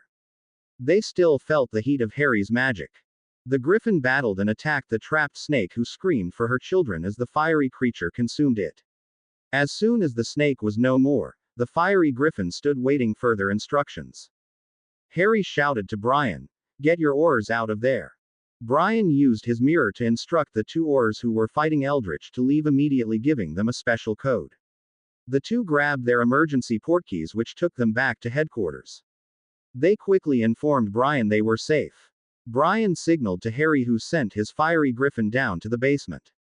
Eldritch came running out with a large black egg in his hand. You killed my queen. That is not possible. She was supposed to be indestructible. Oh please. I killed a basilisk without magic when I was 12. Your little pet was nothing. Harry taunted the wizard, who screamed in frustration. Eldritch sent an Avada Kedavra at Harry, who jumped and rolled out of its way. Using both his normal wand in his right hand and the Elder Wand in his left, Harry sent a stunner with one wand and a hex with the other. Brian was trying to help, but the Fred and George's shield did not allow him or his magic to leave the red cocooning shield, so he could only stand by helpless. Eldritch screamed and put up a shield. Harry's spells were too powerful and cracked the shield, and he was hit by the hex. Cursing as he almost dropped the egg, Eldritch ran and Harry hesitated, not wanting to hit a man in the back. Harry ran after him, barely hearing a voice calling him to stop. Harry followed the blonde to an office where he saw him grab a large disc with a black and white pattern on the top and shouted, "Nirvana." A red stunner shot out and hit the wizard just as he shimmered out. He was splinched in half. The egg in his hand was also split in two and the snake embryo fell out onto the ground dead. Harry winced and then looked at Death, who floated next to him. Now my work here is done. Harry nodded and saw Death disappear as it moved towards Eldritch's body. Severus ran up to Harry. Are you okay? Harry nodded and saw that Severus had arrived with the 4 oars who had accompanied him to Leeds. I am glad to see you. Was that your stunner that hit Eldritch? Harry asked, and Severus nodded.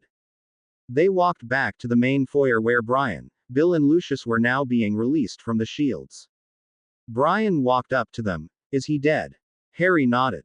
Brian turned to Severus. What happened in Leeds? Pontus Malfoy, his wife and 2 daughters were dead by the time we arrived. We killed the snake though. Neville contacted me and said that they were able to save Janus Malfoy and his daughter. His wife Iris, however, perished. Neville rushed her body back to St.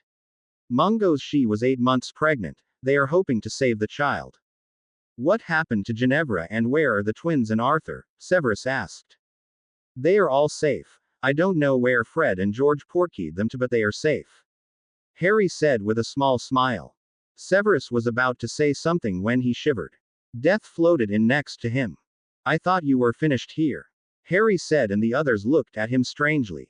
Yes, but you forgot to end your fiery champion and the house is now burning. If your friends do not get out of here soon, I will need to stay. Harry shouted for them to all leave immediately. There is a little boy and girl asleep on the 2nd floor. You need to alert them as well, Death said, floating back out. Severus, Brian, there are children upstairs 2nd floor. We must get to them. Bill, get everyone else out, Harry said, running up the stairs, passing through the twins' dissolved nets. Concentrating his magic, he located them and the 3 wizards rushed to them. A house elf came running with a boy about 8 years old and a girl about 6 years old. The girl was crying for her doll. Severus and Brian swept them up and ran. Harry called to the elf and told it to get all of the elves out of the building. Running towards the hallway they entered, Harry cast a protective shield blocking the fire from temporarily entering, allowing all the elves to get out safely. Within 15 minutes the once stately manor was burnt to the ground. Brian instructed his Aurors to get themselves checked at St. Mungo's and then to take the rest of the day off. Lucius took charge of his cousin's children and with Bill's and Brian's help portkeyed them to Hogwarts. Severus looked at the charred manor, the smoke rising into the early morning sky. He sighed and then at Harry. "You're hurt. You have a cut on your face and it's bleeding. We have to get you to the hospital wing immediately." Severus started fussing. "I'll live," Harry said with a smirk, and he heard a cold creepy laughter from behind him as death floated away. Harry and Severus slowly walked back to Hogwarts. They had apparated to the school's front gate and were now slowly walking back to the castle. Harry was exhausted. Now that everything was over, he felt every bruise, aching muscle and gash on his body. He was magically drained and felt like he could sleep for a week. Severus looked to the east. It was still dawn and the sun was now climbing over the mountains. He always loved seeing the sun rise, and now walking with Harry holding hands after a night of battle somehow was just perfect. It was like a fairy tale. He wondered if stories would be written about them. Possibly Harry, but not him unless he was the villain. Severus looked at Harry. Yes, Harry was the quintessential hero and he looked the part. Tall, handsome, powerful and a bit mysterious. Looking over tonight's or the early morning activities, there were some things about Harry that were defiantly mysterious. A few times it seemed that Harry had just started talking to himself. The first time he knew Harry was talking to Hogwarts. That alone was kind of spooky, but there in Eldritch's manor, Harry was talking to something that literally gave Severus the creeps. He was not a man easily scared, but he had felt his pores raised and a cold eerie feeling over his soul. There was a mystery about his lover, but Severus would not ask. When Harry was ready he would tell him. They entered the castle and they were greeted by Filius. Filius had been healed though he had not changed his clothes. "There you are at last, Harry." "Severus, I was getting worried." Brian just reported briefly about what happened. "I was told the last snake did indeed return to its master." "Yes, but it caused a lot of damage to Ginny," Harry said with a small hint of regret in his voice. "Yes, Justine is working on her right now. Arthur and the twins brought her over via Flo from their shop. Justine is the best healer in the country, so they asked for her to work on the poor girl." Filius informed them. "Where are Brian, Bill and Lucius?" Harry asked as they started walking towards the first floor where the hospital wing was located. "They are all in the hospital wing getting checked over. Justine had Elena check over everyone as they came. The twins are in the kitchen getting some breakfast. Narcissa. Ogden has arranged guest quarters for Narcissa and Lucius. She was there when I last heard." The trio reached the hospital wing where Elena, Felipe, the mind healer Bennett and two strange healers were working on several patients. Filius then excused himself and went to get some much needed rest. Bennett was seeing about the two little Malfoy children while Elena was working on Lucius. Felipe was passing out potions to two Aurors. Brian and Bill were being seen about by the strange healers. There was also a little blonde-haired girl asleep on a bed. She looked about 4 or 5. Two Aurors were sleeping in 2 of the beds. Brian turned to the healer who was working on him. "I want you to work on Harry. He was bitten by what looked like a small basilisk. It was obviously not venomous, but it was bad." All of the healers stopped and looked over at Harry, who shrugged. "I'm fine. Finish checking Brian and Bill. I will wait my turn." A hand grabbed his arm and started dragging him to the nearest bed. Harry looked over at Severus. His magic had gone into immediate distress and his face was pale and full of concern. Severus lifted him up and deposited him on the bed. One of the healers ran through a door to the back of the hospital and returned with Justine, who immediately started examining Harry. "I am." Harry did not finish. He saw the glares of both Severus and Justine and decided to remain quiet. After a few minutes Justine spoke. "Well, again you seem to defy all logic, Harry. My scans indicate you were bitten by a creature with a venom similar to basilisk venom, but somehow the poison neutralized in your blood. You had multiple fractures in both your legs which were healed. You almost completely depleted your magic and then replenished part of it and then almost depleted it again, and you have several minor cuts and bruises all over your body. By all medical logic you should be dead. It is not my time." Harry said with a laugh but shut his mouth when he saw the stern look Severus was giving him. Brian walked over and stood next to Justine and said quietly so only the four of them could hear, Harry, you don't have a Phoenix Animagus form by any chance? No. I only have what I showed you, but. Harry hesitated and then looked briefly at Severus and then looked away, but I am a snake animagus and I am probably not affected by the snake poison, and well, after Severus and Justine healing potion my body and magic might have diluted the poison. Brian did not say anything but seemed to be contemplating Harry's words. Severus was glaring at Harry with an odd expression. Harry knew that he did not believe his explanation. Either way, Harry, besides some minor potions and some healing bombs, all you need is lots of rest. Your magical core needs to be replenished, so I would suggest at least a week of rest, with absolutely no magic. Harry sat up. Hopefully we would not be attacked by any more giant snakes in that time. He looked up and saw Elena looking at him. She was coming over to give Justine some help but froze when she heard Harry's words. How is Lucius? Harry addressed Elena. Elena hesitated and then said, I have healed his broken bones and damaged organs. He is still badly bruised and will take a few days to heal properly. You need to look over Severus as well, Harry said, and Elena nodded. Justine looked at Harry and then turned to Brian. Harry looked at them. They obviously loved each other. They made a great couple. After a few minutes, Justine said to Harry, I will check on you in a little while. I am going back to see about Miss Weasley. How is she doing? Harry asked, and Bill looked over anxious as well. She will survive, but there is a lot of damage. I had to call some of my trusted colleagues to help me with her. I have to return. Justine went through the door to the back of the hospital. Bill started pacing. He was pale and obviously worried. Brian put his hand on Bill's shoulder. Why don't you go get some breakfast? We will call you if there are any changes. Bill nodded and went to join the twins in the kitchens.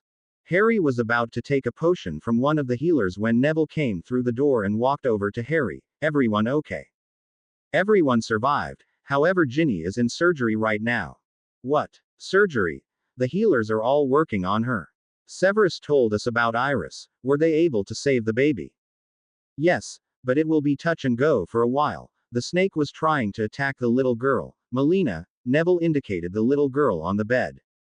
The parents heard her scream and ran into her room and saw the snake as it was going to strike. The mother apparently ran in front of the girl and got the blow instead and was thrown against the wall. We came in at that moment. The snake used its tail and crushed her. Janus tried attacking the snake with his magic, which obviously did not work. I was able to use the snake's distraction to attack it. One of the oars pulled Iris' body out, but it was too late. We killed the snake while Janus ran and covered the little girl with his body. Well, at least all of the snakes are dead now. We don't have to worry. Eldritch and his monsters are dead, Harry said with a sigh. Not all the monsters in the world. There are too many monsters in wizards' robes. When one of the oars scanned Iris' body, he realized the baby had survived the attack. We knew we needed to get him out right away or he would die as well. When we arrived at St. Mungo's, the attending Mediwitch did not want to admit them when Janus gave her his name. When the oars explained that the baby would die if we didn't get him out soon, she said, good, one less evil wizard in the world. I was enraged. I couldn't believe it. She refused to call a healer. I told her that they were under the protection of the Longbottom family. The family donates a lot of gold to the hospital every year, and I demanded they be attended or I would stop the donation to the hospital. Only then did the healers come and tried to save the baby. I called my gran. She is monitoring the baby, making sure the Mediwitches give him all the attention he needs. So it is a boy. Yes, Janus cried when he saw him. He said his wife promised she would give him an heir. God, Harry, when will all the hatred and killing end? Soon, I hope. Before our heirs are born. Harry said and turned to look at Severus, who was being attended to by Elena. One of the healers came and asked Neville to sit so he could check him out. Narcissa came in and went straight to Lucius. After a few minutes he saw her take charge of the two children. Harry got up and walked over to where Brian was sitting. Brian, what is going to happen to Eldritch's children? Both men looked over at where Narcissa was hugging the two children. Well, it depends on whether Eldritch had a will or not. If he didn't, then the children can go to a family member or to an orphanage. However, the only members of the Malfoy family left are Lucius and Janice. Their mother was a Yaxley and the British branch of that family was wiped out in the last war, their mother included. Will the courts give custody to Lucius? Harry asked. I don't know. It could go either way. They would not want to give them to a former Death Eater, especially Lucius, but since Lucius now falls under your protection, they might be willing, but only if you give the okay. Harry nodded. I think they will be good for one another. Lucius and Narcissa are very family-oriented. They defied Voldemort to save their family. They would protect those children with their lives. I don't know if Janice will be of a frame of mind to handle these two, plus a newborn and Melina who is going to be traumatized. I agree. For now I could leave them here, but I will have to report it to Wizarding Child Services. I will see if I could rush the reading of Eldritch's Will to get things moving. Thanks, Brian. Harry noticed that Elena was finished with Severus, who got up and went over to Lucius and Narcissa. Brian watched them and then turned to Harry. Harry, I have to thank you, Severus and Neville. You guys are making my job easier. You know there is a position for you in the Aurors if you ever desire it, or perhaps under Alex's special unit division. No offense, Brian, but I have had enough of the ministry's red tape and political agendas to ever work for the ministry, but you could consider me a special freelance agent.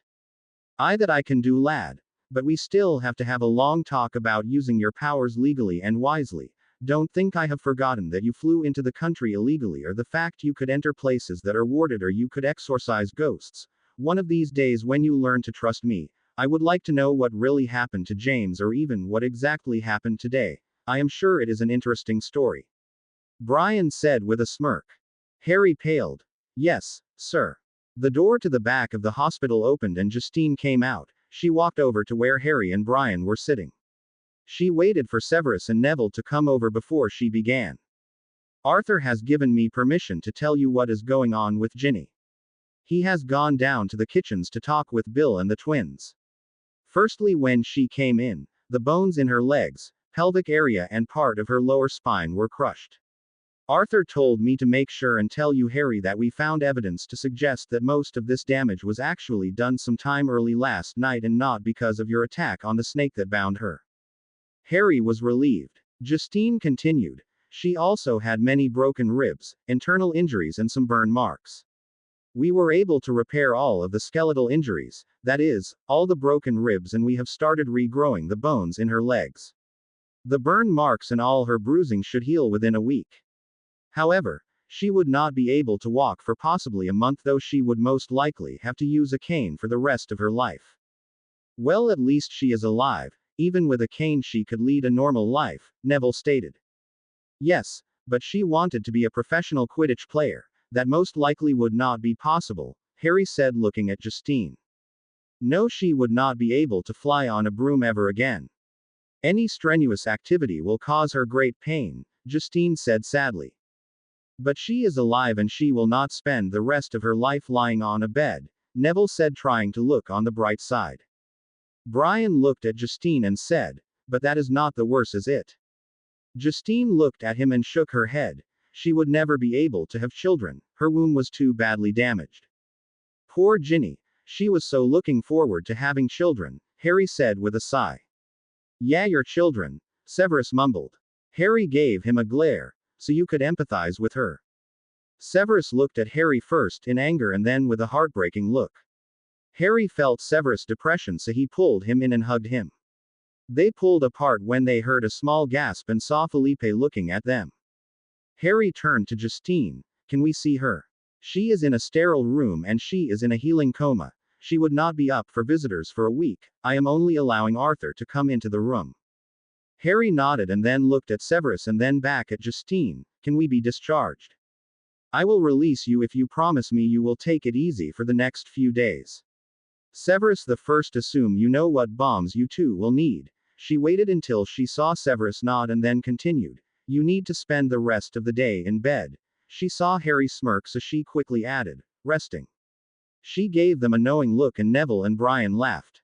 No promises, Harry said, and Severus blushed. Harry, your body is very weak right now. You need to sleep. If I thought you would stay, I would strap you in one of these beds right now, but I will trust you to sleep in your own room. Make sure and get some breakfast first. I will check on you two tomorrow, unless of course you have an emergency. Justine said with a smile. As they were leaving, Narcissa came over to them. The healer said Lucius should be fine in a day or two. Minerva said we are welcome to stay until then.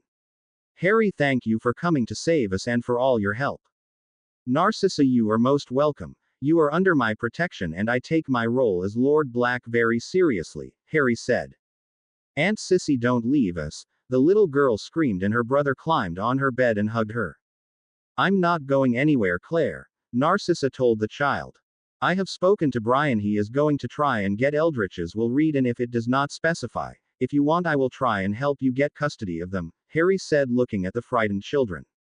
Of course Harry, please, we would gladly take them in. For a second it looked like Narcissa was about to burst into tears, but she put on a stoic mask and pulled herself up. Yes, first things first, I will have to organize breakfast and then some sleep for all three, Melina included. I will then have to organize clothes. Harry, is it possible for me to borrow Creature for the day? Of course. Harry called for his house elf and instructed him to help Narcissa for the day. Justine came over. Harry, you really must go and get some rest. Harry nodded and bid Narcissa a good day. Harry and Severus walked out of the hospital and Severus turned towards the stairway to Gryffindor Tower. Severus, if you don't mind, I would prefer to go to your apartment. I don't want my mom to see me like this. I am not in the mood to have to explain what happened, at least not yet. Harry said, sounding tired. They walked down to the dungeons where they saw the crushed armor still on the floor. Severus shook his head and Harry grabbed his hand. On entering Severus' apartment, Misty came up to them. Master Severus, Master Harry, you are hurt. Misty, we have had a long night, could you organize some breakfast and then draw us a bath? We will need the healing bath lotion, the blue one, for bruises, minor cuts and muscle damage. Thanks, Misty, Severus said, very tired. Misty nodded and then a minute later announced that breakfast was ready. The two wizards made their way to the kitchen and ate without even noticing what was in front of them. When he was finished, Severus called Misty and quickly gave her a brief account of what happened and a list of their injuries. Harry speculated that this was a common interaction for the two of them. Harry and I will most likely be asleep for the day since Harry's magical core is almost depleted. Lucius and Narcissa are here. Lucius is in the hospital wing. However, Narcissa has some elflings and children to see about. I want you to help them in any way possible.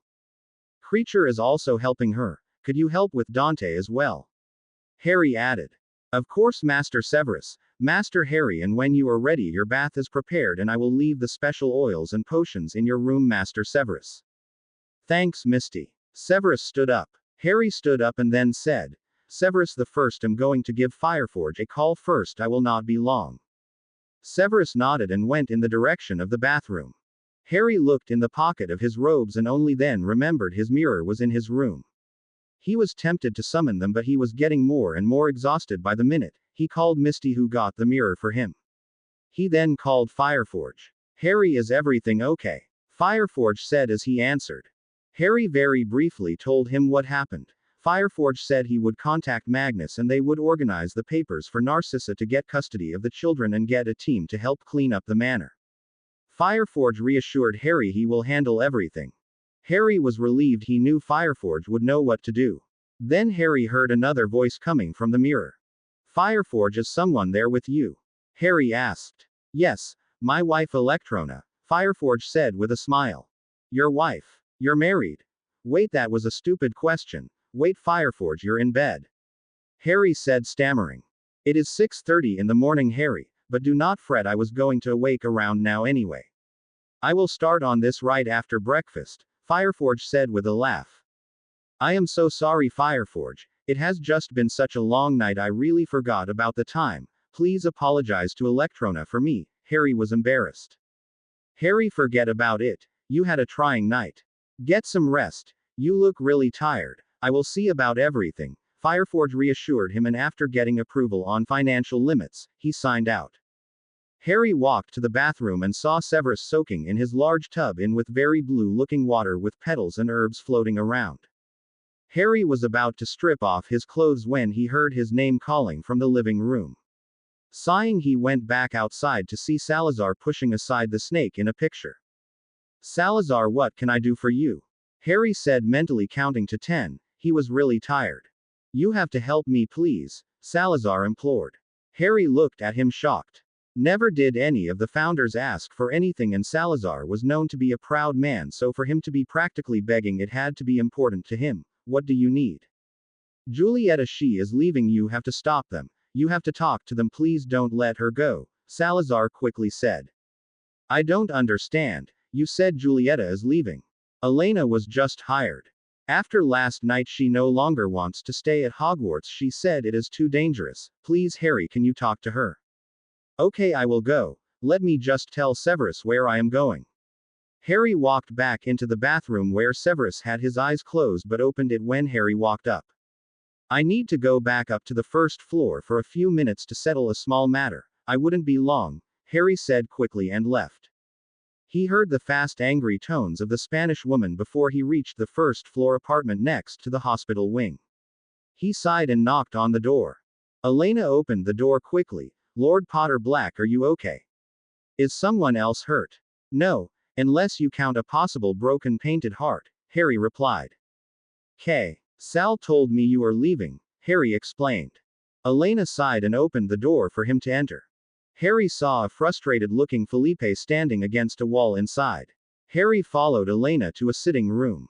Before we begin, can I invite someone to join us? Harry asked. Yes, of course, Felipe said, but he saw Elena frown. Harry walked over to the frame of a white stallion over the fireplace mantel. He tapped the edge with his wand and said, Sal, you may enter. Felipe fainted when Salazar entered the frame. Elena quickly revived her husband, who sheepishly sat on the nearest armchair. Felipe dos Santos, it is my pleasure to introduce you to Salazar Slytherin. Sal, this is Felipe, one of the brightest new potions masters from Spain. Harry said with a smile. Hello, Felipe. Severus has told me good things about you, Salazar said, looking like the powerful wizard he was. Felipe sat in shock. While he had heard the others speak of the portrait, it was a bit overwhelming to meet it. Harry smiled and then said, And you have already met Elena? Salazar smiled and acknowledged the woman who was looking frazzled. Señors, I am really sorry, but this morning was just too much. I am told the school was attacked by giant snakes, and you, Lord Potter Black and Señor Snape and Lord Longbottom, you are powerful wizards and you were hurt so badly. I cannot put my family in such danger. We have killed all the snakes and gotten rid of the wizard who sent them. The danger has passed, Harry said. Yes, but Felipe and Julieta were outside. They could have died. Can you tell me that it would never happen again? I heard the final battle with the English Dark Lord was on the school grounds and that many children died. I thought that all the danger had passed, that we would be safe here, but last night my baby could have died. Elena said. Senora, I know you are scared, but I have been here for over 1,000 years. Yes, there have been times when the castle has been attacked, but that is very rare, and for the most part the school is one of the safest places in the wizarding world. Yes, last night was very scary, but you have great protectors here in the school. As you said, Harry, Severus and Neville are very powerful wizards. As a matter of fact, they are some of the most powerful wizards I have known, and they are here to protect you and your family. Salazar told the distraught woman. But they almost died, she cried.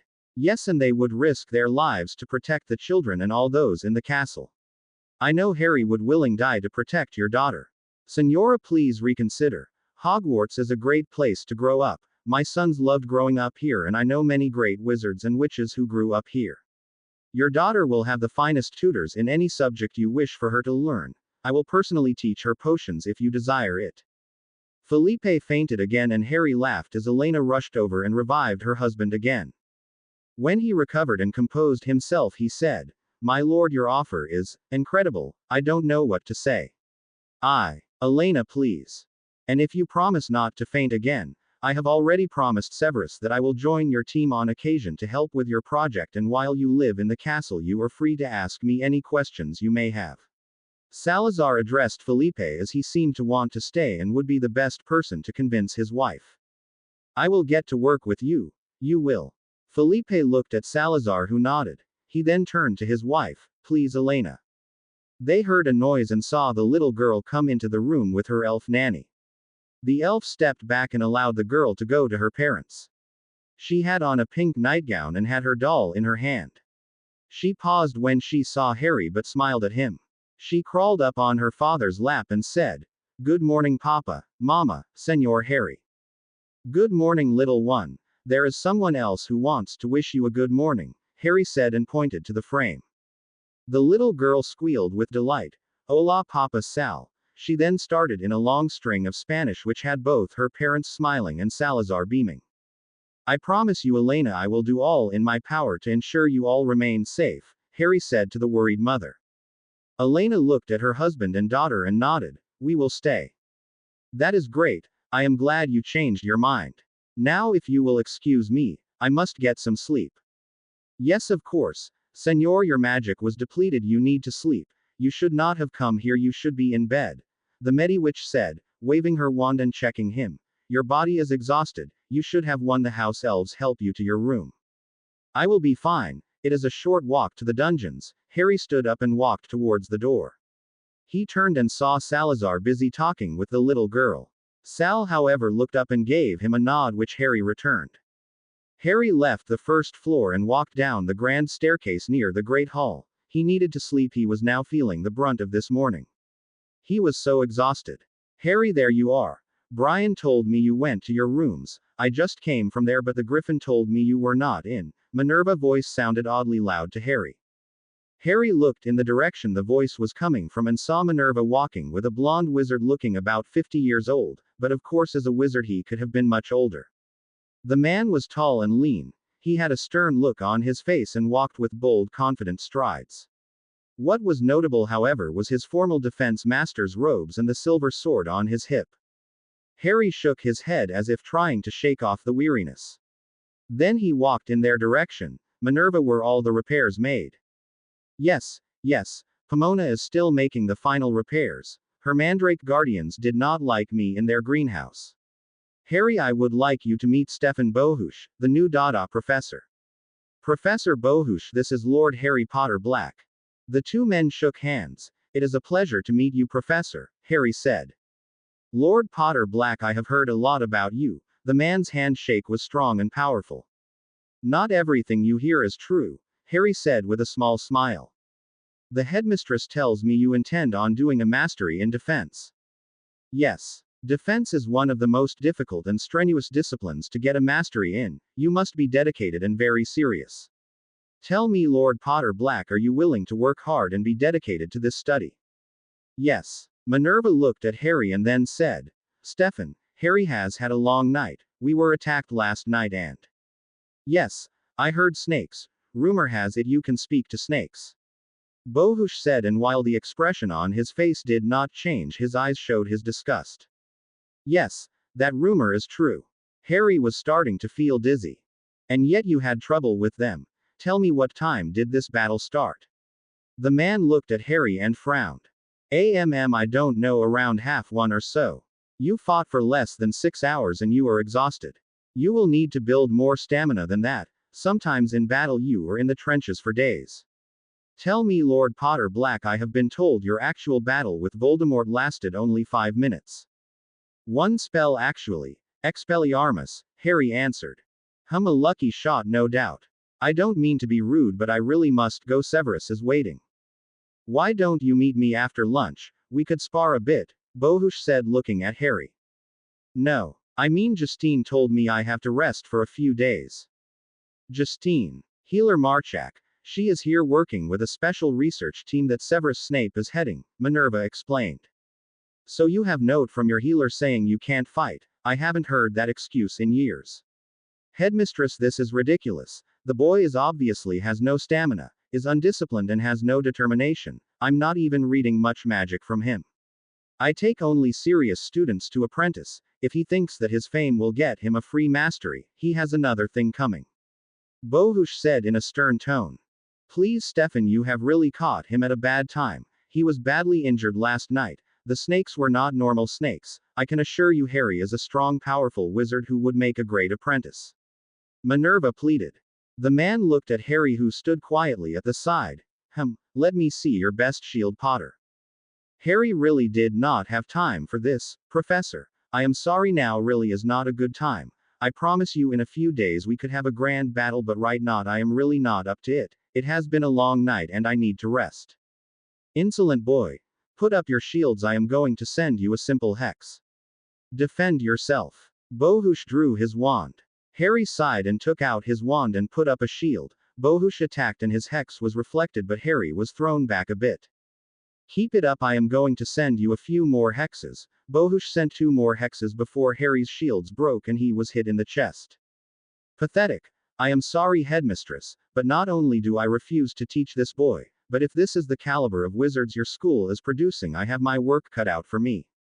A first year at Durmstrang would rip through those shields. Bohush looked at Harry with a sneer. The chosen one indeed, obviously a title created by the newspaper wishing to sell fiction rather than fact. Pathetic. The man walked off. Minerva ran over to Harry, who stood up and looked at the retreating man. Minerva, thanks for trying. I am sorry I let you down, Harry said quietly. Harry, you have never let me down. You need rest, and when you are fully recovered we will show him what you are really like. Come, I will walk with you to Severus' chambers. They walked silently, and when they finally reached Severus' apartment, Harry said the password and they entered. Severus came out wearing his black pajamas and said sternly, "You said you were going to be a few minutes, it has been over 45 minimum." Harry, what happened? He ran up and grabbed Harry as he fell exhausted. Minerva, what happened? Stefan Bohush came in this morning and I brought him to meet Harry and he insisted on questioning him and then wanted to test him, Minerva explained. Minerva, Harry's magical core is almost depleted. Justine said for him not to use any magic for a week, and besides, one of the potions he took earlier should have had him asleep by now. You silly boy, why didn't you tell him? He tried to explain, but Stefan saw it as excuses. It's my fault, I should have waited until tonight to introduce him. I did not realize Harry was in such a state. Couldn't the man see that Harry was exhausted? Yes, he thought it showed that Harry had no stamina. Yes, well, his magic has not been extinguished, so I guess. Come, I need to soak him in a healing lotion for a few minutes or his surface wounds could get infected and his muscles could cramp up. Severus, do you need help? You should be resting as well. Where is Misty? She is helping Narcissa. Could you open the door to the bathroom? I would appreciate it. Minerva nodded and Severus picked up Harry and walked with him to the bathroom. The tub was filled with steaming blue water. Summoning his wand, Severus banished Harry's clothes and carried him into the water. Harry opened his eyes. Sev. Relax, Harry. I have you, Severus said as he lowered Harry into the water. Minerva, what is this mark on his chest? It is fresh. Bohush hexed him and Harry's shields did not hold. God, this is ridiculous. Could you call Justine for me? Minerva called Ogden and told him to bring the healer right away. In less than 2 minutes Ogden silently came in with Justine, who had her medical bag with her. Severus, what happened to him? You two should have been asleep an hour ago. Minerva quickly explained what happened with Bohush. God spare me from idiotic men, Justine whispered as she moved into the tub and waved her wand and examined him. I want to keep him in this water for another 5 minutes. He is close to complete magical exhaustion. This is the 3rd time in less than 3 weeks that his core has almost been completely drained, twice today. Severus, do you still have any of the freely given unicorn blood? I want to give him a drop or two. Yes, I got a new vial last Saturday. I will go and get it. Severus got out of the tub and ran out of the room and returned with the blood. Justine gave Harry 2 drops of the blood and after a minute she waved her wand again. Okay, I detected a rise in his core. Severus, take him out of the water and put him on the bed. Severus picked Harry up and carried him to the bedroom. Minerva cast a drying spell on both Harry and Severus. Justine looked and saw the healing oil on the bedside table. She picked it up and sampled it. Severus, this is really good. Where did you get this? Severus sneered at the ridiculous question. I made it. She actually blushed. Yes, I should have guessed. Were you planning on rubbing him down with it, or was it for yourself? There only seems to be enough for one. I already applied mine. What is left is for me to rub on Harry. Good, this will help him. I will apply it. You should get into bed. You need to heal as well. Severus looked at her a bit uncomfortably. Oh, for goodness sake, Severus, we are all adults here and we very well know that you and Harry sleep together. Now do as Justine says and get into the other side of the bed. Minerva scowled. Severus glared at her. I need a glass of water first. He stormed out of the room. Men, Justine said with a laugh as she massaged Harry's body with the healing oil. Severus came back in just as Justine had finished and had cast a spell to help the oil penetrate the skin so it would not rub off when Harry slept. Then with another spell she clothed him in a pair of pajamas. I expect both you and Harry to sleep at least 12 hours, so I will come back after dinner tonight. She picked up a sleeping draught from the bedside table and handed it to Severus, who took it. Now get into bed. Severus glared at the women. Minerva sighed and wished him a good day and left the room. I will have Ogden bring me in, if you don't answer your door later. I will have to check on you too. Justine told him as she was leaving, and she saw Severus nod. When the healer left, Severus crawled into bed beside Harry. He looked over at him and longed to hold him in his arms, but part of him was afraid he would damage him further. Severus sighed and closed his eyes. He heard a strange humming and opened his eyes to see a light red glow around Harry. Severus sat up. Lie back, Master Slytherin. Rest. You are weary. Severus was startled at hearing the voice, but instinctively he knew what it was. Hogwarts. Yes. Lie back and hold on to your mate. His magic will heal faster with your love. Severus was still a bit unnerved, but laid back down and moved over and held on to Harry, who responded to his touch and turned so that Severus was spooning him. Rest well, my defenders, and let the magic of the ages heal you. Severus heard a light hum like a soft lullaby. He felt safe and peaceful. He held on to Harry and drifted to sleep. A few hours later, Justine and Ogden entered the bedroom and saw the two men wrapped in a red, gold and silver cocoon of magic. Ogden smiled. Mistress Hogwarts is healing them. Do not worry, Miss Justine, they will be fine. Justine smiled and nodded, and she and Ogden left silently. To be continued. I hope you enjoyed this story. Also remember to subscribe and like this video. See you in the next video.